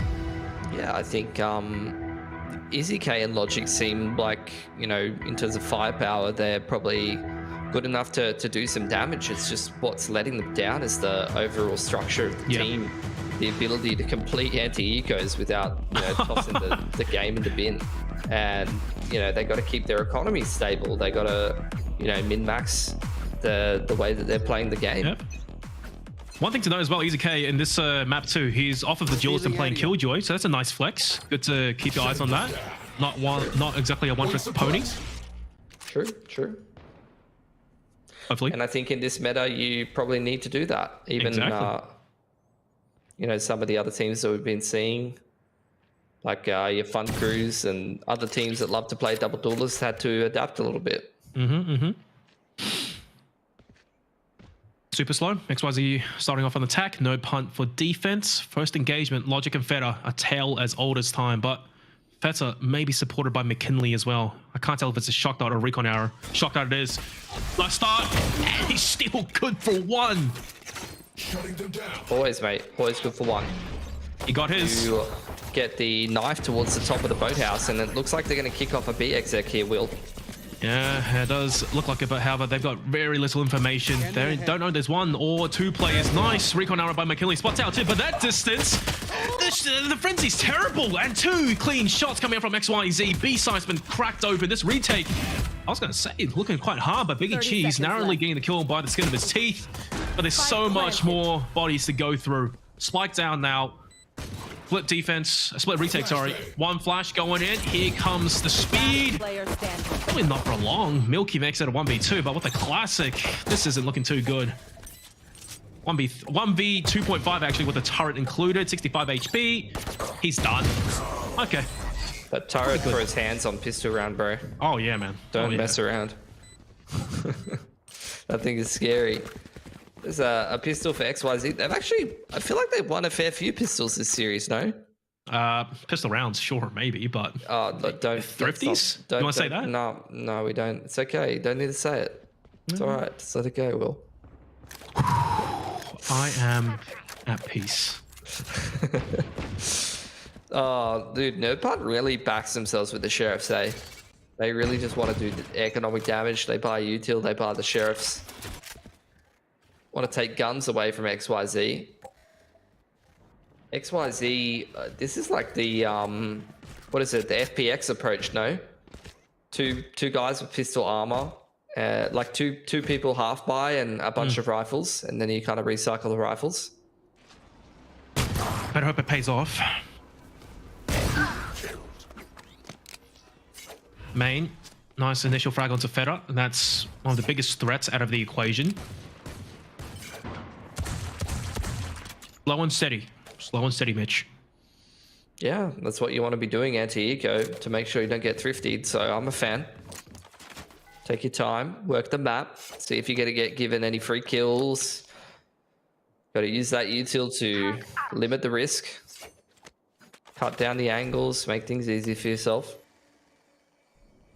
Here comes the Exy. Flash, dash, whatnot. Sides taken. Retake for no punt, but look, you know, when you have the sheriffs, it's really more ideal to hold angles, but on a retake scenario versus a couple of rifles, it's gonna be difficult. It's gonna be a struggle. Just gonna play for the exits, I think. I wouldn't mind to see like a flash from Biggie in combination with the dart, try to get a scan off. Maybe spam someone. Good smoke cycle from main. Not making it easy for them. And it's actually XYZ who destroys the wall themselves. Here comes the flash you were talking about. Main might just throw out the counter flash, but regardless, it's just blood across the map. XYZ came out on top predictably. No punt, they tried to go for something. They stacked up quantity over quality. Unfortunately, didn't quite work out in this scenario. Wow.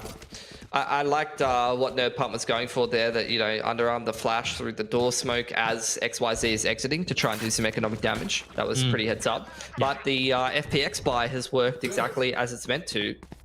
They lost no rifles there. They came in with 3 rifles and 2 sheriffs, and they leave the round with 3 rifles. And it's equal footing. And now their bonus looks a lot scarier. Yep. This is why people subscribe to this kind of buy. And look, they did pretty well in the international tournament. The FPX, some of the other teams starting to copy that a bit more as well. Believe in it. Back yourself.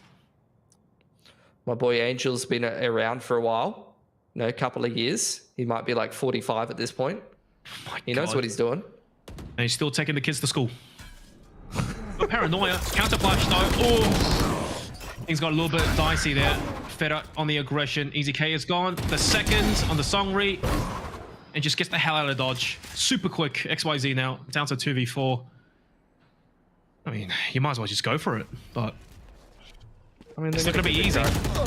They got a couple of shockies. Only a shrouded step here on main. He's playing on the off angle, but a missed opportunity for him. Whoa! Where'd that come from? Ran him a stray bullet. Shock dart narrowly dodged. Alucard trying to take a fight to no punt, and now this puts main in a almost impossible situation. The head sticks out of the smoke. Then away, bonks it back down. Oh look, the FPX spy, in theory it worked, but practically the execution wasn't quite there. I mean, they were just going into their first gun round there. Now they've got probably enough cash to reinvest. Alucard's going to be a bit poor, but he might just be a sofa drone this round, and that's okay. Oh, they're good. They're good. Nice. Yeah, I mean, that's the point of the buy. You're kind of min-maxing your economy. Making sure that you can buy out the first couple of rounds of the half rather than just go into a bonus round where you have, you know, SMGs and you kind of get slammed with gun advantage. Looks like it's going to be a quick one into 8 XYZ. Sinaway's got a nice setup for this though. Blocking off the choke point to be expected. The flash in is fast logic. Oh my goodness. Almost getting distracted by his own cloud burst, but he still flicks around just in time. Sinaway's gone. None of the util had a chance to get it deployed. Plant down super quick. But here comes Fessa already on the matter. Shock dart. He eats it to the face. And there's a turret again doing damage. Better gets the kill, sure. And he's just picking up the bodies left, right, and center. Stuck in the reload. Blazer popped out. This guy is a menace to deal with. Easy K puts him to rest. Milky frags back. I know. 1-1. Omen v Omen. That's the smoke. Fake by Milky. Main's not buying it. And the call is correct. Time running short now. Milky has to commit to something. That smoke might just dissipate. He's getting out of it. But no, it's Main who swung him first. Milky played it to perfection. Triple going his way. That's the equalizer for Nerd Punt. Oh, what do you do now? One player surviving. The money is really not great for Nerd Punt. XYZ, what kind of cash they bringing in here? 3k, that's not going to be enough. No, Nerd Punt seems just fine. yeah, well, for the time being, like their money's very fragile, right? So this is where XYZ, you want to see them invest a little bit and try to actually do some economic damage here. A little bit. Can't afford a force buy, but yeah. A few ultimates online. That's nice at least. But Mitch, after the pistol rounds, after the bonus rounds, what's next? It's kind of just really going back to map 1. XYZ, they showed us some nice moments initially, but things just go a little bit terribly wrong. Feta, the movement on the sky, he's just so quick. It takes 2 to shut him down. No teammates were there to back him up. It's a good start for XYZ. Biggie Cheese just dives in there as well, trying to get retribution for his brother. They're just blind fire through the smoke. They're coming out on top. Biggie Cheese for 3. This guy's angry. He's going John Wick mode.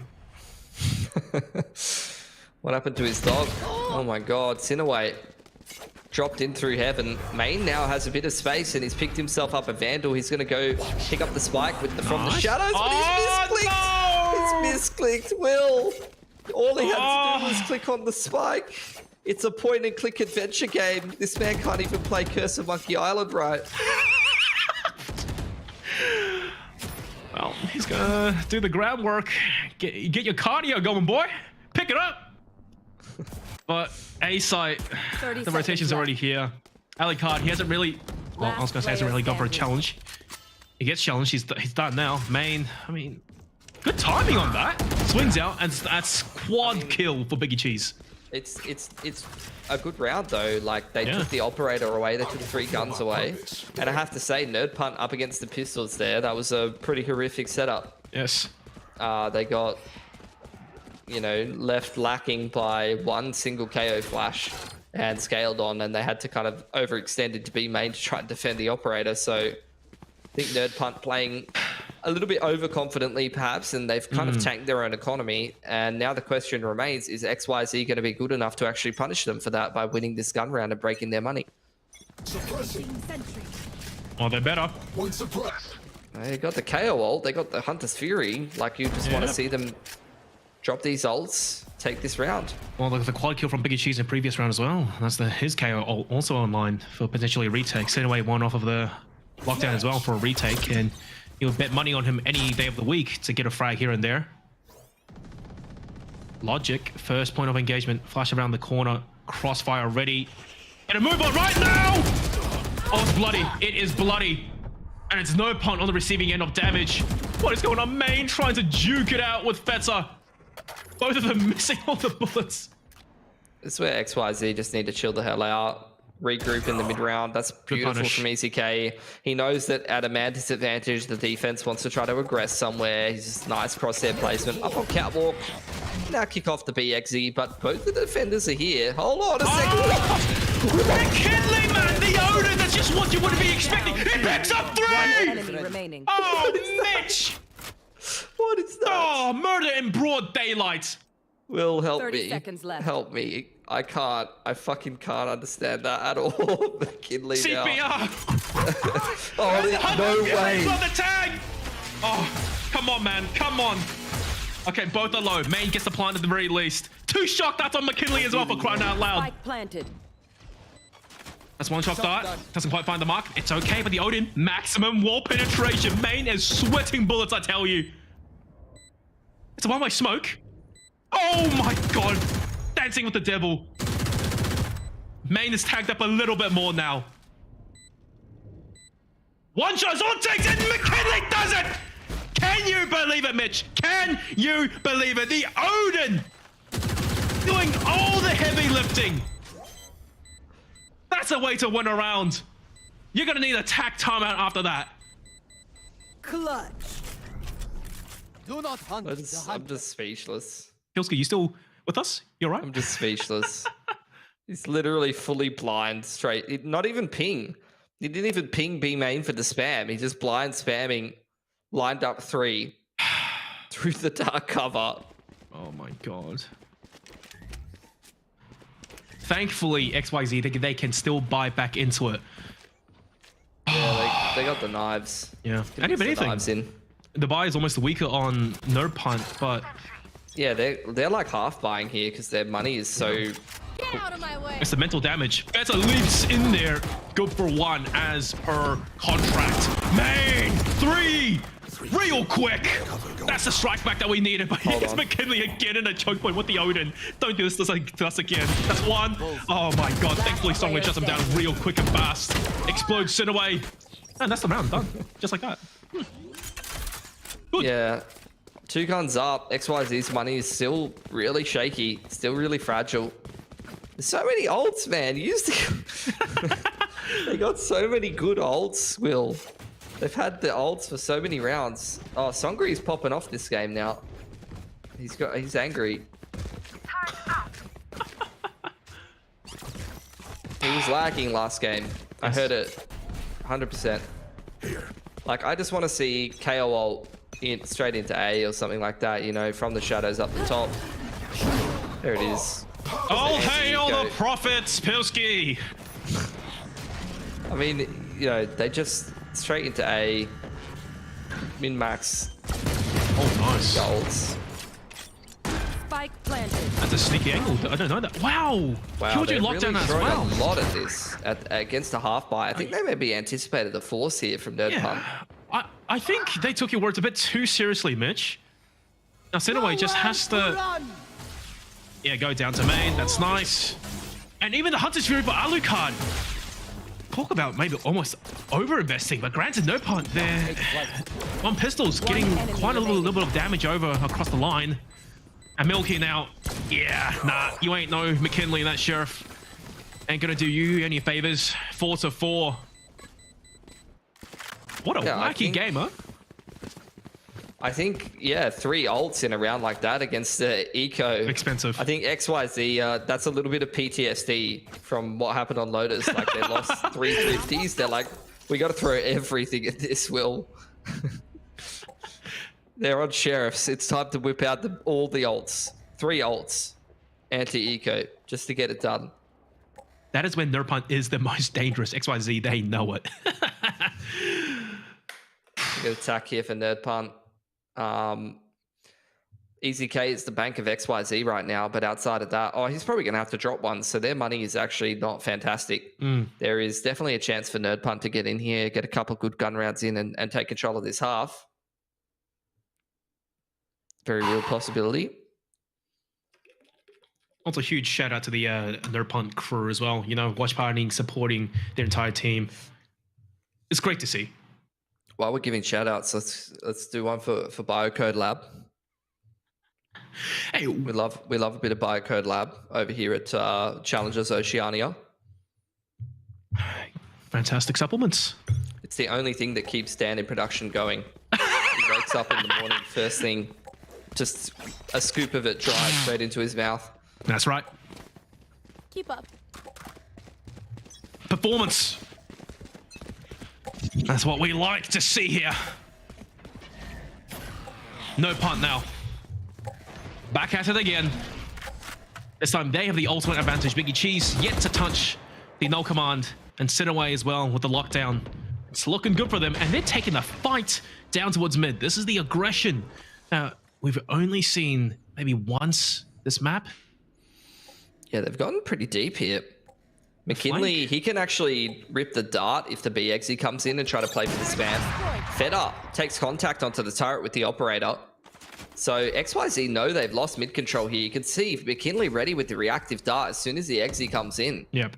Oh, boy. Nice scan timing. Yep. As good of an XYZ as well to not commit to B. I mean, is it though? They're walking into a crossfire in middle here. The dark cover's going to split it up. Can Biggie Cheese see over that though? If they went up short, maybe if he's on the platform. No, well, he's going to sit in it. All good. But then again, it's probably better than challenging Fedder's operator over towards B. Maybe. They actually did that perfectly. They put just enough 30 pressure on mid seconds to left. settle the rotations. That's good. And now they've got a bit of an easier time into B here. Fantastic. Door's being closed as well. Here comes a swing and better. Oh my god. In and out. Quick as lightning.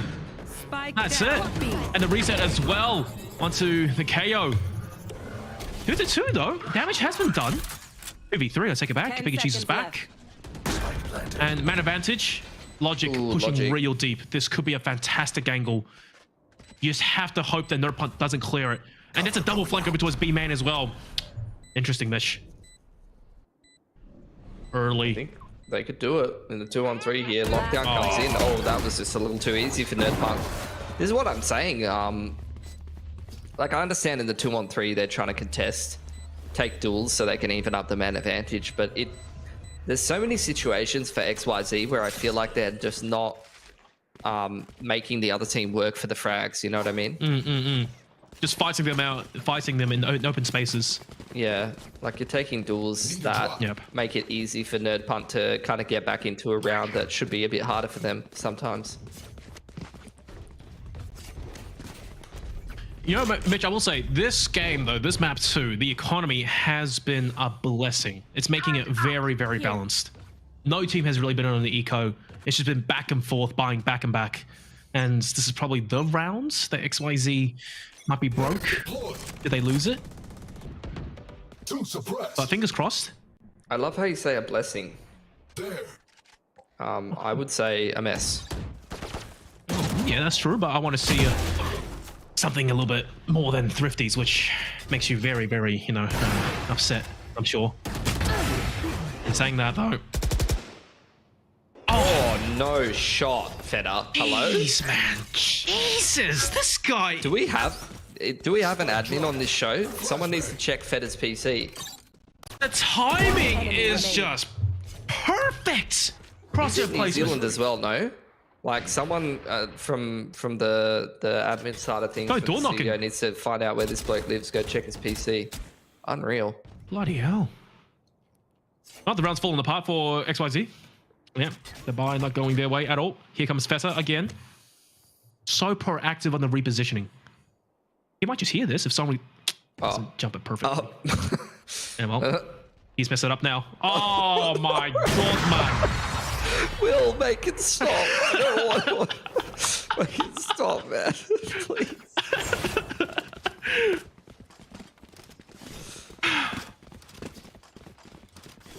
There's no stops on this pain train.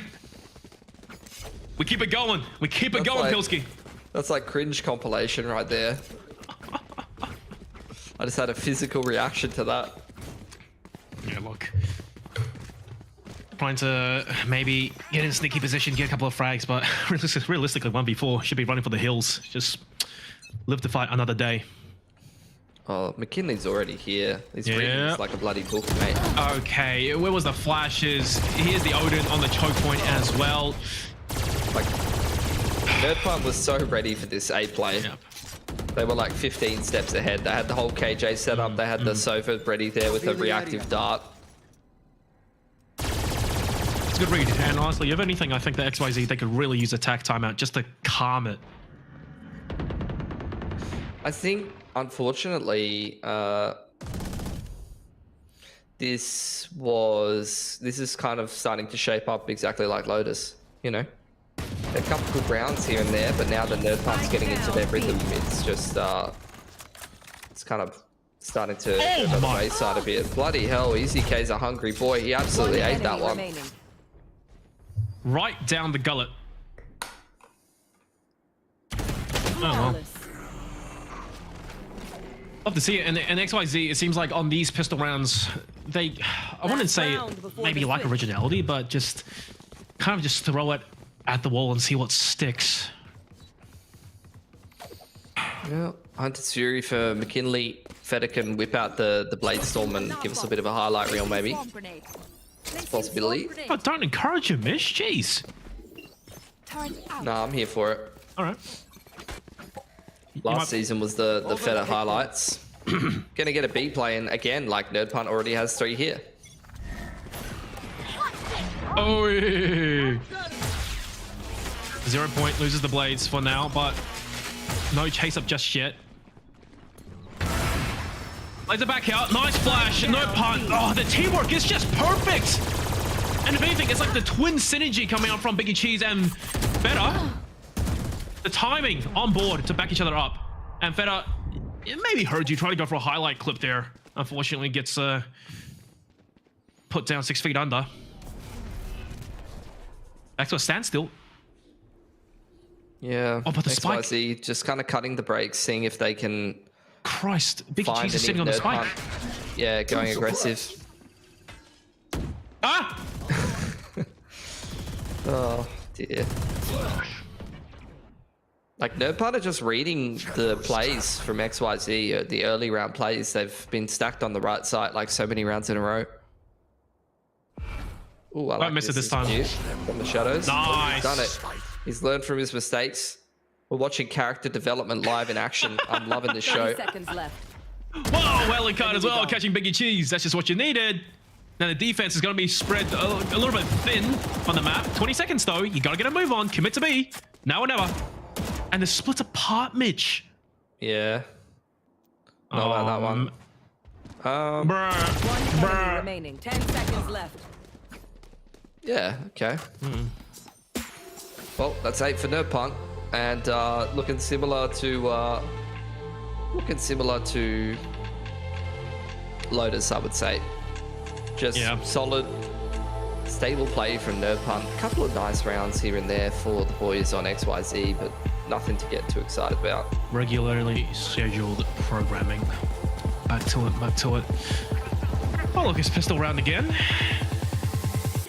Guys are swapped, and this is honestly where I think things might just go a little bit more one-sided than it is. The aggression from Nerdpunk and just the team play, the util setups. I think XYZ might have to fight fire with fire. Easier said than done, though. Oh! Dual 0 points. That's a lot of info for both sides.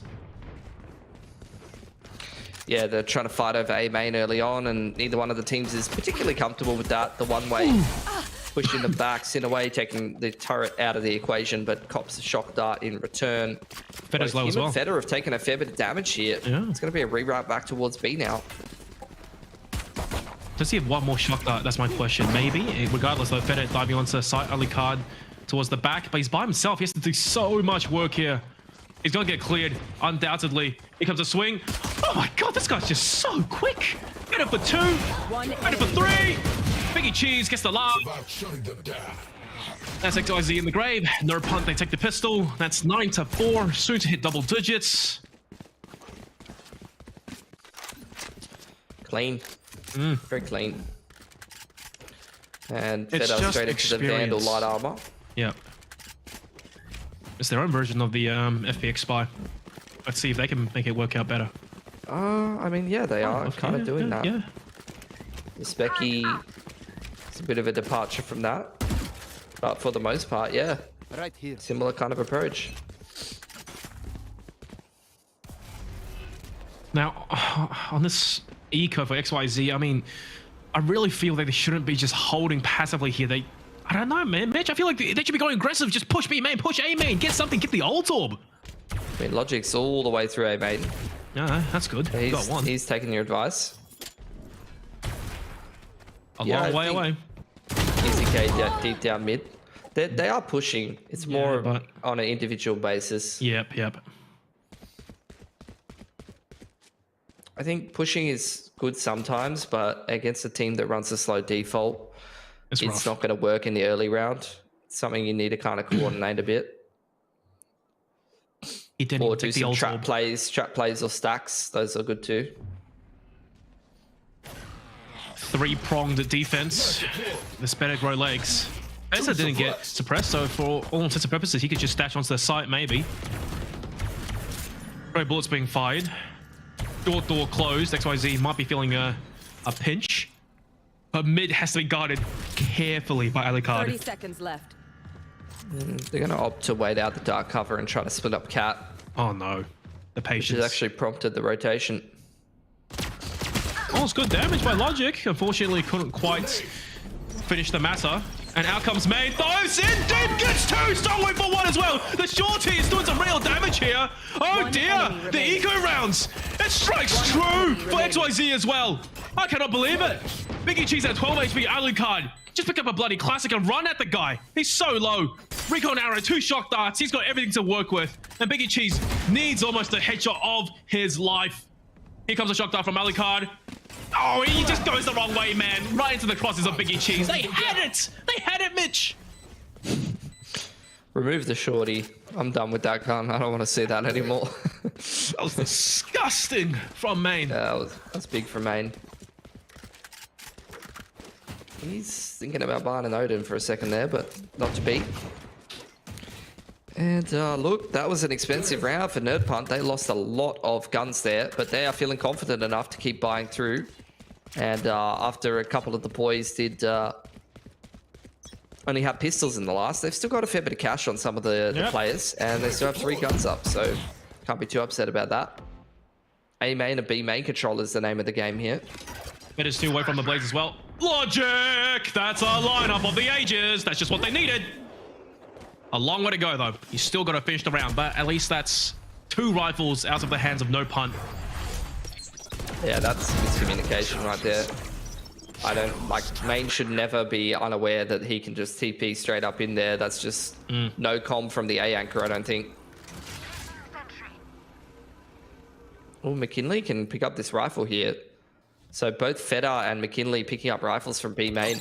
Yeah. Oh, man. This is falling apart. Yeah, it is, Mitch. B site open for business. Not that they'd know that. And look how deep up mid Milky is.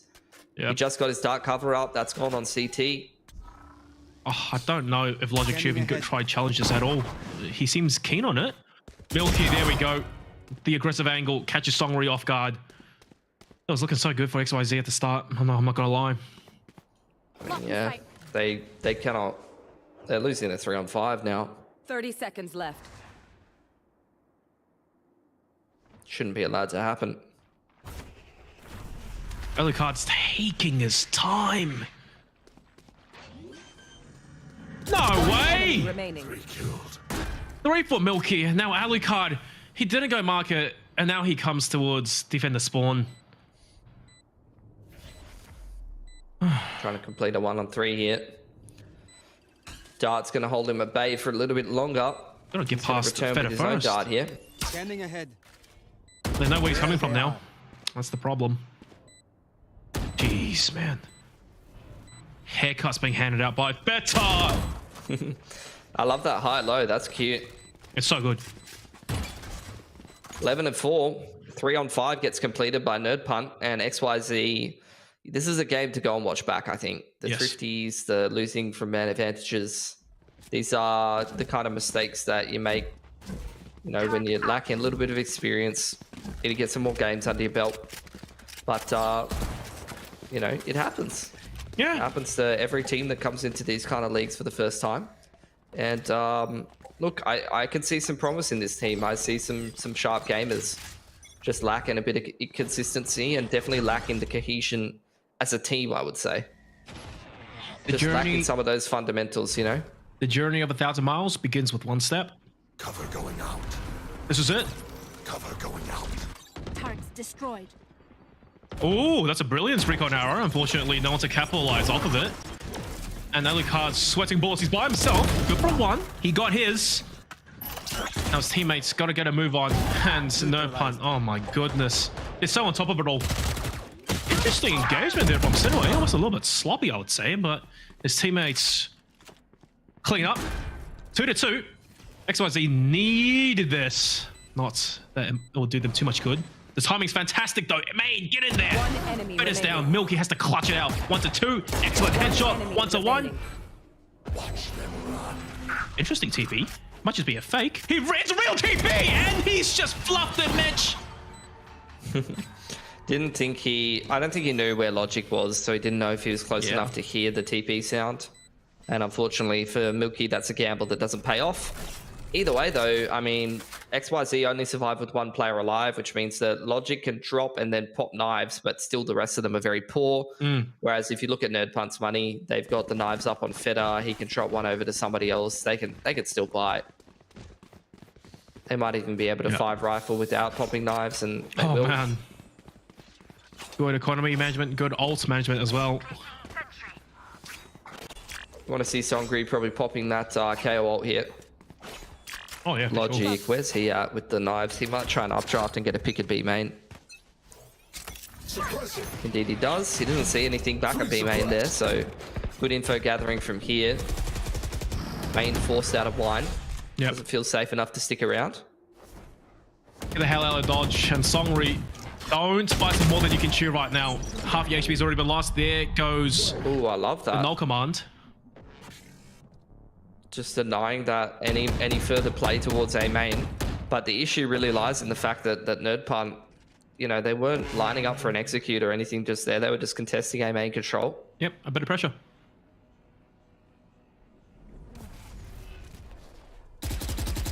It's amazing what pressure and stress does to a man. No, 100%. It's something that is not talked about enough, actually. And it's something that loses, like teams I've coached, it loses teams games when they play a high pressure game. You use more util than you usually would, and then you wonder, why can't I hold this play in the late round that I'm usually able to hold? Well, bro, it's because you panicked and used your fragment when Impulse normally done that. Yep, impulse, nerves, and now look, 30 seconds left on the clock. There's still ample time to play with. Now, no punt. They pop their own ultis. Better get right in there. Delivering us the goods yet again, and XYZ, they're miles away, man. Through the smokes, no punt. They just know which angles they'll be holding from. The pre-fires come through. Post-plant 5v3, Mitch. And Milky's on the lurk. Yeah, might even have to consider a save here. This is for match point.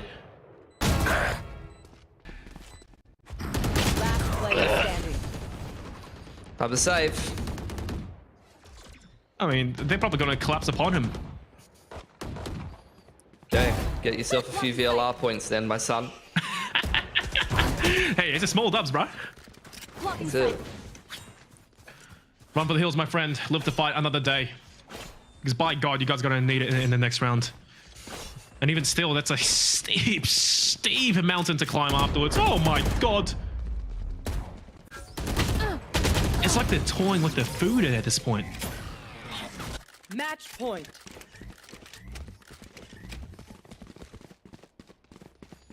Here you go. Series point here for Nerd Punt.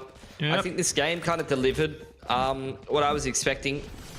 It's good to see Nerd Punt continuing their good run of form for the most part, coming in from last season. Yep. XYZ maybe making a lot of mistakes that a more experienced team would do, but also some sharp players that I can see some promise in. So 100%, I'm quietly excited to see what they can do in the league. They're just rough opening game.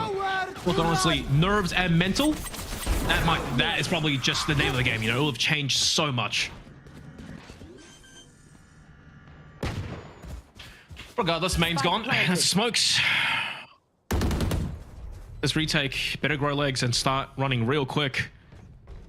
No punt, crossfire as well. Post plant. Songri's just dead to rights. Doors closed. Not looking good, Mitch. It's not looking easy. Easy K, maybe still off of the ultimate. There's potential here, but he jumps right into the smoke. Only card for one, but still a 2v4. Spike more than halfway ticked away. No punt, they're everywhere. Anywhere, all at once. That's 13-5. That's a clean 2-0 for no punt. They delivered 2 expectations. And on camera, yeah, it's just another, you know, casual Tuesday. Hey, look at the boys. They are happy. Yeah. All the boys happy with their pickup. I think they picked up a good team, honestly. Like if you're gonna put your money towards any team in the Oceanic scene at the moment, I actually think Nerd Punt's a pretty good shout, to be honest. They have an outside shot at making it through to Ascension, which, you know, would be a pretty good investment, I would say, to support a team like that.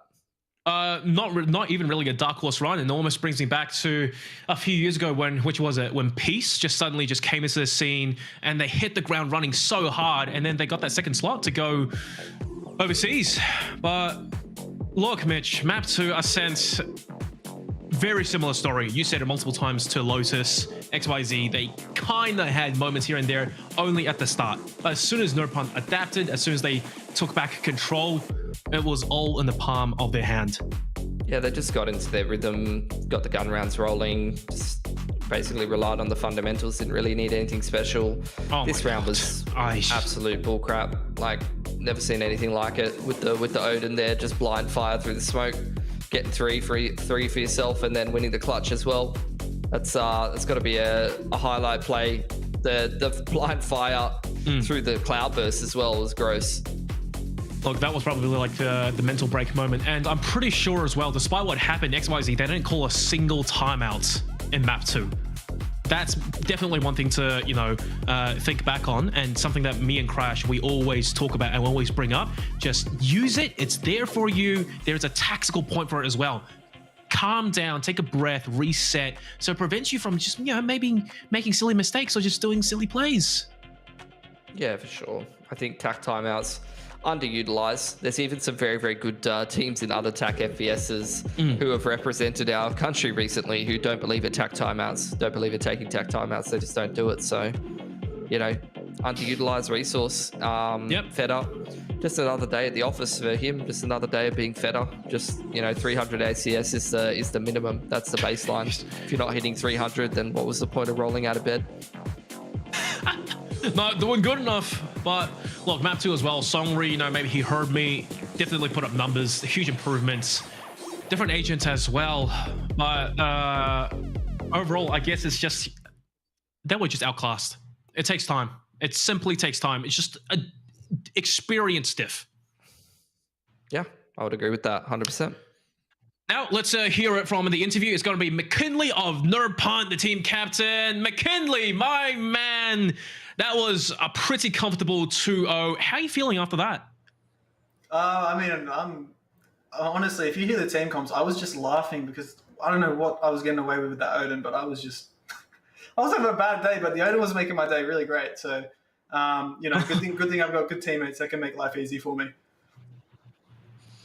Yeah, nice. I wanted to ask just one thing, and I'm sure we'll get to interview you a lot more throughout the season, so I'll try to think of more questions and space them out a bit more. But obviously, you guys have been a core for a little while now. What are you guys working on now? Like, how comfortable are you guys with your map pool? Are you starting to get into, you know, the nitty gritty of like, oh, what do we actually need to improve on as a team, or what's the stage of your progression, I guess, is what I'm looking for. Yeah, I mean, obviously Ascent used to be our Insta-ban, and it's something that we're comfortable working with, and now we do our bans kind of based on the team that we're versing. But yeah, I mean, as far as map pools go, we're comfortable with everything. I think I heard the producer in the background that kind of like confused me, but that's all right. What else was there? Can you add a bit?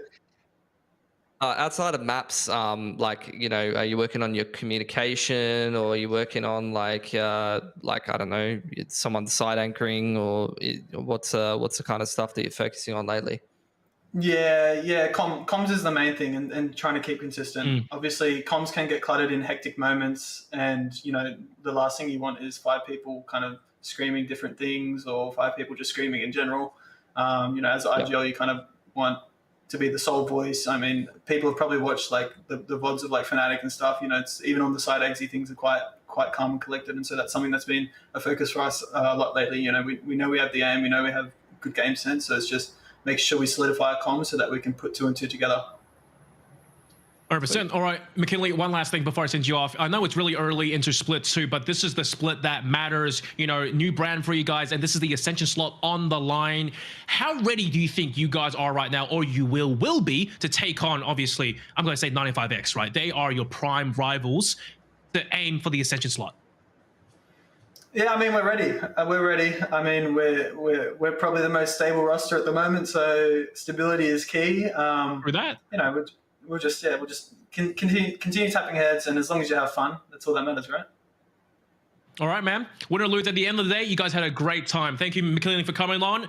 Hope you the best. And look, Split 2's just started. There's a lot more to play, and so far, so good. But bear in mind, this didn't look like a challenge. They have not been challenged just yet. So let's refer to the leaderboard and see, what other teams we think might actually be a bit of a threat to the No Punt boys. They lead, to be expected. Mitch, what do you think? I think after the games tomorrow, looking at them, you can probably expect 1-0 for Fun Crew and 95X. That's what I would be expecting. But I'd be keen for an upset or two in the opening games. We'll see. 100%. Well, look, for a lot of those teams as well, and McKinley, he did have a really good point. They said they had the most stable roster, and I fully believe that 95X, they were looking really good, and then Swirl, gone. That was their prime duelist, the setup to really be the action hero, and now Nerpunt looking to maybe take their slot. Let's, see how that plays out. And now, guys, top 5 players for today. 2 best of 3 series, and of course, would you believe it? It's Feta, Dark, Milky, Vex, and Main. And if anything, it's good to see Milky up there. That guy, he was performing pretty well on Omen. Yeah, 100%. I think Dark and Vex, despite being up and down in terms of series, in terms of whatever their result was in the series or whatever map they took, they put in some good work on the duelist. Main, not a bad day at the office, considering he took the L today, putting in some numbers. 100%. And look, as for the other players, we saw what happened. Vex, he definitely not fell off. He definitely put up numbers and woke up towards the series. But overall, it was a better show. He put on a wonderful performance for us, and we hope to see more of him going later into the season. And guys, tomorrow's matchups, just to let you guys know, it's going to be Fun Crew versus the Guangzhou Long Lions and 95X versus the Who. Look forward towards those games. And once again, thank you Samsung and Barcode Labs for sponsoring us. This is Valorant Challenges Oceania Split 2. I'm Digital Cast, and with me, Mitch Pilipowski. Thank you for joining us for day 1. Have a good night.